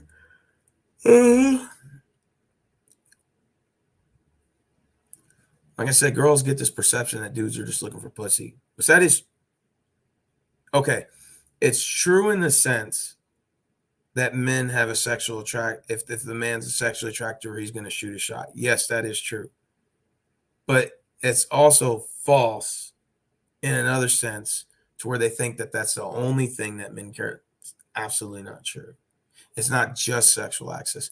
It's like that, I think, when you're younger and immature. But I think as you start to mature and you start to have a better understanding of the world and how things operate and your experiences you gain, I think you look at more than just that. I think you look at like other elements too. Like, who the fuck would want to sleep with a girl that is fucking completely insane? You may think at first 20 versus maybe 40. 20, yeah, I'll still fuck her, but 40, you're like, nah, man, I ain't trying to fuck that chick. Nah, I'm good. Or 20 or 30 or 25, like there would be a different element. I just think that if you're more mature and you act on impulse, you're like, ah, fuck it. Or if, let's say you haven't fucked in 30 years, you're like, all right, fuck it, I'll do it. But if you're not like that desperate for pussy, you'll sit back and think, man, do I really need to fuck this girl? I mean, like I can, but do I want to? I mean, is it worth it? Probably not. That just probably, it probably just, to me, makes it even worse. Enjoy your 20s smashing these females. Don't get them pregnant. Yeah. Get out of your system. Yeah. See, the thing is, man, is I've used condoms, bro. Like, I never used it. I only used it, went without a condom with the first chick that I got with, that I was in a relationship with, man. In my high school years, we didn't fuck without a condom. I ain't gonna lie. You know. Now, but Terminal D is absolutely right. When you simp for women a lot, it does really, really it really does fuck with you as a man. Because like if they know they can have you, then they're just gonna be like, they can have you at any time. They're just gonna be like, man, fuck him. He ain't a priority. And I could just, if I'm in a down spot, I may call him. But if not, you have to wait. I've been there, done that, man. I think after a while you just get tired of it. And it would be different if I never fucked a girl or never smashed a girl or never messed around with a girl. Then that would be different. But I mean, since I already have, like, I'm already like, what's the difference between your pussy and the girl down the street? That's why I tell my homegirls this harsh truth when we get in these debates. I tell them off, we have like Google Air Hangouts on my Facebook Live. I'll do like a group chat. It'll be like me, Rachel, Veronica, Rick, and then we'll have like our little group chats and we'll sit there and just chat. You know what I'm saying? And then like there'll be times where like Rachel's homegirls or Veronica's homegirls will get on there. They all think they're fucking special, right? They all think they're fucking special. Even in the girls in their 30s the same way. They all think they're fucking special. And a lot of guys, well, some men will tend to jump on it just because they're trying to smash, so they'll just kind of like just kiss ass to agree. I don't even think that's relevant anymore. I just tell them the truth. I'm like, you ain't nothing special. Rachel said facts. Steven put me in my place a year ago when he told me I wasn't shit. No, it's not you weren't shit. You're not special. No one's special. Like, I'm not special either. I'm not anybody's special person. And I was telling these girls, you're nothing special. I said, what's the difference between your pussy and the girl down the street? There's no difference, right? In that sense, from a sexual aspect, there's no difference. What difference between the head you're giving and the head the other girl's giving, or the head the girl's giving just as good? It doesn't matter. There's no difference, my dude. So I tell these girls all the time, look, it's not disrespectful. Like, you're just nothing special. You're nothing special. I'm not saying you ain't shit. I'm just saying you're nothing special. That's all I said. You know, every female thinks that they have the special fucking ingredients. No, you fucking don't. Your pussy's no different than the bitch down the fucking street. The fuck you talking about? And it's like, when you get to that point, you just don't give a shit anymore. I'm telling you, man. Been there, done that. Tired of it. And not even really tired of it at this point. I don't care anymore. Like, my main priorities right now is my life and focusing on that. You know, I don't really care about, you know, I mean, if I smash, cool. If I don't, cool. Whatever. I'm going to keep moving regardless. I think that's what a lot of men need to do. Is have that same mindset, man. I'm telling you. You know? I'm just being honest. You know? I don't even let bad dates sweat me anymore. I don't even let bad relationships sweat me anymore. I just laugh it off. I just think it's funny. You know, I used to let little shit like that bother me. Man, I wish I could go back in time and erase all that shit and not even think about it. Not even let it bother me, man.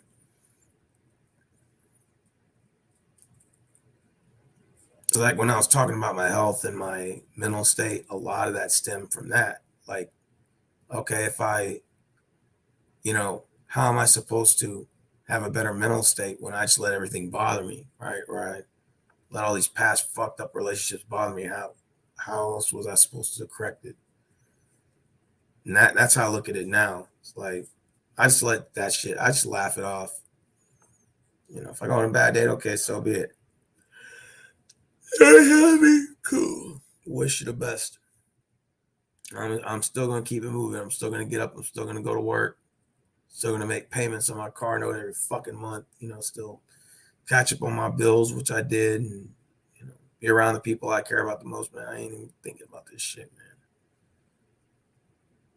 You know, and honestly, ever since I've been this way, man, I've been having a lot of good luck with girls, man. Like a lot. I've been like saying other ladies, man, but I've been having like conversations with some females, man. Some seem like they're interested, so I don't know. We'll see. Yeah. Like I said, I'm not gonna be the guy to jump on it. You know, I'm gonna see, test the water and go from there and just take it day by day. I'm not even gonna pay no mind. The worst thing you can do is simp for a girl, man. The worst thing you can do is give free validation to women for no reason when they didn't even earn it. And a lot of these girls, a lot of times they know they didn't earn that shit. And I just, I was guilty of that shit. It's like, I'm playing that shit no more. In fact, I blocked females before for fucking thinking I was playing games.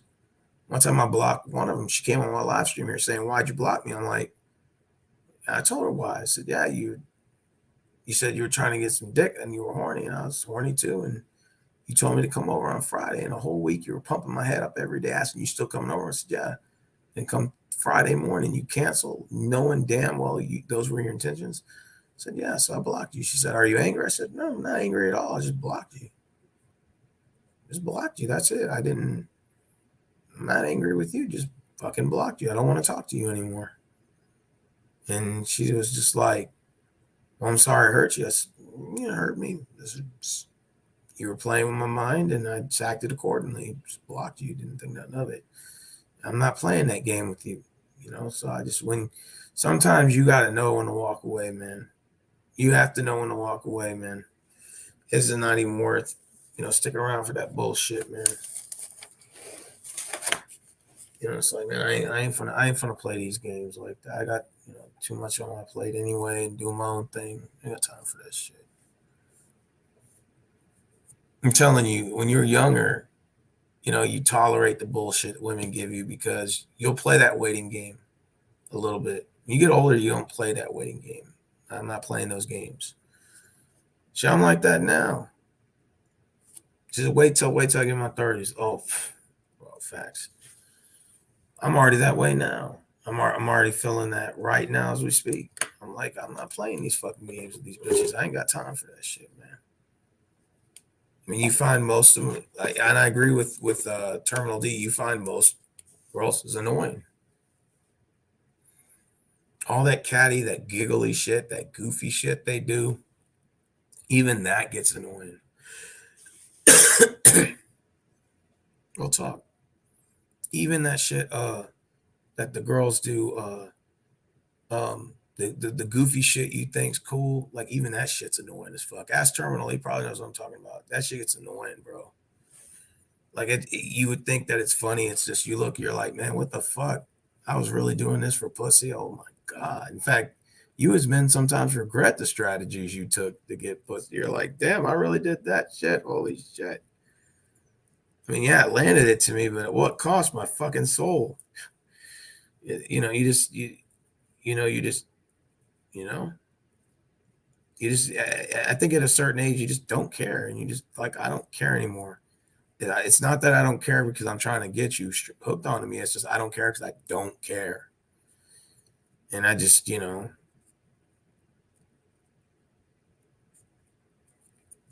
Rick said some men are more focused on chasing women than their own careers or pursuing job. Yeah, yeah, then that's a problem too. You got some guys that'll drop everything they're doing to go fuck with bitches, and it's like they'll take their last $20 out of their bank account to go take a girl out on a date, but they won't use that $20 as gas to go apply for jobs. I'm like, bro, I mean, they use that's young guy shit though, young man shit, you know, not older men shit. That's a young man doing it, probably making careless mistakes.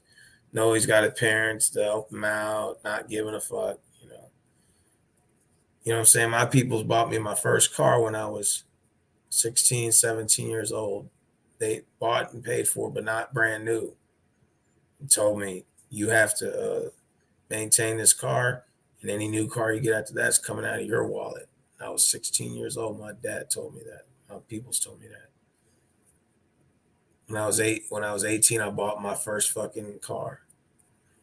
Not all at once, but you know, purchased a vehicle and everything. And you know, then I got a new car at like 23. Got a new car. Then you know what I'm saying? And it was paid for that. And it was like it taught me to be responsible and to just be responsible, man. I mean, what else to say? And I think when you start line up all your ducks and stuff, you're just like, you know, you start really focusing on what's really important in life. Like, need a car, need this, need that. And like Ben had pussy before. I mean, it's cool, but I don't really need it. You know what I'm saying? I think you're just past all that, man. You know, and I just, that's all. I guess maybe that's just how I look at it now. And you know, I thought I was gonna be excited to be dating again. I took this 3 years off, man, and I thought I was gonna be excited again. And then when I did, I was like, damn, I'm not even. I just look at it just like I'm picking somebody up, taking them out to eat. That's all it is. Like it's not even really like a date. I mean, it was a date technically, but it didn't feel like an old date that I used to go on. And maybe it's just I'm getting older now and just I'm looking at it differently. You know, you know. Like I used to throw those terms out there like dinner and a movie, dinner and a movie, dinner and date, dinner and a movie, and I'm like, now I'm like shit. A walk in a park, walk at the fucking forest, walk through the fucking forest, fucking Chinese takeout for two, and a fucking sit down conversation. That's all you're fucking getting. Like I said, if that you can't accept that, then fuck you. You know, I don't care. And that's regardless of rather get to point A or point B or not. Regardless if it's pussy, regardless if it's not. Either way, if you can't accept those terms, regardless, even if I don't get anything from you, if you can't accept these terms, then that's cool. You're gonna have to find someone else. 'Cause I'm not gonna sit here and fucking open my wallet book and take out $600 to say, baby, I'm gonna show you around on this private yacht. I'm gonna rent this boat and fucking ball out of control. No, I'm not doing that shit. You want to get Chinese takeout at this fucking place right here at Timmy Chan's. We're fun to sit down and talk. You know what I'm saying? Just have conversation.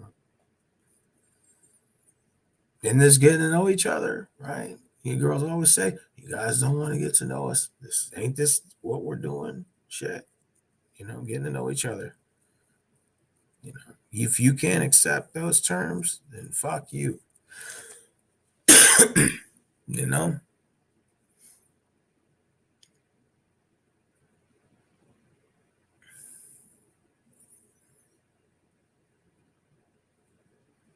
All the play you'll get in the future. Yeah, that too. Yeah.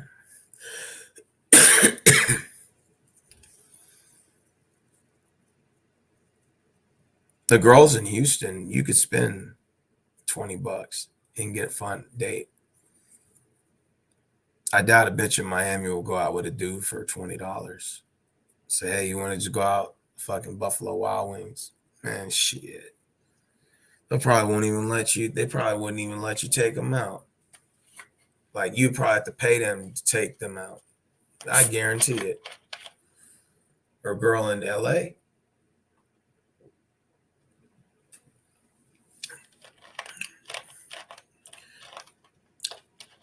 I think quarterback Willie told me the average date in Cali was like $250. Like he said, that's how much the average date cost. I believe it. Because, I mean, shit. Well, I mean, and that was back then before inflation.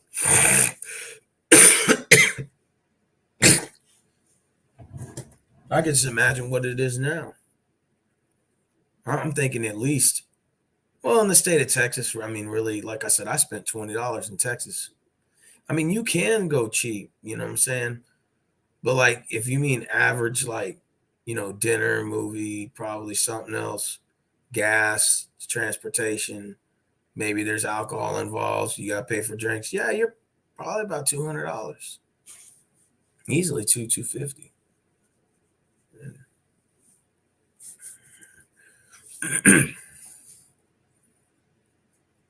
And that's true, man. That's true. Damn, 332. Damn. You said I'm 33. I'm given the choice between sex and really good steak.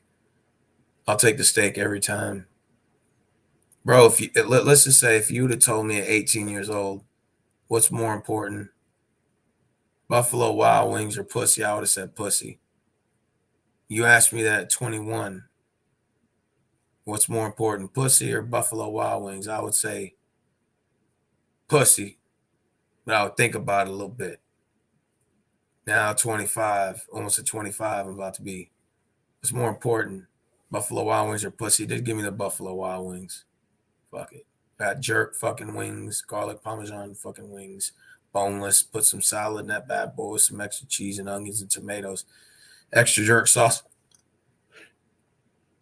and a little bit of that Caesar dressing. I'm telling you right now. I'm telling you right now. I'm gonna pick Buffalo Wild Wings. Hell, if you told me what was more important, food or sex, right now, I'll tell you food. I'm telling you, bro. I'm telling you. If you told me right now what's more important, fucking food or fucking sex? Fucking food, motherfucker.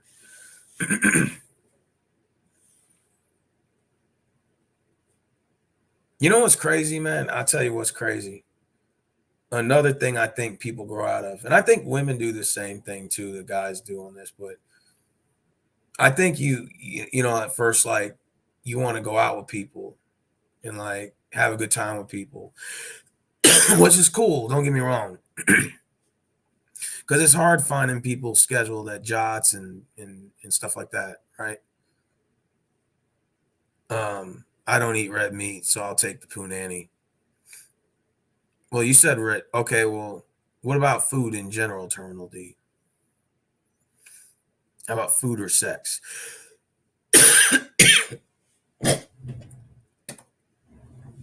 Anyways, like I used to go out with people a lot and go hang out and do all this cool stuff. But don't get me wrong, I still like to have a friend to go out with places. But man, I'll tell you what, man, going places by myself, bro. Like I've been kind of changing it up and going a couple of movie theaters by myself, catching some movies here or there by myself. You know what I'm saying? Um, Driving to Dallas by myself. I stayed 8 days in a hotel in Dallas from October 13th to the 25th. I think that was total like 13th to the 20th, 21st, 22nd, 23rd. I stayed 11 days in a hotel by myself, out of town, going to Dallas, and didn't think not much of it, man. Like I just been, I mean, of course I went places and I hung out with my buddy Travis, but it's just crazy how like I would have never thought in my whole life, like I'm never going out places with anyone with unless I'm with people.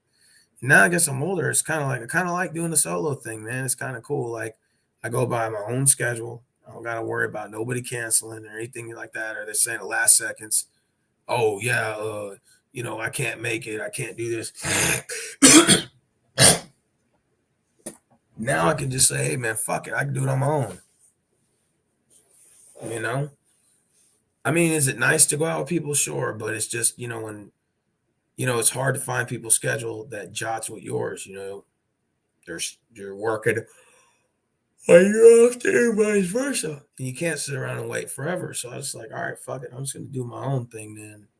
And if maybe something lines up, we can do something together, cool. And if not, I'm gonna do it by myself. Like I can go to San Antonio sometime in January. I either want to go in January or February. I'm gonna go to the Alamo 1D. I'm gonna go to this dinosaur exhibit and some other places down there I want to go see. And I'm just gonna go by myself. I'm just like, fuck it, just go. Enjoy a little 2-3 day vacation and that sort of ordeal. Little pause.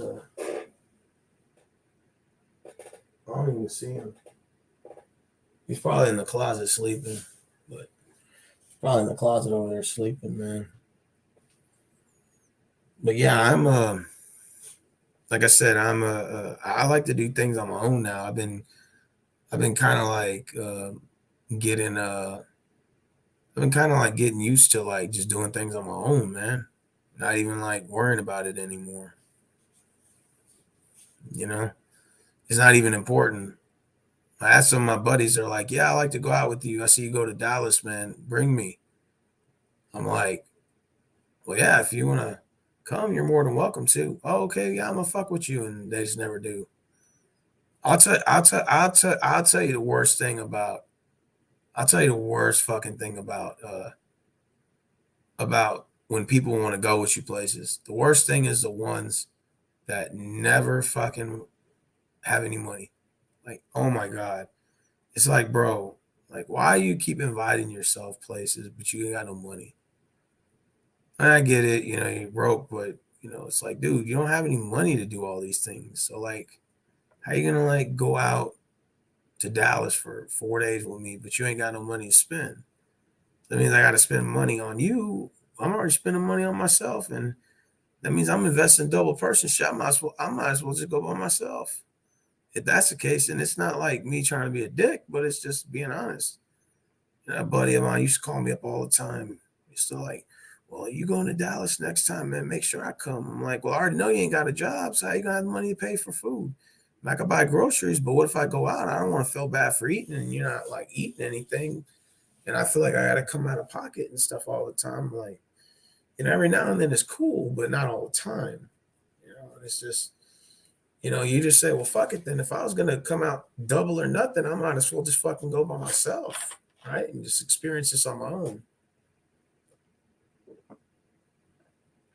It just seems like going by yourself is better.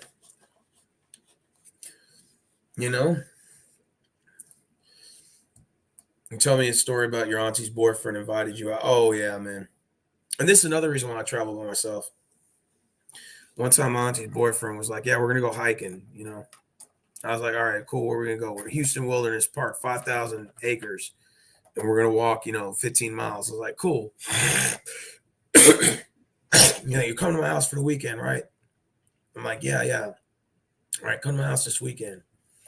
So I went to his house, and then we're like, all right, so we're gonna go hiking and stuff. And then we went to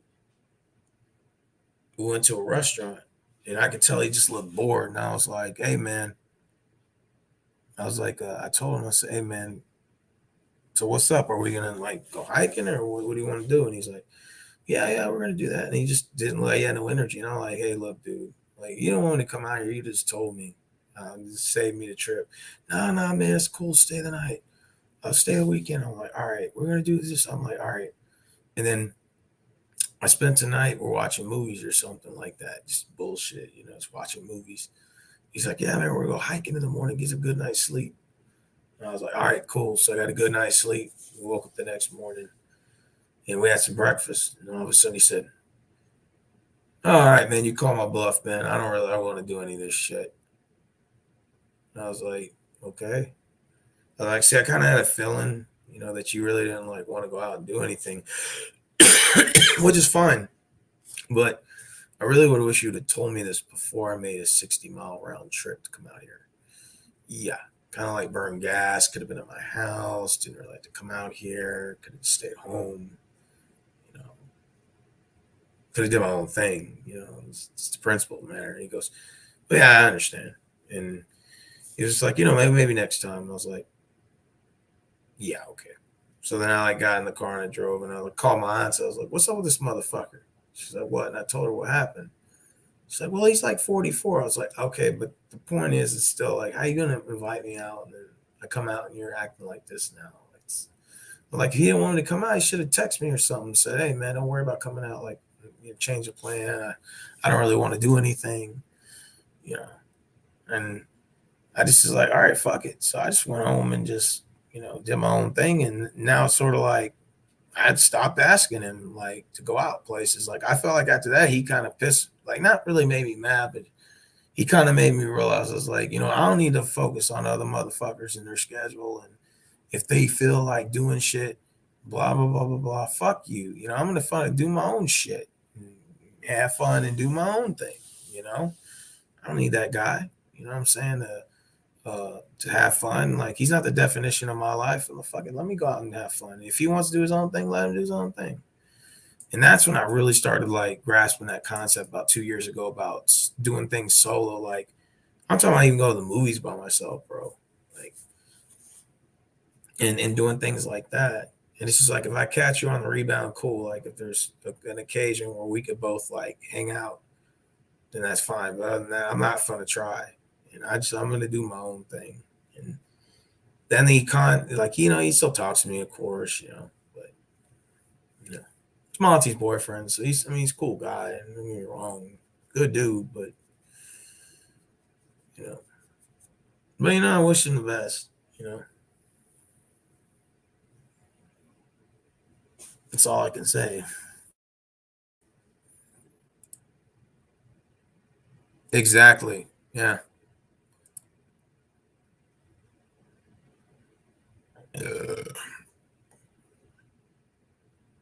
I took a girl out to Chili's one time. Her name was Jaslyn. I think Jaslyn. And we went out to Chili's and it was a happy hour and she can drink, man. That bitch had a bunch of fucking martinis. I didn't get laid at all that night. I didn't get nothing. John, I barely even a handshake from that bitch. But that was a simp day though for me. And it was a July 4th we went out that day. I mean, it was God, probably 5 years ago. And she like my total was not even that much. I'm talking about like maybe like $40 tops. Her total brought that bitch up to about $125. And 40 of it might have came from me. That bitch can drink, man. She was probably an alcoholic, I'm guessing, but man, that bitch can drink. I was like, God damn, that bitch ran my tab up. By the time I had to pay the bill and pay the tip for the waiter is like $145. And that, And that's why, like, I kind of look at my situation then and now, and I'm kind of like, okay, yeah, I made some bad mistakes. I've also had some good times too with some girls. So it's kind of 50-50. You know what I'm saying? But like, how am I going to learn from these situations? You know what I'm saying? And I think that's sort of how I look at it. How do I adapt to that? You know, you live and learn. I guess that's what life does for you. Yeah, the girls in Houston are easy to talk to, bro. If you ain't pulling girls in Houston, you just don't try enough. You can get laid on accident over here. Hell, I can guarantee you there's gonna be a couple of girls you're gonna have to turn down because you're either just not attracted to or you're just weird. You're just like, nah, I ain't fucking with that shit. I've turned girls down before. Absolutely. It's the weird fucking ones. Ones that are way too weird. You travel solo, you stick to one plan. Yeah, absolutely.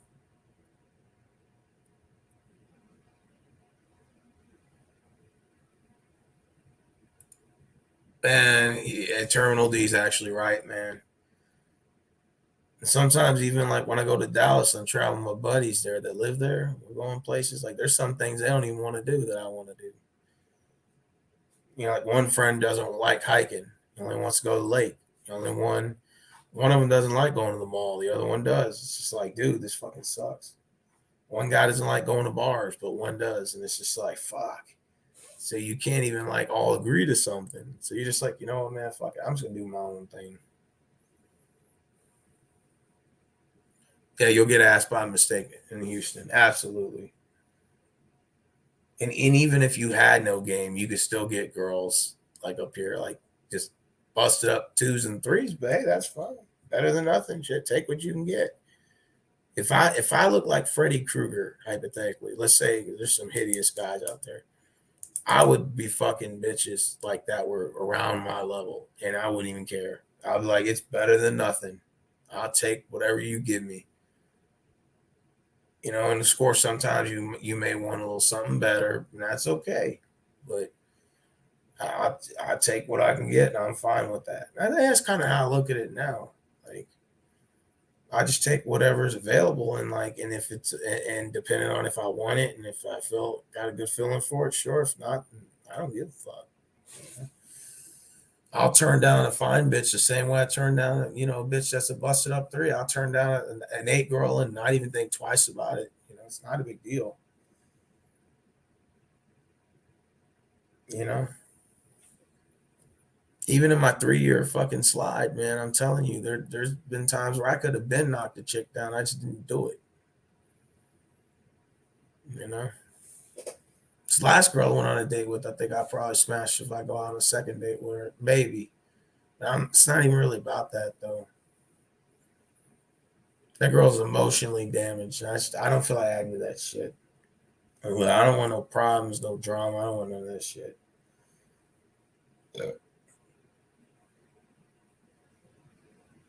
I mean, if you think dudes are just out to smash, I mean, that's part of the equation. That's not the only thing, but if that's how you feel, and don't date. Fucking go about your business. You ain't gotta fuck with me.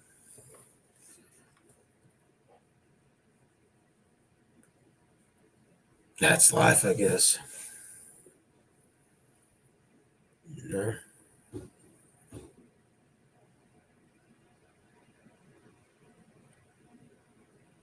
Like I said, what do you think about happy hour? You talking about happy hour? Like going on a date for happy hour? Nothing wrong with that. Like I said, I put it like this: they can't accept it. Oh well, 'cause I'm not changing shit. Not changing nothing. You can't accept that date and go fuck yourself. Facts. And that's super facts for you, man. Yeah.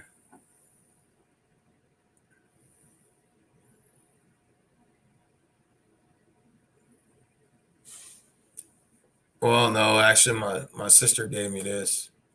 This is a Buffalo Wild Wings gift card.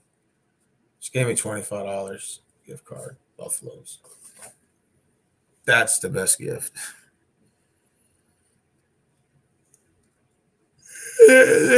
Texans win is just it ain't even that important to me at this point. They already missed the playoffs. They're gonna get a number one pick, so it's really irrelevant at this point.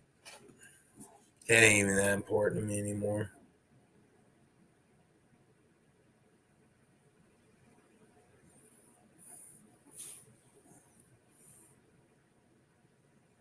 No, you can't fall asleep, Donovan. That's what's up.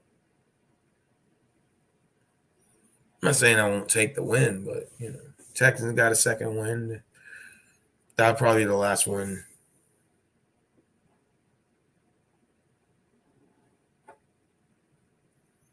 Damn, it's 3:50 a.m. Holy fucking shit. Kept you guys over for 5 hours. Holy fuck. All I know is Crispy Cruiser, Donovan, and Terminals here. There's two other people here. What do you think? I think of what? Gotta type that again.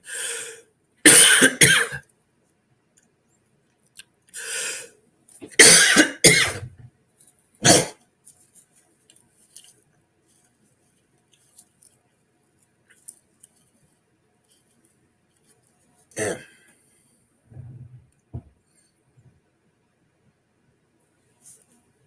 You still got 5 people watching. That's good. I don't know who the others are. I don't know if 3 of them are. The other 2 are in silence.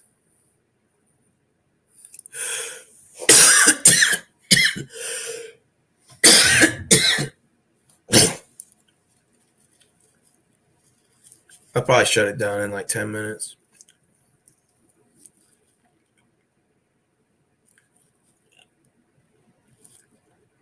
God damn it.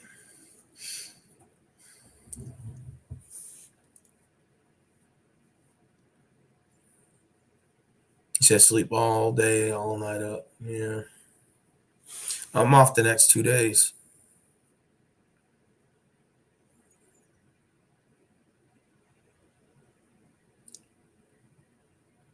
You love being a man, just take a closer look at a 45-year-old woman and smile. That's funny. Isn't that weird how most men have to wait till they're in their 30s to get chicks? Most time. For most men, you have to be like in your career and stuff, not giving a fuck, blah blah blah. Working on yourself, this and that. But like usually for like most girls, it's like from and I'm not like saying like, from their teenage days all the way to their fucking like, you know, they're probably about like 31, 32 for girls, 33. They can get attention for just simply being a girl. Like, you know, and I'm not saying that girls from like 33 to like 40 can or anything, but it's like girls can be the most annoyingest thing ever at times, but they can still like get attention from guys, I guess, because guys are willing to tolerate it or whatever the case may be. But it's just crazy how like for girls, there's like not a waiting game. Or there's no like they don't have to go through the same struggles that men have to go through in order just to simply date. Like for a guy to have to date, like even to date, mind you, not even to fuck, like just for a man to go on a date, he still has to put in work just to do that. Like, and we're not even talking about smash. We're not even talking about sex or nothing. Like this, just simply going out for a coffee. Guys have to bust their ass to do just the littlest things that girls can just simply get for just being present. Saying, "Hey, I'm here." Like almost like checking an attendance sheet. Almost, you're in your school and your instructors calling the names out, and your name gets called. You're like, "I'm here." Like for guys, it's like, wow, like imagine having your hand raised in class and the instructor just points at every other person but you, and you're like, I've had my fucking hand up for like fucking like 10 minutes, dude. You not fucking see me. I got the answer. But for girls, like they have their hands up and like guarantee you sooner or later your hand's gonna get cold. Rather it's within the first 4 minutes or the first 5 minutes, like their hand's still gonna get cold. It's like, but for guys, it's not like that. You have to raise your hand at fucking like 21, but you may not be to your 34 to get picked. Like it's like that for guys. Like I'm hearing stories of guys going on their first date at 32, 33. I've seen these stories on YouTube. It's wow. Like You would think this was stuff like that would be like in high school or something, you know? And it's like, that's like almost unheard of in president. And there's like guys that are now like virgins all the way up to they're like fucking 30 now. It's like, that's just unheard of. Like usually everybody lost their virginity. Like my dad told me shit, most men and women weren't even virgins before they even graduated. Like they were already fucking smashed at least one person, even the ugliest dude still at least had one chick that he smashed. You know what I'm saying? And now it's not even like that. Girls actually are still getting guys, even from back then. They're still getting them now. But the difference is girls aren't having to work as hard to get them now.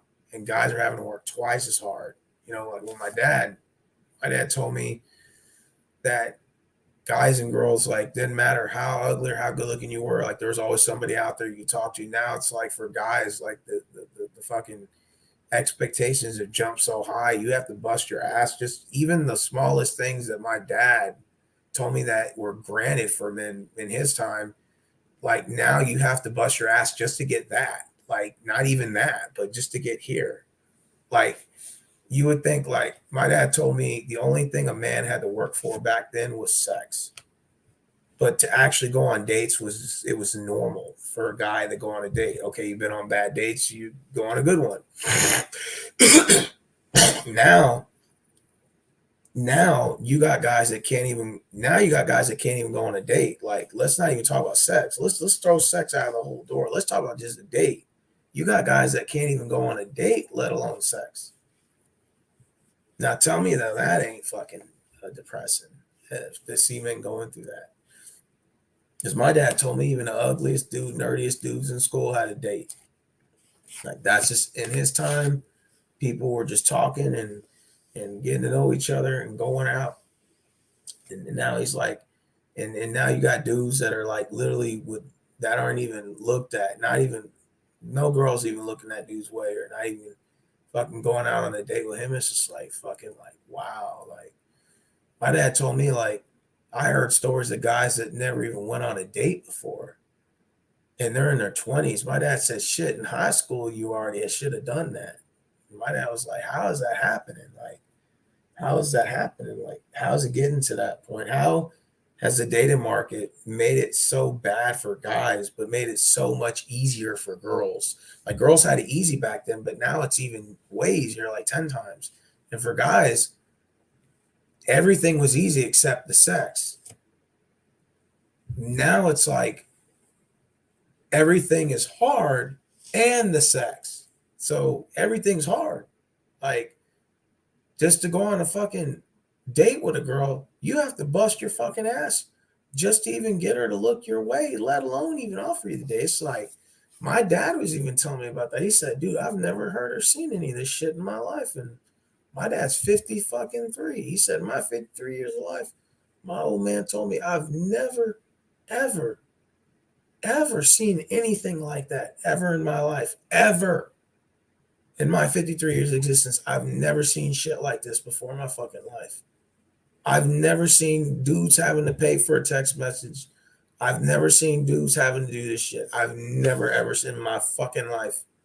My dad said, this is fucking crazy. Like he just told me, like he was telling me, because I was showing him all this shit. He was like shocked. Like he thought I was like fucking with him. Like I'm like, no, this is what dudes really go through.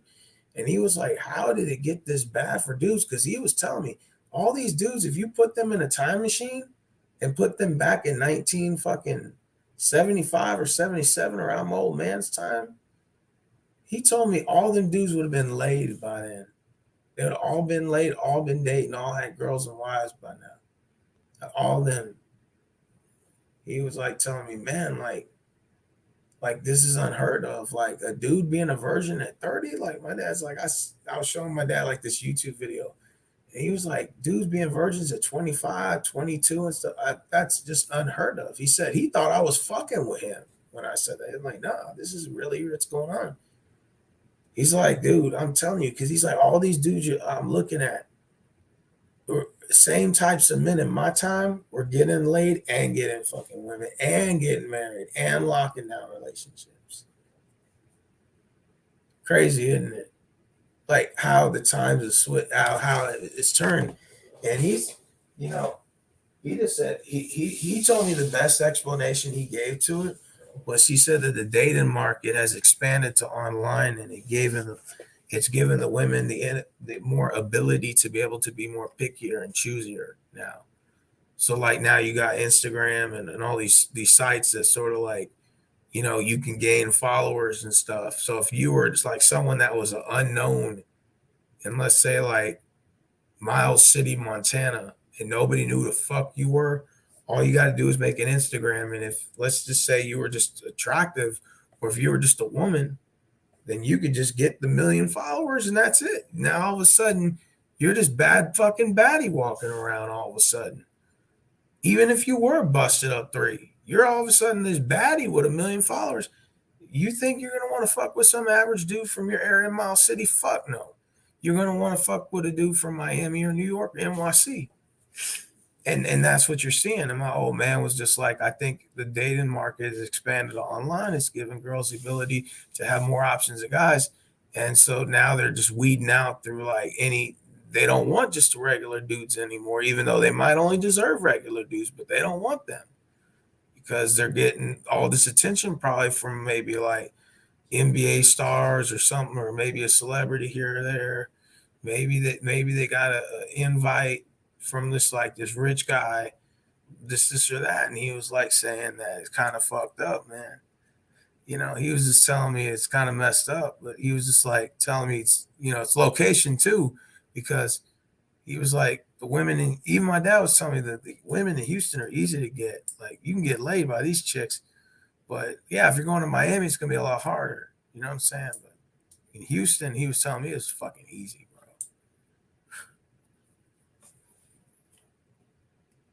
They got paid to show off their buttholes. Yeah, yeah. My dad told me that if you put a time machine, if my dad told me that if you took a time machine and you put all these, even my dad said all these lame ass dudes back in 1977, every one of them getting laid before the age of 18. Every fucking last one of them are getting something. This would never exist in my dad's time. Like he was just like, what? Like, cause my old man doesn't even like the internet. He don't even get on that motherfucker. He just watches my videos on. He got the YouTube app on my phone, on his phone. I mean, so he'll watch my videos from time to time. And he was just like, I didn't know that dudes were this crazy online, like all coming online and like, following all these girls and begging for their number and paying $150 for a text message. Like he said, that's fucking insane, man. So I was like, wow. Yeah, like he told me how it's changed, because he told me back then it was so much easy. Like my dad was like, you would have loved living around my time. It was so much cool, man, talking to people and shit. I'm just like, man. He said now everybody's got like a fucking following thing or something, and you got all these motherfuckers following you, and now they all think they're too good for you and shit. And they got a million fucking followers, and he was just like, yeah, he was just telling me it was bullshit. I'm just like, man, I would have loved being around my dad's time, but I wasn't born then. You know what I'm saying? But my dad told me he would have loved his fucking high school. My dad was what? So my dad's 53 now, right? So he was born in 73. But he would have told me you would have loved it in the 70s and 80s. Like, old man said 70s and 80s was the best time.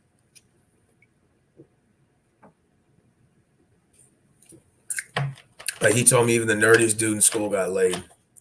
And he was telling me that some of the loser guys were fucking cheerleaders and fucking like, and fucking chicks that were above their level too.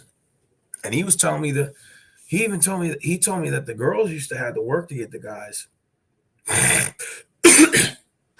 Ain't that crazy? Like my old man was telling me that if there was the hottest girl in the school and the hottest dude, the girls had to approach the guys that they wanted and pursue them. Now the dudes are just doing all the approaching. Like my dad told me it used to go both ways. Believe it or not.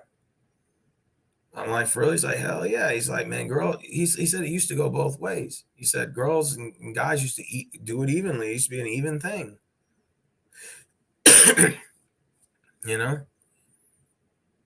you know. And he said now it's just all the guys are coming to the girls, but the girls are only going to go to the guys they want. And it seems like the guys they want are even smaller and smaller and smaller, get smaller and smaller throughout the years. And he was telling me the problem is these girls got too many options of guys. And then he said the problem is a lot of these guys are just giving these or validating these women, and they're gassing them up, maybe for their own needs. But he's just telling me that but this old man told me, and I do kind of agree with him. He said it is kind of the guy's fault too, though, of now, because a lot of these guys are going online and they're giving these women validation for no reason, and they're not making them earn anything. And he said, and that's the problem, is you guys are not making these women earn shit. And that's why they don't respect most of the guys, because of that. A lot of these guys are giving them free attention for no reason. And like I said, I do notice that too. And I was like, yeah, it's true. And he's like, so the guys do have to take a little L on this too. He said, I'm just giving my opinion. And I was like, nah, you're cool. You're right. I mean, that does kind of make sense, because without the guys on there, right, with an audience, you wouldn't have like OnlyFans or fucking Instagram with these million followers this one girl has. I mean, obviously they're guys. Those followers got to be somebody. They're not all bots. So, I mean, to a degree, I think the men do have to take some L's too. We as men do have to sort of take a little L here and there. So, which makes sense. Back in the 90s, Houston women used to approach men heavy. Damn. Yeah, because I'm telling you, my old man told me, man, you would have loved to live back in the 80s. He said, if you take a time machine, Steve, I'll take you right there, man. In fucking high school, you can talk to any chick. There's no such thing as a chick out of your league. I'm like, damn, bro. He was telling me, like, he's heard stories of nerdy dudes fucking the hottest girl in school. The hottest girl in school. I wish I had my dad on here and talk about this, but maybe I will one day. But he was telling me the other day, he said women used to have to earn being called attractive. Like, so if the hottest girl in school usually meant she was a cheerleader. So she's probably some sort of athletics, but most likely a cheerleader. If you pulled a cheerleader, then most likely that's one of the hottest girls in school. And now you fast forward, and now anything's a fucking. It seems like now anything's just attractive. You just throw anything that says it's the hottest thing now.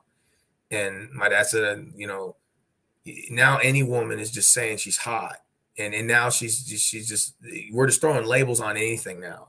Like there's no, you don't have to earn anything anymore. There's no such thing as earning anything.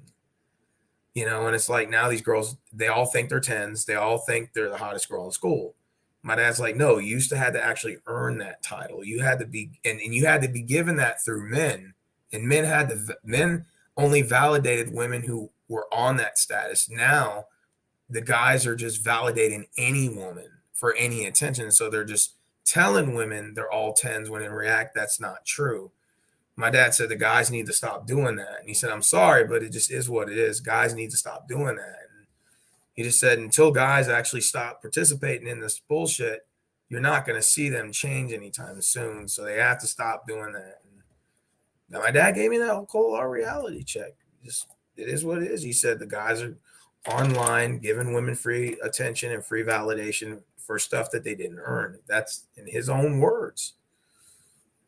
Because he told me, what the hottest girl in school is in 1980? I said, what's that? He said, usually a cheerleader or someone in the athletics department. That girl was a 10, and she was the hottest girl in school. And all the guys wanted that one girl. Now, all the rest of them might be attractive, might have been in the book club or something, or science club. But you could still pull those girls, but there was always that one girl that was the hottest in school. One or two, maybe three, but that's it. Guys had a hierarchy status. Now, what you're seeing is all the girls are just in a hierarchy status. They're all fucking 10s now. And my dad said it's not like that, and it shouldn't be like that. But the problem is you got guys that are they're just lifting every woman up now online, and they're just like, you're a 10, you're a 10, you're a 10, you're a 50, you're 100. And it's just, and these girls are walking around all saying they're 10s, and it's just not true. It's not true, not even close. And it's just, that's the problem. It's this delusion of this self-importance and saying you're this most hottest thing. It's just not true, you know? And because my dad told me, and this is, I think, the best thing he told me. He said women had to earn their reputation back then. Now it's just given to them. You know the difference, son, between earning and giving? These women had to earn their status back then. They had to fucking earn it. They couldn't walk around saying they were 10. They had to fucking earn it. And men had to give them that validation.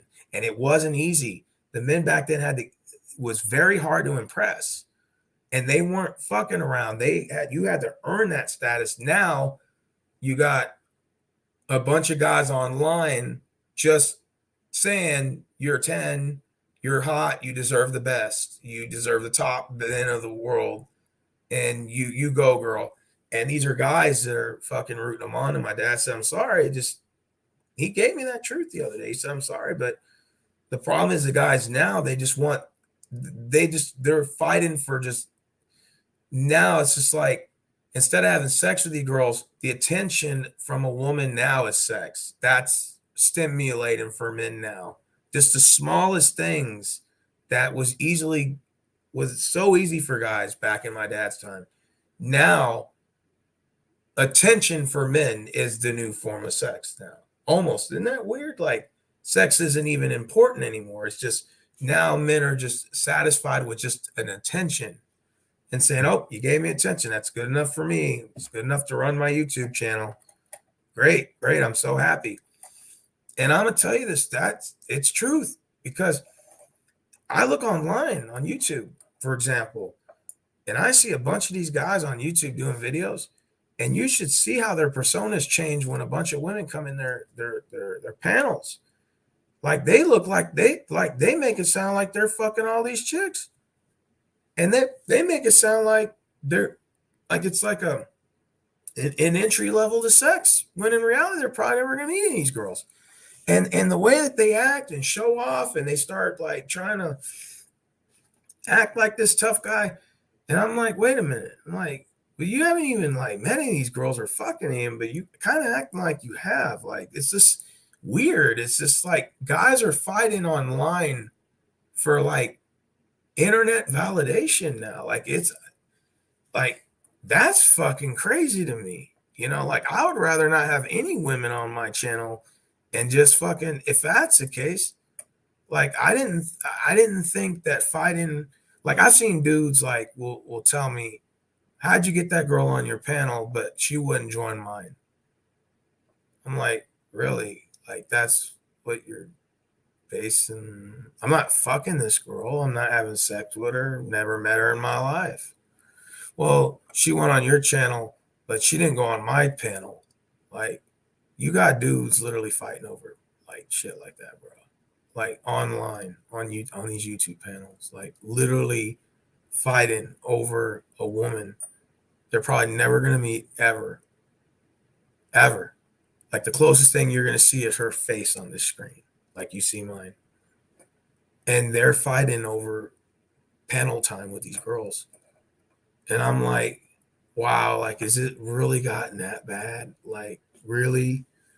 Like, guys are fighting over dumb shit like this, bro? Like, this is fucking crazy, I've never seen it. I never thought I was gonna get this bad. And this isn't even sex. This isn't even a date. This is just fucking paneling. Just fucking get on somebody's channel. Like, I didn't think it was that fucking crazy, bro.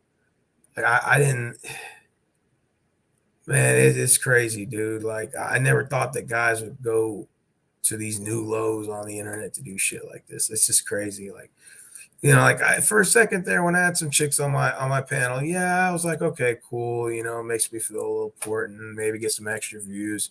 And then after a while, man, it was like a small phase, and it just fizzled out. And it's like, well, I mean, cool. If you want to be a part of the channel, cool. If not, it's not a big deal. I'll do this shit solo, whatever. It's not a big deal. I don't give a shit. And you still will get guys. I'll still see the same guys. They'll be they'll be like trying to act internet gangster, and there'll be like some girls in the panel, and it'll have like 9 people in Google. There'll be like 3 girls and like 5 guys, and they're all like all the guys are trying to show how hard they are, and the girls are kind of laughing and giggling. And I'll just sit there and I'll watch, and I'm like, what the fuck is this? And it's like, man, I'll pull up on you, motherfucker. You come to your house and beat your ass. And the other guy's like, motherfucker, come on. I'll fucking fight you right now. And so I'm like, damn, man, like this shit's crazy, bro. Like it's really gotten like that. Like, wow, like this virtual reality shit, like I don't know what to say, man. Like I've seen dudes fighting online over shit like this, bro. Like I said, I've had dudes tell me, hey, uh, girl that was in your panel. I was like, yeah. Why didn't she join mine? I'm like, I don't know. Why don't you ask her yourself? Well, because she found the time to get on yours, but act like she too good, like all being a bitch, not getting on mine and stuff. I'm like, man, dude, like you really fighting over internet validation now, my dude? Come on, man. Like, you want to go on your panel? Go ahead, take her. I'm not losing anything out of it, not gaining or losing. I'm still going to do my channel the way I want to. I've had some females on my channel in the past. I mean, I like Maria. She gives very good intellectual conversation. She gets on, we talk, we chat, we chop it up. But I don't really care if I would like her to maybe do like a guest appearance, but if she doesn't, that's cool. It's no big deal. I'm not even sweating it. I know she got a new boyfriend right now in Costa Rica. She's dating. Show me pictures from time to time, checking up on me. I say, that's cool. Hey, no harm, no foul. I don't hold nothing against her. I wish her the best, and that's all I have to say.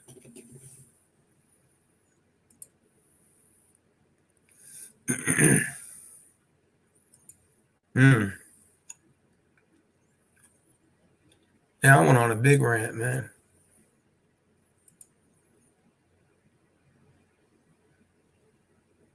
Yeah. Terminal D just hit it correctly. He probably said it the best way. Back then, attractive women were the most beautiful and feminine. Nowadays, the nastiest have a lot of clout, IG and TikTok. Facts. That is so true. That it is. It is.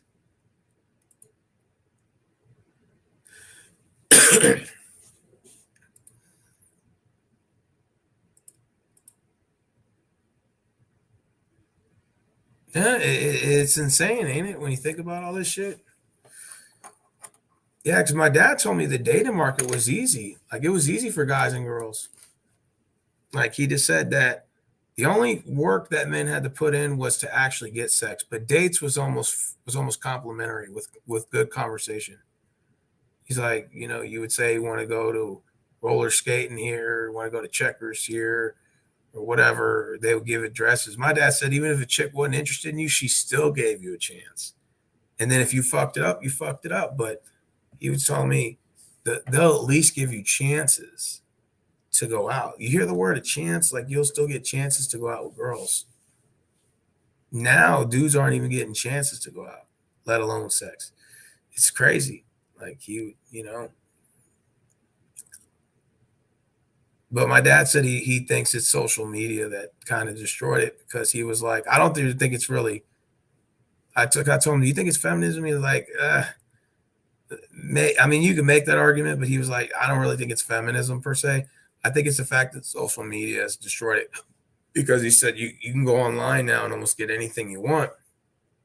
So he was like telling me, like these girls that were in like small towns that were attractive, like back in my time, in my old man's time, the only guys you were competing with was the guys in your school or in your campus. Now with social media, you're not just competing with the guys in your campus, you're competing with guys from other campuses, from other schools, and competing with older men, rich older men. Because my dad told me rich older men only were fucking with chicks in their social hierarchy or people they knew. And he was telling me now the internet's giving everybody access to kind of intertwine. So like the options for women have increased while the options for men have decreased. So now all these women are like, oh shit, I'm 10, I'm perfect, I'm this, I'm entitled to this guy, and I ain't fucking settling for less. So now they're only gonna fuck with like certain types of men, which seems like they're gravitating towards maybe the top 5% of guys. Yeah, it sucks. That's why, like, I don't feel guilty about fucking when I can only get, because I'm not in that position to do that. So I would, say, hey, if you can fuck it, get it, do it. You know, even if you're the ugliest guys in the world, if you can do it, do it. Take fuck only what you can get. Take what you can get. Some may not be there the next day, and you may not have another opportunity to come cruising your way another 4 or 5 months. So just take it right there, and then, right there and then. There ain't nothing wrong with it.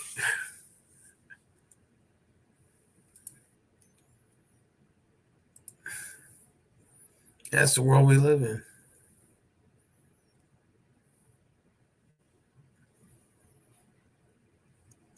Yeah, I know. Still 5 people watching. Yeah. But like I said, this is what it is, bro. But yeah, it is still 4:20 a.m. So I didn't even mean for the stream to be this long, man. I'm gonna get up tomorrow and watch the Packers-Dolphins game. That's the noon game, and then after that, I think it's Broncos-Rams.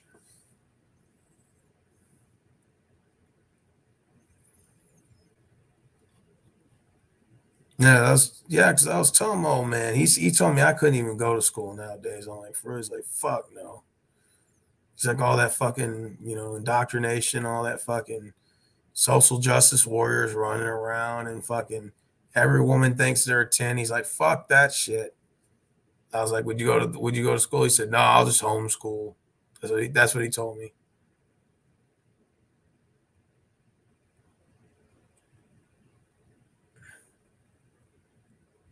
I said, for real? He's like, yeah.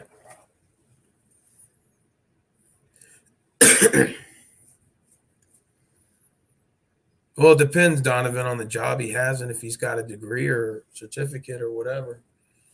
I don't think he's going to disclose his information to you like that online.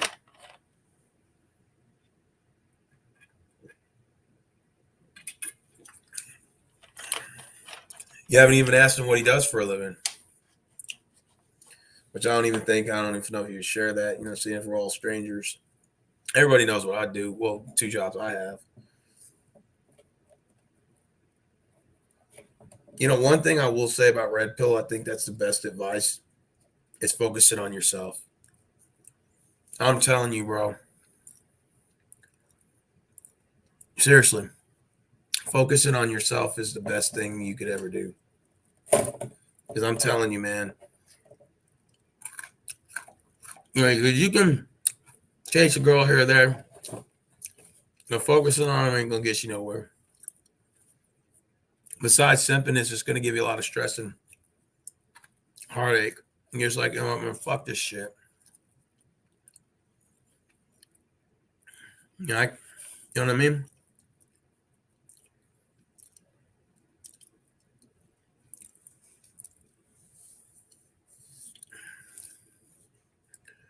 Nothing wrong with working a night shift. I used to do night shifts.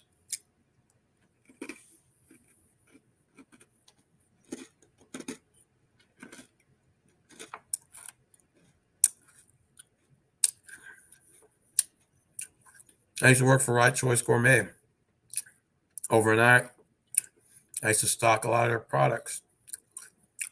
Annie Mae's, dinners, Stonewall syrups, pancake mixes, crackers. I used to stock a lot of their products. Pasta noodles, wines, butters, olive oil. And I used to do 2:30 at night. Didn't come home till 11 a.m. Did that for 3 years. 2 years. It was okay. All right, 2 years I did for 2 summers in college. It was okay. It wasn't that bad, actually. But it's a lot of It's a lot of work. Not only that, but if you're not used to staying up at night, it fucks with you mentally. I don't like sleeping all day either. Fuck that.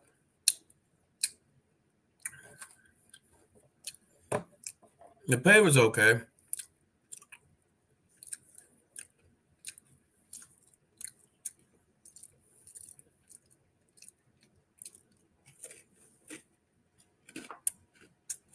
I can assume Terminal does one thing, two things. He owns his own business, or he has a tech job, or stem cell.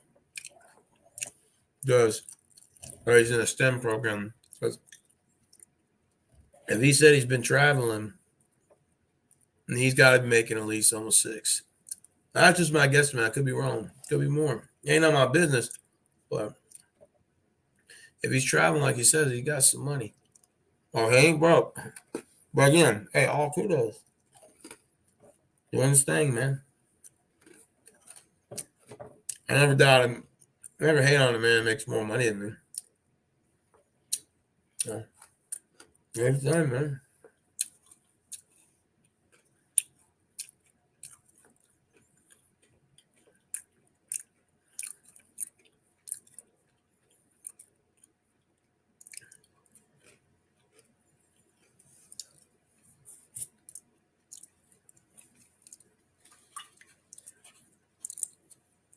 I'd rather work the day than at night.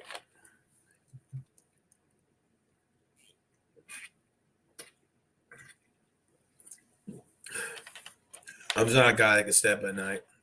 I'm doing it right now, but this is not me. I'm tired. 4:26 a.m. I ain't got no presents. Like I said, this is all I got. I got like another back brace. My little sister got me this Buffalo Wild Wings gift card.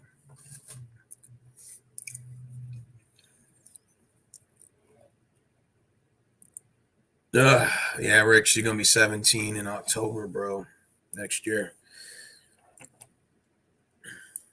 I'm already worried about the guy she's gonna be talking to or dating, man. But I can't do nothing about it, bro. I ain't even gonna stress over it, man. I can't even. Well, what happens in 20 more minutes?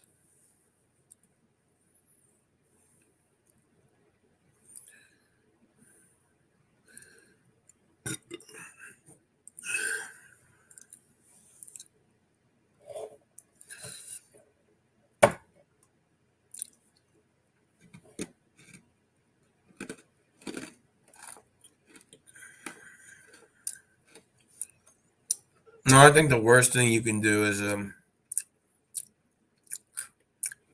a parent or is trying to control them. I ain't control her. If I try, it won't get me nowhere. Well, I my sister, but all you can do is just guide them. You know? What am I gonna do? Show up everywhere she goes? Come on, man. I did tell her this though. She asked me about guys, right? That question was coming up. Sorry, question about dudes and all that shit like that. I said, look, I'm still 100 with you. Yes, dudes are gonna be just trying to smash most of them. But I'm gonna find some lame dudes you're probably not gonna be interested in. They're kind of weird and creepy. I get it. I'm not even like Takashi 69. She does. Maybe some ain't shit pookies you may end up liking. Well, listen. In my opinion, I'm not gonna question your type. I will say, just be careful. Listen.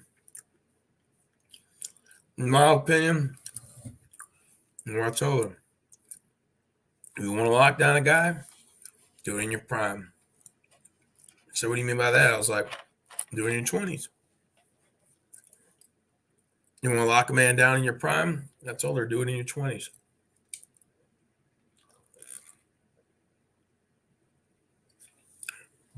Worst thing you can do is I think the longest stream I ever had was like 7.5 hours, but I'm not going that long. I might just wait till 6 hours and shut it off. No, I told her you want to lock down a man in your prime, long-term relationship / possible marriage in your 20s. You don't want to wait till your 30s, like you see a lot of these feminists and stuff talking. That's because at that point you're going to lose a lot of your value. This is what it is. Because they're probably going to say, oh, you're going to go out, put your body count up, have sex with all these people. I said, look, you don't want to be that. You don't want to be that person. So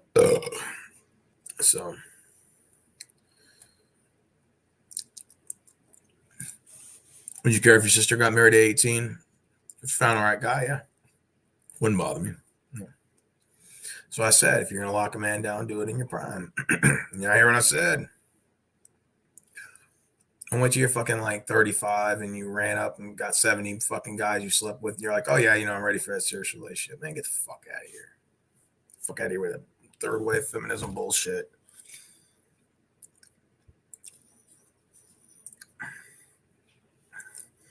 Do you think it's unattractive for a female to have a high body count? Absolutely. Absolutely. If I was looking for a long-term relationship and she told me she slept with that many guys, you can forget it. It ain't happening. I'm sorry. It is what it is. Now, I'm not expecting her to be the Bloody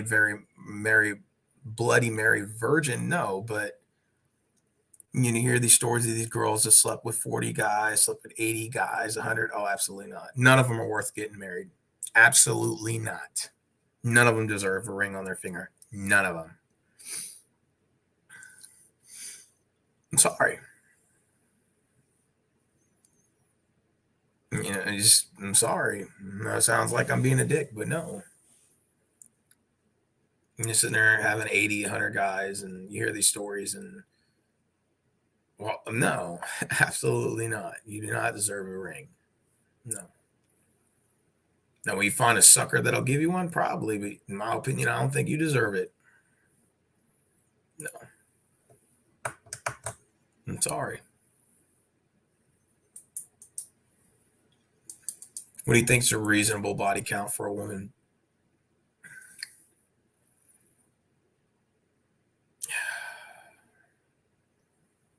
For a marriage? Depends on age and how many guys you slept with. Like, let's say she's 31 and slept with 10. Okay, that sounds reasonable.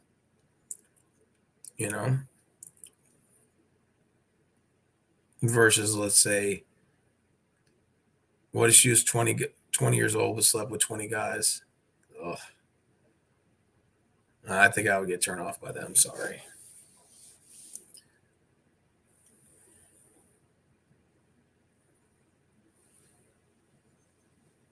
I don't know, man. That Super Bowl talks all. I think I got Chiefs come out of the AFC. NFC, I don't know. That's tough.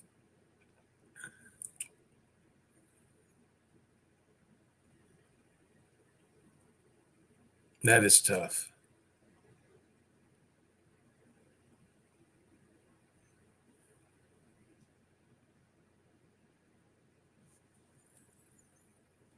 Still a race. I had the Eagles down, but I'm not so sure now. That NFC's tough.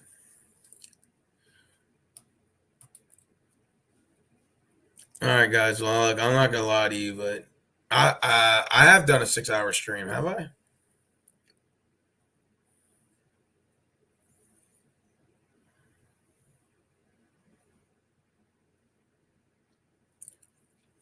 I have done a 6-hour stream. I know I have. I've pushed on 7 hours before. There's times where I've started a stream at 11 at night and didn't get off this bitch till 7:30 in the morning. Oh yeah, I've done it before. I don't want to, but I've done it. So I've pushed 7 hours before, over 7. Never an 8-hour video though. I've never hit 8, and I don't plan on it. No. No, it's just tonight I went over and rambled and rambled and rambled. Went over and over and over.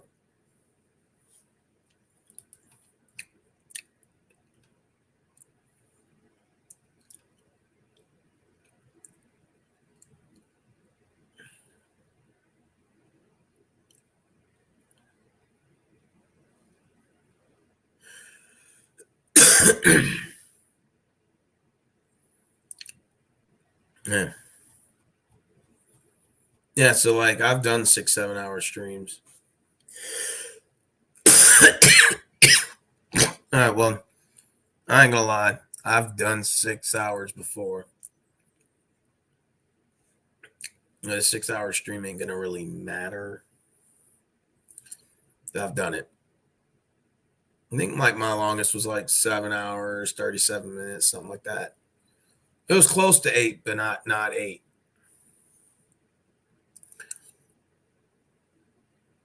Will you live stream the Packers Dolphins game? Maybe. Maybe it just depends. Hey Brandon, I got your picks.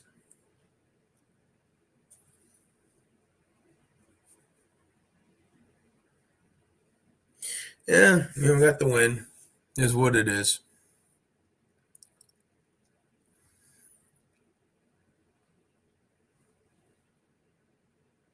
Yeah, 7.5. I think 7 hours and 37 minutes longest stream I've ever had. I can't believe I'm up this fucking late, man. The maximum body count for a female is 10.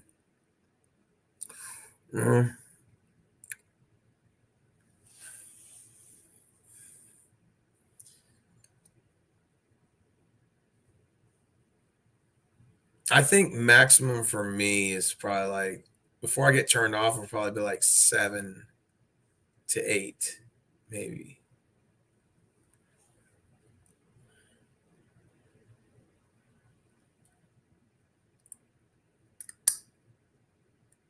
Fair enough, Crispy. I think you make a good point. Okay, I can see your point. Santa Claus is right there. Santa Claus.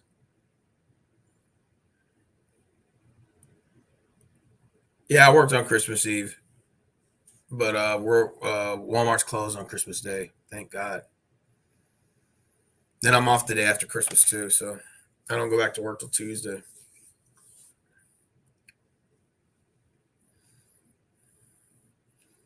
Oh, I believe it, Crispy. Pushing 50. A lot of women pushing 50 body count, guys. Oh, absolutely. They're just damaging themselves.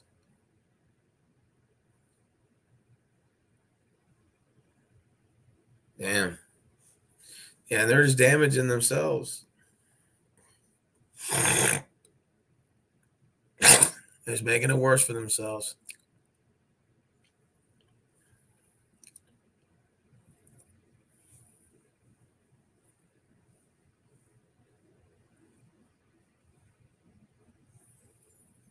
Oh, yeah.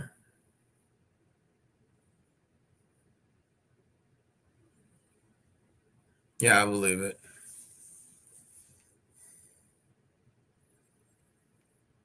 Oh, yeah, Crispy. I understand.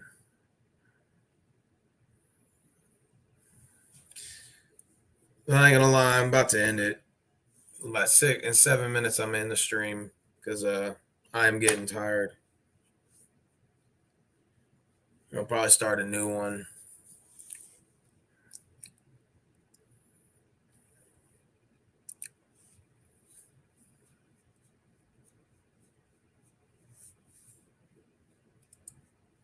Yeah, I agree with that, Crispy. My dad thinks it's the internet. That's the reason why I like social media.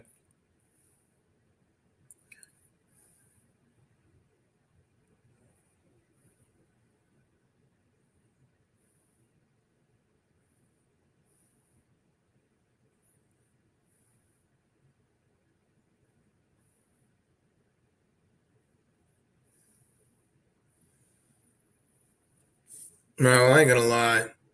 No point in keeping it to 6, so I'm gonna end it. Hey man, I'm gonna holler at y'all tomorrow, man. I appreciate y'all for being on.